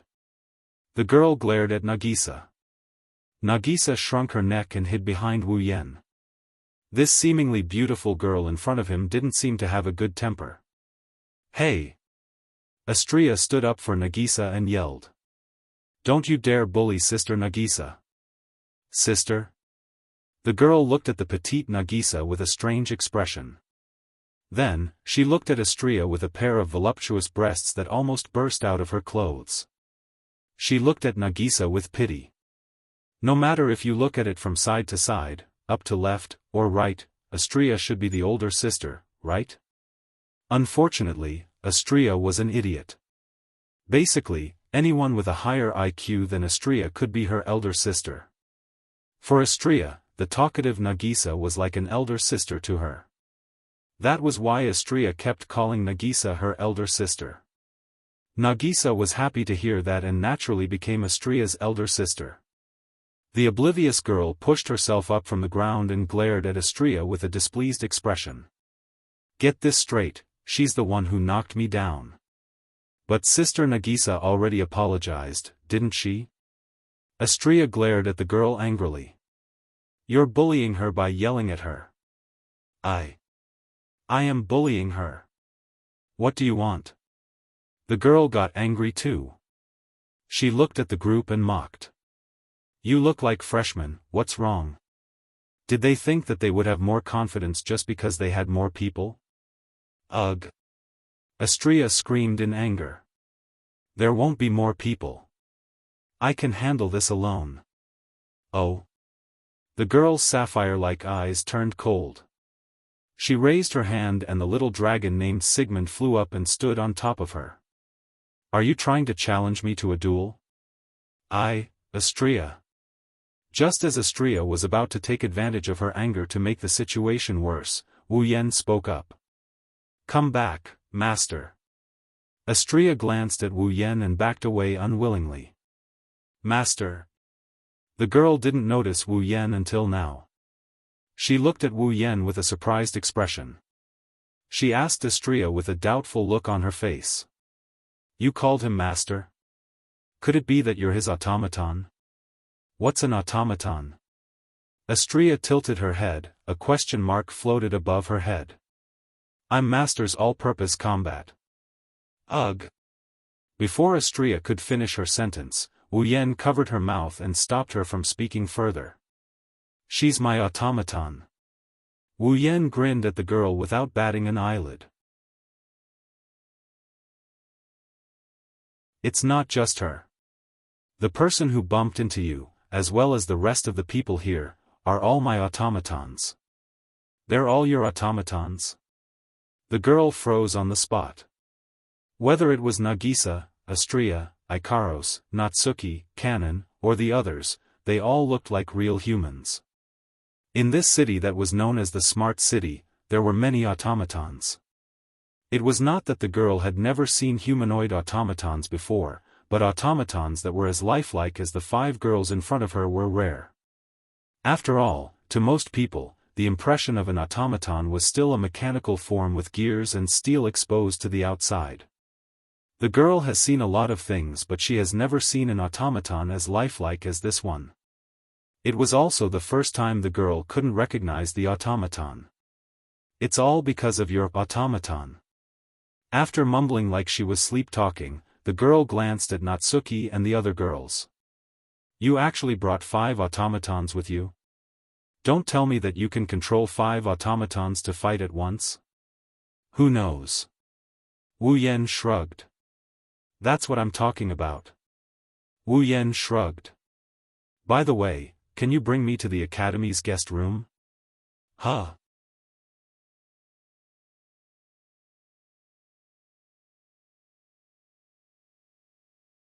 Chapter 1571. In the Walpurgis Royal Mechanical Academy campus, there is a street that runs through the north and south of the Academy. This large street is the main street of the Walpurgis Royal Mechanical Academy. Not only does it connect the north and south of the Academy, it also connects to the various classrooms, dormitories, and cafeterias. Therefore, once it was time for lunch break, this main street would be packed to the brim with students who wanted to go to various places in the Academy, and it would be extraordinarily lively. Fortunately, it is not time for lunch break and the busy time has passed. The sky is slightly yellow and night is about to fall. At this time, the students should be in their dormitories, right? Even so, there are still a few scattered people on the main street. This small group of people was now making way for the main street in a panic. They gathered on both sides of the main street and looked ahead with fear in their eyes. In their field of vision, a young girl with flowing blonde hair and a delicate little dragon on her beret is slowly walking over with a boy and 5 girls. With the arrival of the young lady, the people on the main street all split into 2 halves, making way for her. Their gazes towards the young lady were filled with fear and dread, as if they were not looking at a human, but a demon. They were almost trembling. Of course, under these circumstances, the gazes of the surrounding students turned strange and curious as they looked at the 5 women following behind the young girl. Who are those people? They are not wearing the academy uniform, are they new students? What guts, he actually dares to follow behind that tyrant Rex. Whispers began to spread from the surroundings and into the ears of Wu Yan and company. Hearing the whispers, Wu Yan and Natsuki, who was walking behind the girl, looked at each other. One of them found it funny and the other surprised. Then, as if he had casually brought it up, he looked around the topic and started talking about it. You seem to be quite famous in this academy, that is why you dare to ask me to lead the way for you. I really don't understand. The girl didn't turn her head and looked away. She glanced at Wu Yan and said coldly, "Aren't you afraid that I will cut you into pieces?" Cut me into pieces? Wu Yan raised an eyebrow. Looks like not only are you famous, you are also very confident in your own strength. You just entered the academy. You don't even know who I am. Yet, you dare to touch me. Your confidence is the one that's surprising and funny at the same time. The girl bluntly spat out harsh words. Her tone was also filled with displeasure. Do you really think that you're a powerhouse just because you have 5 automatons? According to the performance of the automaton and the strength of the magic circuit, the difference in strength between 2 automaton and the automaton was very obvious. However, ingenious magic was through the automaton controlled by the puppeteer to fight. No matter how outstanding the performance of an automaton was, no matter how powerful the magic circuit was, if the puppeteer was not good enough, the combat power that the automaton could unleash would be very limited. In this academy, it was not that there were no powerful automatons, but because the puppeteer was not good enough, there were many situations where they were covered in dust. Therefore, each country paid more attention to the puppeteer instead of developing a more powerful automaton. The girl didn't know the performance of Wu Yan's automaton and what the magic circuit was. But the girl was a little concerned about the ability of Wu Yan's puppeteer. Automaton relied on the magic power provided by the puppeteer to survive. Without the magic provided by the puppeteer, the automaton was just a piece of trash no matter how powerful it was. The more powerful the automaton was, the higher the magic required and the puppeteer's control skills were required. And of course, even if the automaton wasn't that powerful, once the number of automatons increased, the magic required and the puppeteer's control skills would be higher as well. Because of this, a puppeteer would normally only be equipped with a single automaton. They would invest all of their mana and manipulation skills into the automaton, fully unleashing the power of the automaton. In this way, even if there was surplus magic, the automaton's combat time could be effectively extended. Those who were equipped with multiple automatons at the same time either had incomparably powerful magic and control skills that could unleash the full power of multiple automatons. Or, they were an idiot. After all, controlling multiple automatons meant that one had to provide magic evenly to every automaton and they had to split their attention to control them. The difficulty wasn't as simple as 1 + 1. If one didn't provide enough magic to the automaton and didn't have powerful control skills to control the automaton, in the end, not only would the combat time be very short, they wouldn't be able to unleash the full power of each automaton. What was such a person if not an idiot? What the girl was concerned about was whether the freshman before her was a truly powerful puppeteer. Or an idiot? The girl would never have thought that Wu Yan's automaton could fight on its own without him controlling it. Therefore, as a puppeteer, Wu Yan's mastery of magic was extremely bad. He was even worse than a newbie. As for magic, Wu Yan didn't have much but magic. Not to mention an automaton, he had more than enough magic power to provide an army's automaton with magic power. Only I know if I'm strong or not. Wu Yan's lips curled up in response to the girl's sarcastic but probing words. As for whether my automaton is strong or not, I'm the only one who knows. Humph. The girl paused for a moment before she snorted and continued walking. No matter what, you better not piss me off. Otherwise, I don't care if you and your automaton are strong or not, I will not hesitate to chop you into pieces. Nagisa and Astria showed obvious dissatisfaction when they heard the girl's words. Kanon consoled them by pulling their hands. Only Natsuki and Ikaros remained expressionless. They looked like real automatons who followed their master's orders. Not long after, a rather luxurious courtyard appeared in front of the group. That's where the academy's guests are staying. The girl stopped and waved her hand at Wu Yan like she was swatting a fly. There are many rooms inside, but the room number is engraved on your key. Go find it yourself. After saying that, the girl turned around and walked in another direction with the little dragon on her head. That little girl, although her mouth was merciless, in the end, she still brought us here. Only then did Nayu lazily open her mouth. Surprisingly, she's a nice brat, she's just a little clumsy, yeah. Wu Yan looked at the girl's back and after a while, he yelled out. Hey! What's your name? The girl stopped and stood there for a long time without responding. After a while, she turned around with a provocative yet joyful smile on her face. Charlotte? Birao. Don't forget the name that might chop you into pieces. After saying that, the young girl left without looking back.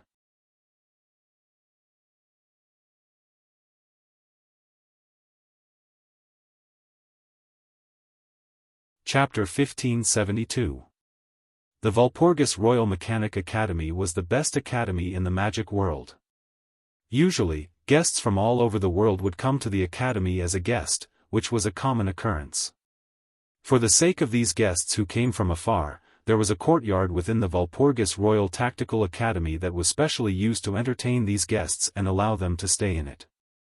The courtyard took up more space than the average dormitory and was mainly divided into 3 floors. The first floor was for the ordinary guests to live in.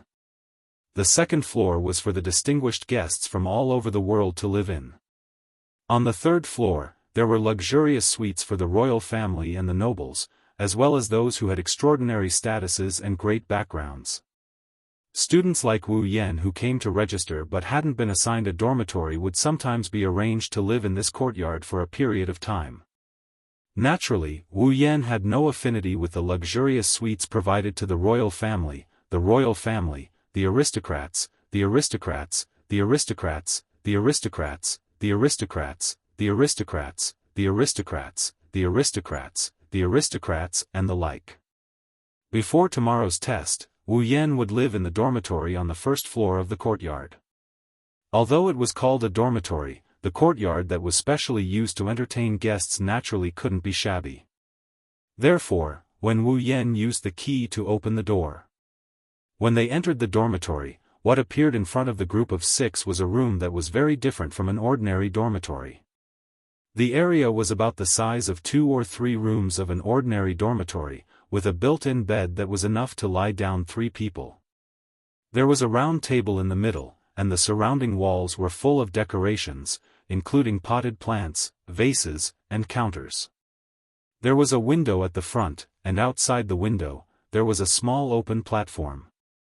The platform was planted with flower beds, and when the breeze blew, it could clearly bring a fragrance. The whole room was filled with a fragrance. It made people feel refreshed. For the level of the dormitory, it was quite luxurious. This kind of environment couldn't be said to be too good, but it definitely couldn't be said to be bad. At least. Even Natsuki, who was quite demanding in all aspects, eased her delicate doll-like face when she saw this dormitory. Thinking about it, he was quite satisfied. Oh my! Nagisa and Astria cheered. They jumped onto the soft bed in the dorm and dove right into it. With a face full of happiness, she rubbed against the quilt. So comfortable, master. Ikaros followed closely behind Wu Yan. She took out a tea set and made a cup of black tea. Please have some tea, thank you, Ikaros. Wu Yan ruffles Ikaros's hair. Under Ikaros's joyful gaze, he picks up the teacup and takes a sip. Minamiya-sensei. Kanon poured a cup of black tea and handed it to Natsuki. Please have some tea too, thank you, Kanon. Natsuki thanked her and took the teacup. She fanned herself with a lace fan while sipping her tea. She spoke casually. Now that we've arrived at Ingenious City and the admission procedures have been completed, your Path to Demigod mission should begin, right? Wu Yan, who sat across from Natsuki, paused. He placed the teacup on the table and shook his head. No, I have to wait until I'm officially enrolled in the school and can participate in the classes of the Walpurgis Wangli Machine Learning Academy if I want to proceed with the third round of the Demigod Path mission. Wu Yan waved his hand in the air. Instantly, a list that no one other than Wu Yan and the girls could see appeared on the screen. Wu Yan clicked on the Demigod Path and the details of the third phase of the Demigod Path quest appeared on the screen. Special Mission, Path to Demigod Mission Phase, Third Phase Mission World, Ingenious Girl Won't Get Hurt, Mission Details, Obtain the Magic Circuit, Eve's Heart X10000000, Beep. This is the Path to Demigod Special Mission. The original mission has been cancelled. Only after completing the third phase of the Path to Demigod mission can the user choose to leave the dungeon. Reminder, the time ratio between the real world and the dungeon world is 100:1. The user can train in the dungeon without any worries. Have a good time. The so-called automaton referred to those puppets that were equipped with magic circuits in their bodies, allowing the puppeteer who controlled the automaton to inject magic power into them to activate the magic circuits and perform magic quickly. In this world, a magic circuit represented a magic trick. A magic circuit was a ritual substitute for magic. In short, it was like a lamp. Inject electricity into the lamp and it would glow. Inject mana into the circuit and the magic trick would be automatically generated. The puppeteer would then be able to control the automaton and perform the magic trick quickly. However, according to the basic principles of ingenious physics, it was impossible for a single person to have two types of magic tricks. This principle was called the principle of incompatibility of magic activity.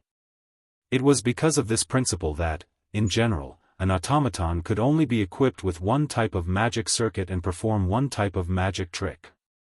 In other words, if a magic circuit was installed in the body of an automaton, then this automaton was equivalent to being finalized. In the future, it could only use the magic generated by this magic circuit. However, there was a magic circuit that was special. Eve's Heart. That was the magic circuit that represented life. The reason why the automaton used by the puppeteers had a personality and intelligence was because of the magic circuit of Eve's Heart.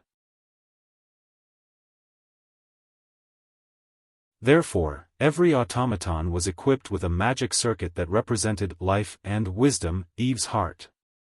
Only Eve's Heart could be an exception that did not abide by the principle of incompatibility of magic activity and coexisted with another magic circuit that could perform magic tricks in the automaton's body.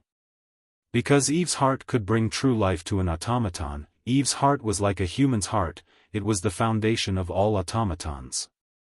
If an automaton was injured, it could be repaired through various channels. However, once Eve's Heart was damaged, then the automaton would never be able to recover and could only be abandoned. The target item of Wu Yan's third round of the Demigod Path mission was this magic circuit that could bring life, Eve's heart. On top of that, there were 1 million Eve's hearts. In other words, if Wu Yan wanted to complete his third round of the Demigod Path mission, he had to kill a total of 1 million automaton and obtain their hearts. This was not a joke. Eve's heart was the life of an automaton. With it, the automaton could move freely like a human. Killing 1 million automatons? What was the difference between that and killing 1 million humans? Besides, it was impossible for others to ignore the fact that he had killed so many automatons. It would definitely cause all kinds of trouble. Therefore, after much consideration, Wu Yan decided to study at the Walpurgis Academy. It was all for the sake of learning how to create the magic circuit, Eve's heart, from here. If he could learn the technique to create Eve's heart, then Wu Yan could create 1 million Eve's hearts by himself. He would not need to spend so much effort to kill 1 million automaton.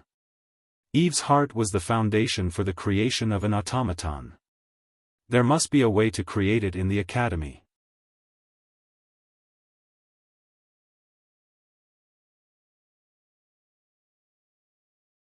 Chapter 1573. In fact, compared to the Walpurgis Royal Mechanical Academy, the highest academy in the magical world, those mechanical workshops that specialized in the production, research, and development of magic circuits and automaton would definitely have the manufacturing method of Eve's heart. Although Eve's heart was a magic circuit that could bring life, it was also the foundation of automaton. It was the most common magic circuit. In terms of price, Eve's heart was cheaper than any other magic circuit. Therefore, if he could sneak into a workshop, it shouldn't be too difficult to come into contact with Eve's heart and obtain its manufacturing method. On the other hand, the Walpurgis Royal Mechanical Academy not only required expensive tuition fees, there were also all kinds of disputes.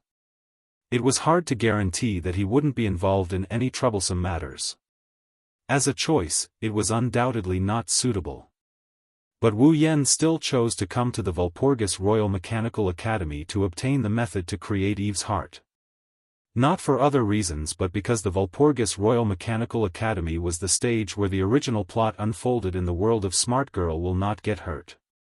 Although there would be a lot of trouble and disputes here, the advantage was that Wu Yan at least knew about the Walpurgis Royal Mechanical Academy and also knew about some of the inside stories here, including the original plot. Compared to those workshops that he was unfamiliar with, the Walpurgis Royal Mechanical Academy was more suitable for Wu Yan to move around. Besides, the tuition fees that were extremely expensive in the eyes of others were just something that Wu Yan could casually throw away. He didn't feel any heartache or even care about it. Therefore, choosing the Walpurgis Wangliji Academy was a good choice in many aspects. A magic circuit that can bring life. A hint of interest appeared on Natsuki's delicate face. What kind of magic is it? Although magic that can bring life and intelligence to an existence like automaton is high-end, it's not that rare. Wu Yan put away the system list. He shrugged his shoulders. Compared to being able to truly create life, it's better to be able to do so. Or rather, those human magic tricks, Eve's heart, is only at the magical level. Only someone like you, who has an endless supply of spells, can say something like that. Natsuki glanced at Wu Yan. At least. Back on Itagami Island, I've never heard of any magic that could bring life and intelligence to a puppet. But Itagami Island also has artificial life forms and clones, right? Wu Yan scratched his cheek. Things that magic can't do. However, technology could easily achieve this. Wasn't there an existence like artificial intelligence? Automaton is a life form similar to artificial intelligence with a body, isn't it? Let's not talk about clones for now. Artificial life forms are demons. Na Yu smacked Wu Yan's head with her fan. To think that you used to be an offensive mage on Itagami Island. Did he even forget about this? Ahaha. Wu Yan rubbed his head and laughed dryly. Then, he recalled something and looked at Nagisa. Speaking of demons, Nagisa, the automaton shouldn't trigger your fear of demons, right? It's fine, it's fine. Nagisa was lying on the soft bed with her chin resting on her hands. Her little feet were propped up and swinging back and forth. Her adorable eyes were bright as she spoke in a cheerful tone. Nagisa still doesn't understand what an automaton is. Strictly speaking, it's just a puppet that can move on its own, right? That's right, then it's fine. It's just a puppet, Nagisa isn't afraid of it. Plus. Nagisa suddenly pounced on Astria. Astria is also an artificial angel, Nagisa isn't afraid of it. I'm not an artificial angel. Astria pinched Nagisa's cheeks and said angrily. She's an omnipotent angel. It's the same, it's the same. It's not the same. Nagisa-chan is an idiot. Ikaros, Wu Yen, Natsuki, and Kanon laughed helplessly as they watched Nagisa and Astria tussle on the bed. It doesn't matter if we understood automaton or not. Now that the system has imposed restrictions on us, other than suppressing our strength, it's going to make us the same as an automaton, right? Natsuki raised her hand that was wearing the limited bracelet and glanced at it. During battle, I have to rely on the puppet user to provide me with mana. Every method of battle consumes mana. Even some of the bigger movements require mana to support them. I've really become restricted in every aspect. Upon hearing this, many girls looked at the limited bracelet on their wrists. It's just as Natsuki said. Now, every girl present could feel that they couldn't use the various combat abilities that they were supposed to have. It's not that they can't fight anymore, they're like a car that ran out of gas. They can only use their combat abilities after the gas is refilled. Wu Yan's mana is the fuel that allows the girls to use their combat abilities. Natsuki, Kanon, and Nagisa's restrictions are even more severe. The three girls aren't limited to Wu Yan's automaton. They are also Wu Yan's familiars. They need mana to maintain their existence in this world. If Wu Yan didn't inject mana into them, they would have returned to Wu Yan's body a long time ago. It's a good thing Wu Yan is the one providing the mana. If it was anyone else, just keeping the three girls alive would be a huge burden, not to mention providing them with the mana they need to fight.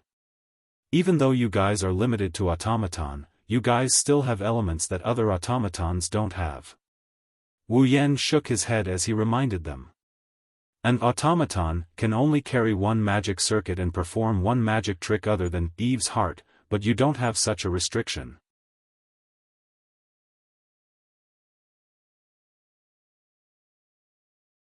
In other words, if we display more than two abilities, we might arouse suspicion and cause trouble, right? Natsuki hit the nail on the head and pointed out the drawbacks. In order to avoid trouble, it's better for us to fight according to the magic circuit recorded in the information you presented to the academy. That's true. Wu Yan nodded and looked at Natsuki.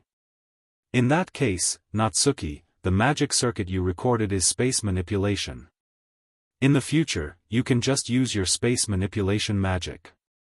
You can hide your guardian for now. The lock of discipline is a weapon, it's not part of the scope. Natsuki nodded. I'll just hide my guardian.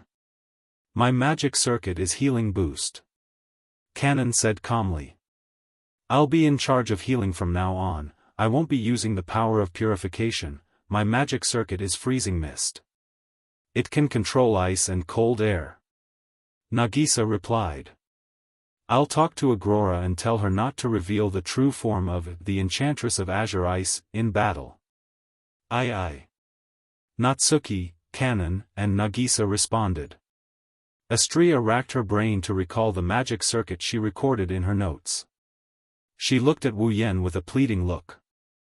Astria's magic circuit is particle sword, it can control the size of a vibrating lightsaber.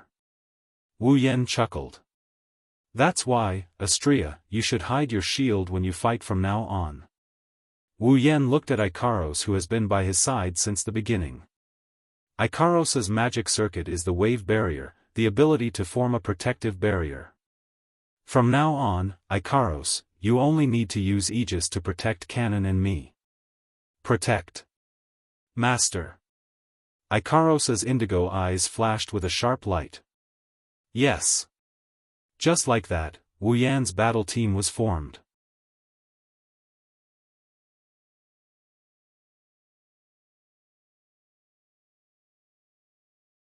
Chapter 1574. The next morning, wake up. Teacher. Wake up. Master. It's morning. In a daze, Wu Yan heard two indistinct but strangely familiar voices that were extremely close to his ears, trying to wake him up from his dreams. Really, teacher, don't sleep in anymore. Get up quickly. Master, I'm hungry. Let's go eat. As his hazy consciousness gradually cleared, the voice that drilled into Wu Yan's ears also became clear, causing Wu Yan to slowly open his eyes. Oh! Wake up, wake up!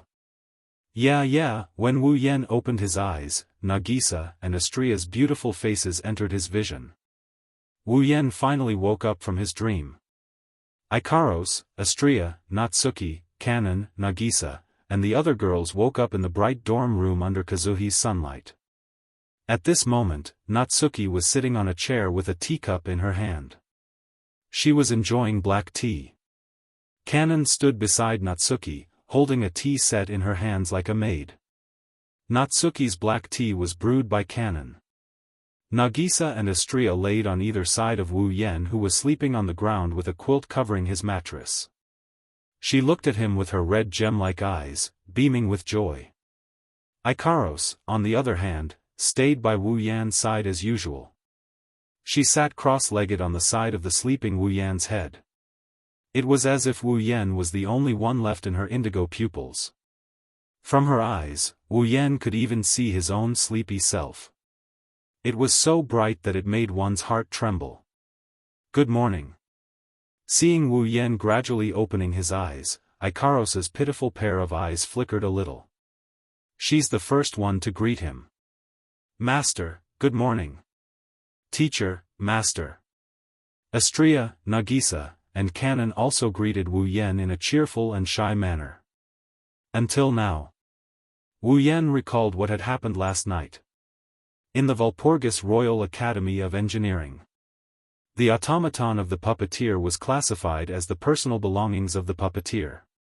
Therefore, the Walpurgis Wangli Robotics Academy would not provide another residence for the automaton of the puppeteer to live in. The puppeteer would either shut down the operation of his automaton and place the dormant automaton in a facility of the Walpurgis Wangli Robotics Academy that was dedicated to the safekeeping of robotics. Either.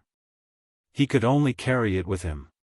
In other words, last night, Wu Yan's group of 6 stayed in the same dormitory. Or rather, even if he became an official student of the Walpurgis Royal Tactical Academy, Wu Yan would still have to stay in the same dorm with the group of girls. That's a lot of trouble, after all. There were 6 of them here. No matter how big the dorm was, it was only a temporary dorm for normal guests. It would be difficult to fit 6 people. Fortunately, Ikaros and Astria were omnipotent angels. They didn't need to sleep. Natsuki, Kanon, and Nagisa were able to sleep comfortably on the large bed that could easily fit 3 people. As for Wu Yan, he had to sleep on the floor. As usual, you can't do anything about waking up early. Natsuki's expressionless face showed a hint of annoyance. Can someone like you really be a good student? I don't know if I can be a good student, but I can't avoid being late in the morning. Wu Yan yawned and sat up. He rubbed his eyes. Seriously, why can't you be late in the morning? What are you talking about? Nagisa stood up with her hands on her hips. She looked down at Wu Yan, who is still sitting on the ground. Isn't it because it's morning that you should be more energetic? Well, I'm not the only one who's tired. Wu Yan yawned again and pointed to the side. Look at Astria, she's tired as well. I'm hungry, master. Astria rubbed her flat tummy and whimpered while shaking her head. I'm hungry. I'm hungry, I know, I know. Wu Yan smiled bitterly and stood up. Then, let's go eat. Yes, master. Walpurgis Royal Mechanical Academy, Main Street. At this time, the main street was completely bustling with activity. One by one, students wearing uniforms and carrying automatons walked out of the dormitories in an endless stream, filling up the entire main street. Not long after, it was time for class. Most of the students went to the student cafeteria in the middle of the main street. It's the only cafeteria in the academy. Other than this cafeteria, the only other cafeteria that serves food is the dorm downstairs. However, the food served in the cafeteria is fixed every day. Almost everyone eats the same dishes. Students with more money would avoid the dorm cafeteria and eat at the student cafeteria. However, it just so happened that most of the students in the Walpurgis Royal Tactical Academy were people who came from influential forces with high status. Otherwise, they wouldn't have been able to afford such an expensive tuition fee. Most of the students would abandon the dorm cafeteria and eat at the student cafeteria. Under such circumstances, coupled with the fact that classes were about to begin, all the students on the main street gathered together and walked in one direction. It was as if a school sports meet was being held, and the scene was so lively that it was enough to scare people. On such a crowded street, many people's gazes were gathered in one direction at a certain time. Wu Yan was leading a group of girls to the student cafeteria. That pink-haired girl is so pretty. The blonde one is pretty too. And that girl with short silver hair. She looks like a saintess. The long black hair and the ponytail are cute too. I've never seen them before. Are they freshmen? Speaking of which, who's that annoying guy walking with those pretty girls? Whispers echoed in the air and entered the ears of Wu Yan and the others. Wu Yan led the group of girls, and under the envious gazes of the onlookers, they followed the flow of the crowd and moved forward. Not long after, a grayish-white building appeared in front of them. One of the walls was made of glass windows. It was a building the size of an auditorium. It was the size of 2 soccer fields. Stone pillars were arranged in an orderly manner, connecting the ground to the ceiling that was at least 10 to 20 meters high. It was more than enough to accommodate the flow of students. There were glass windows on the ceiling, allowing light to shine in. The cafeteria was very bright. Rows of white round tables were neatly arranged in the bright and spacious cafeteria. It was a spectacular sight. The cafeteria was filled with the fragrance of food. At the front of the cafeteria, there was a large amount of food on metal plates and containers. There was meat, fish, bread, salads, and everything else. The students who came to the cafeteria were lined up in rows. They kept moving forward until they reached the front of the food and placed it on their empty plates. It seemed that in this cafeteria, the students had to choose their favorite dishes by themselves. There was no waiter to serve them.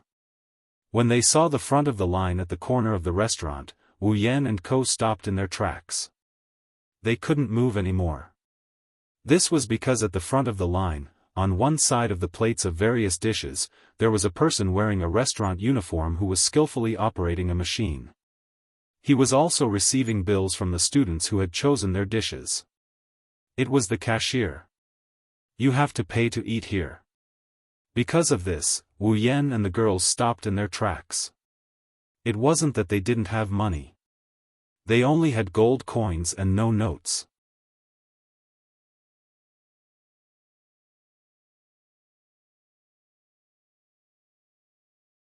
Chapter 1575.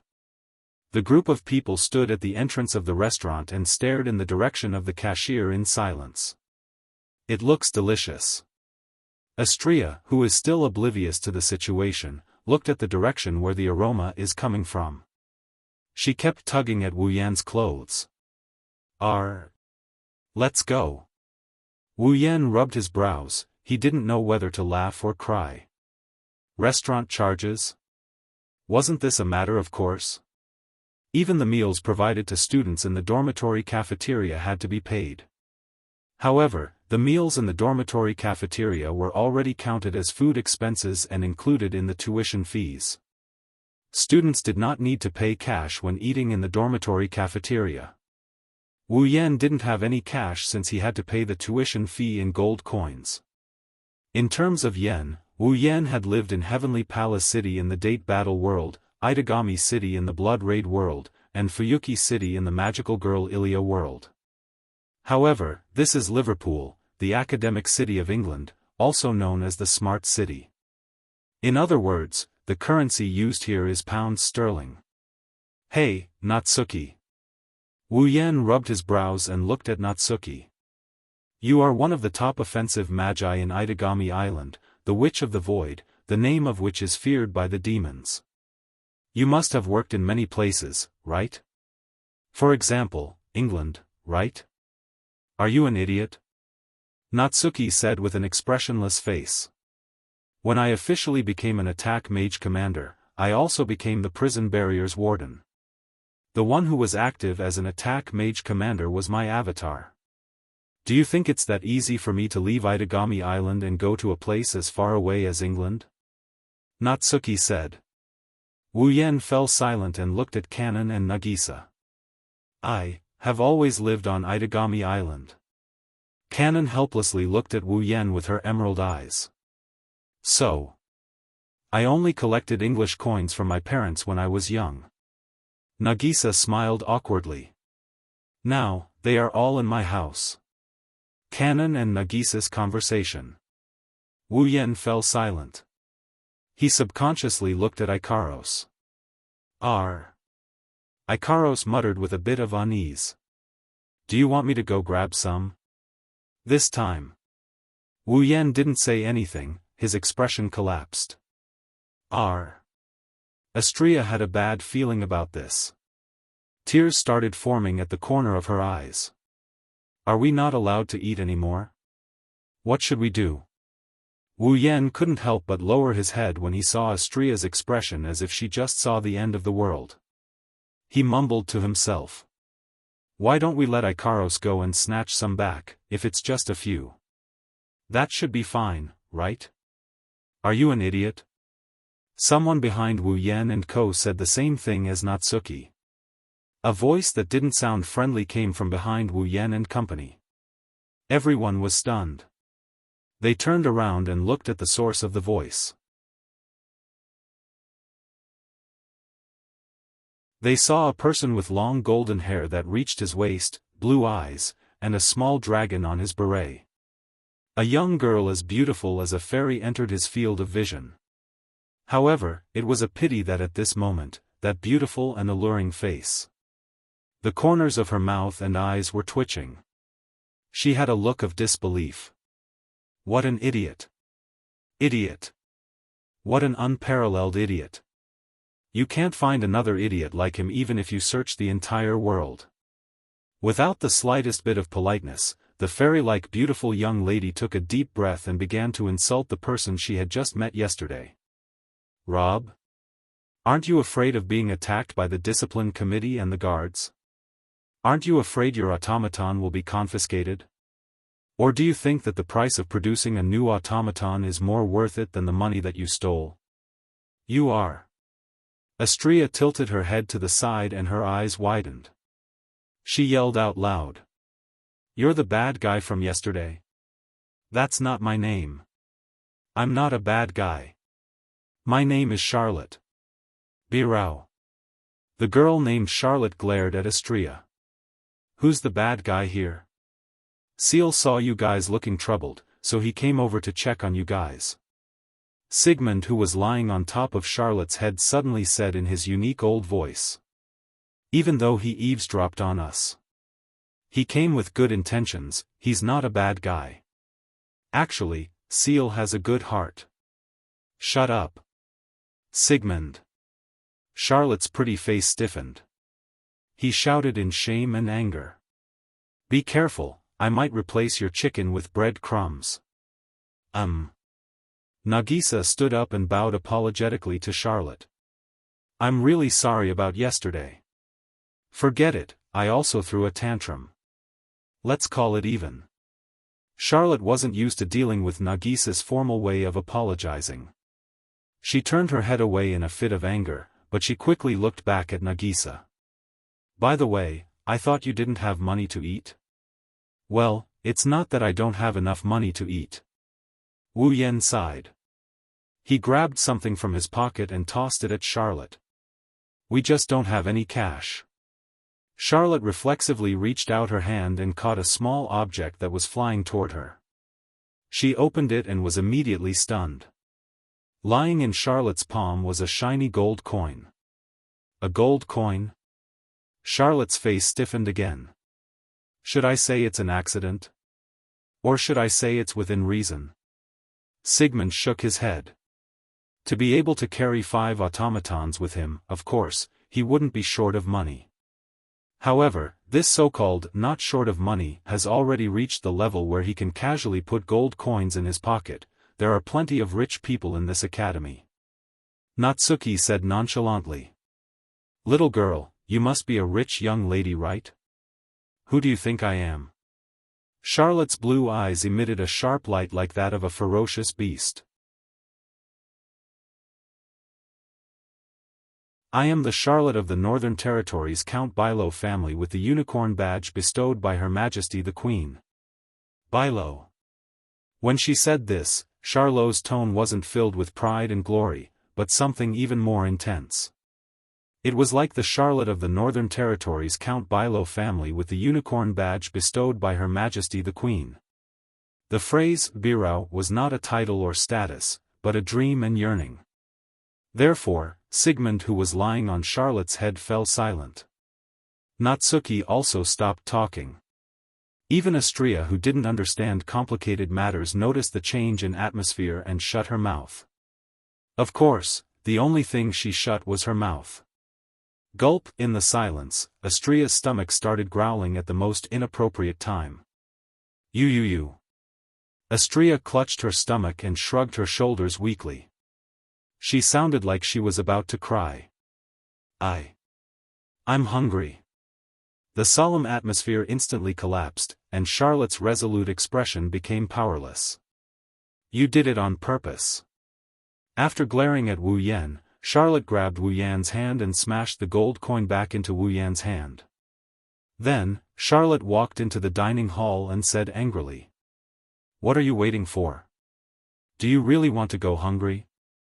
I don't want to. Astria yelled out without hesitation. She then looked at Wu Yan with a pitiful expression. Astria-chan. Nagisa and Kanon looked at each other helplessly. You. Wu Yan shook his head. He didn't know whether to laugh or cry. Then let's follow her. Yay! It's time to eat. Astria smiled brightly and chased after Charlotte. Charlotte? Bilo. I was wrong. You're a good person. Who's a good person? You're a bad person. Huh? Am I not? That's right. I am a bad person. Everyone looked at each other helplessly when they saw Astria hopping around beside Charlotte and Charlotte giving up on herself. They couldn't do anything about it. You're tuning into the Unparalleled SwordWill YouTube channel. Don't forget to subscribe and join us on this journey to catch the most captivating stories.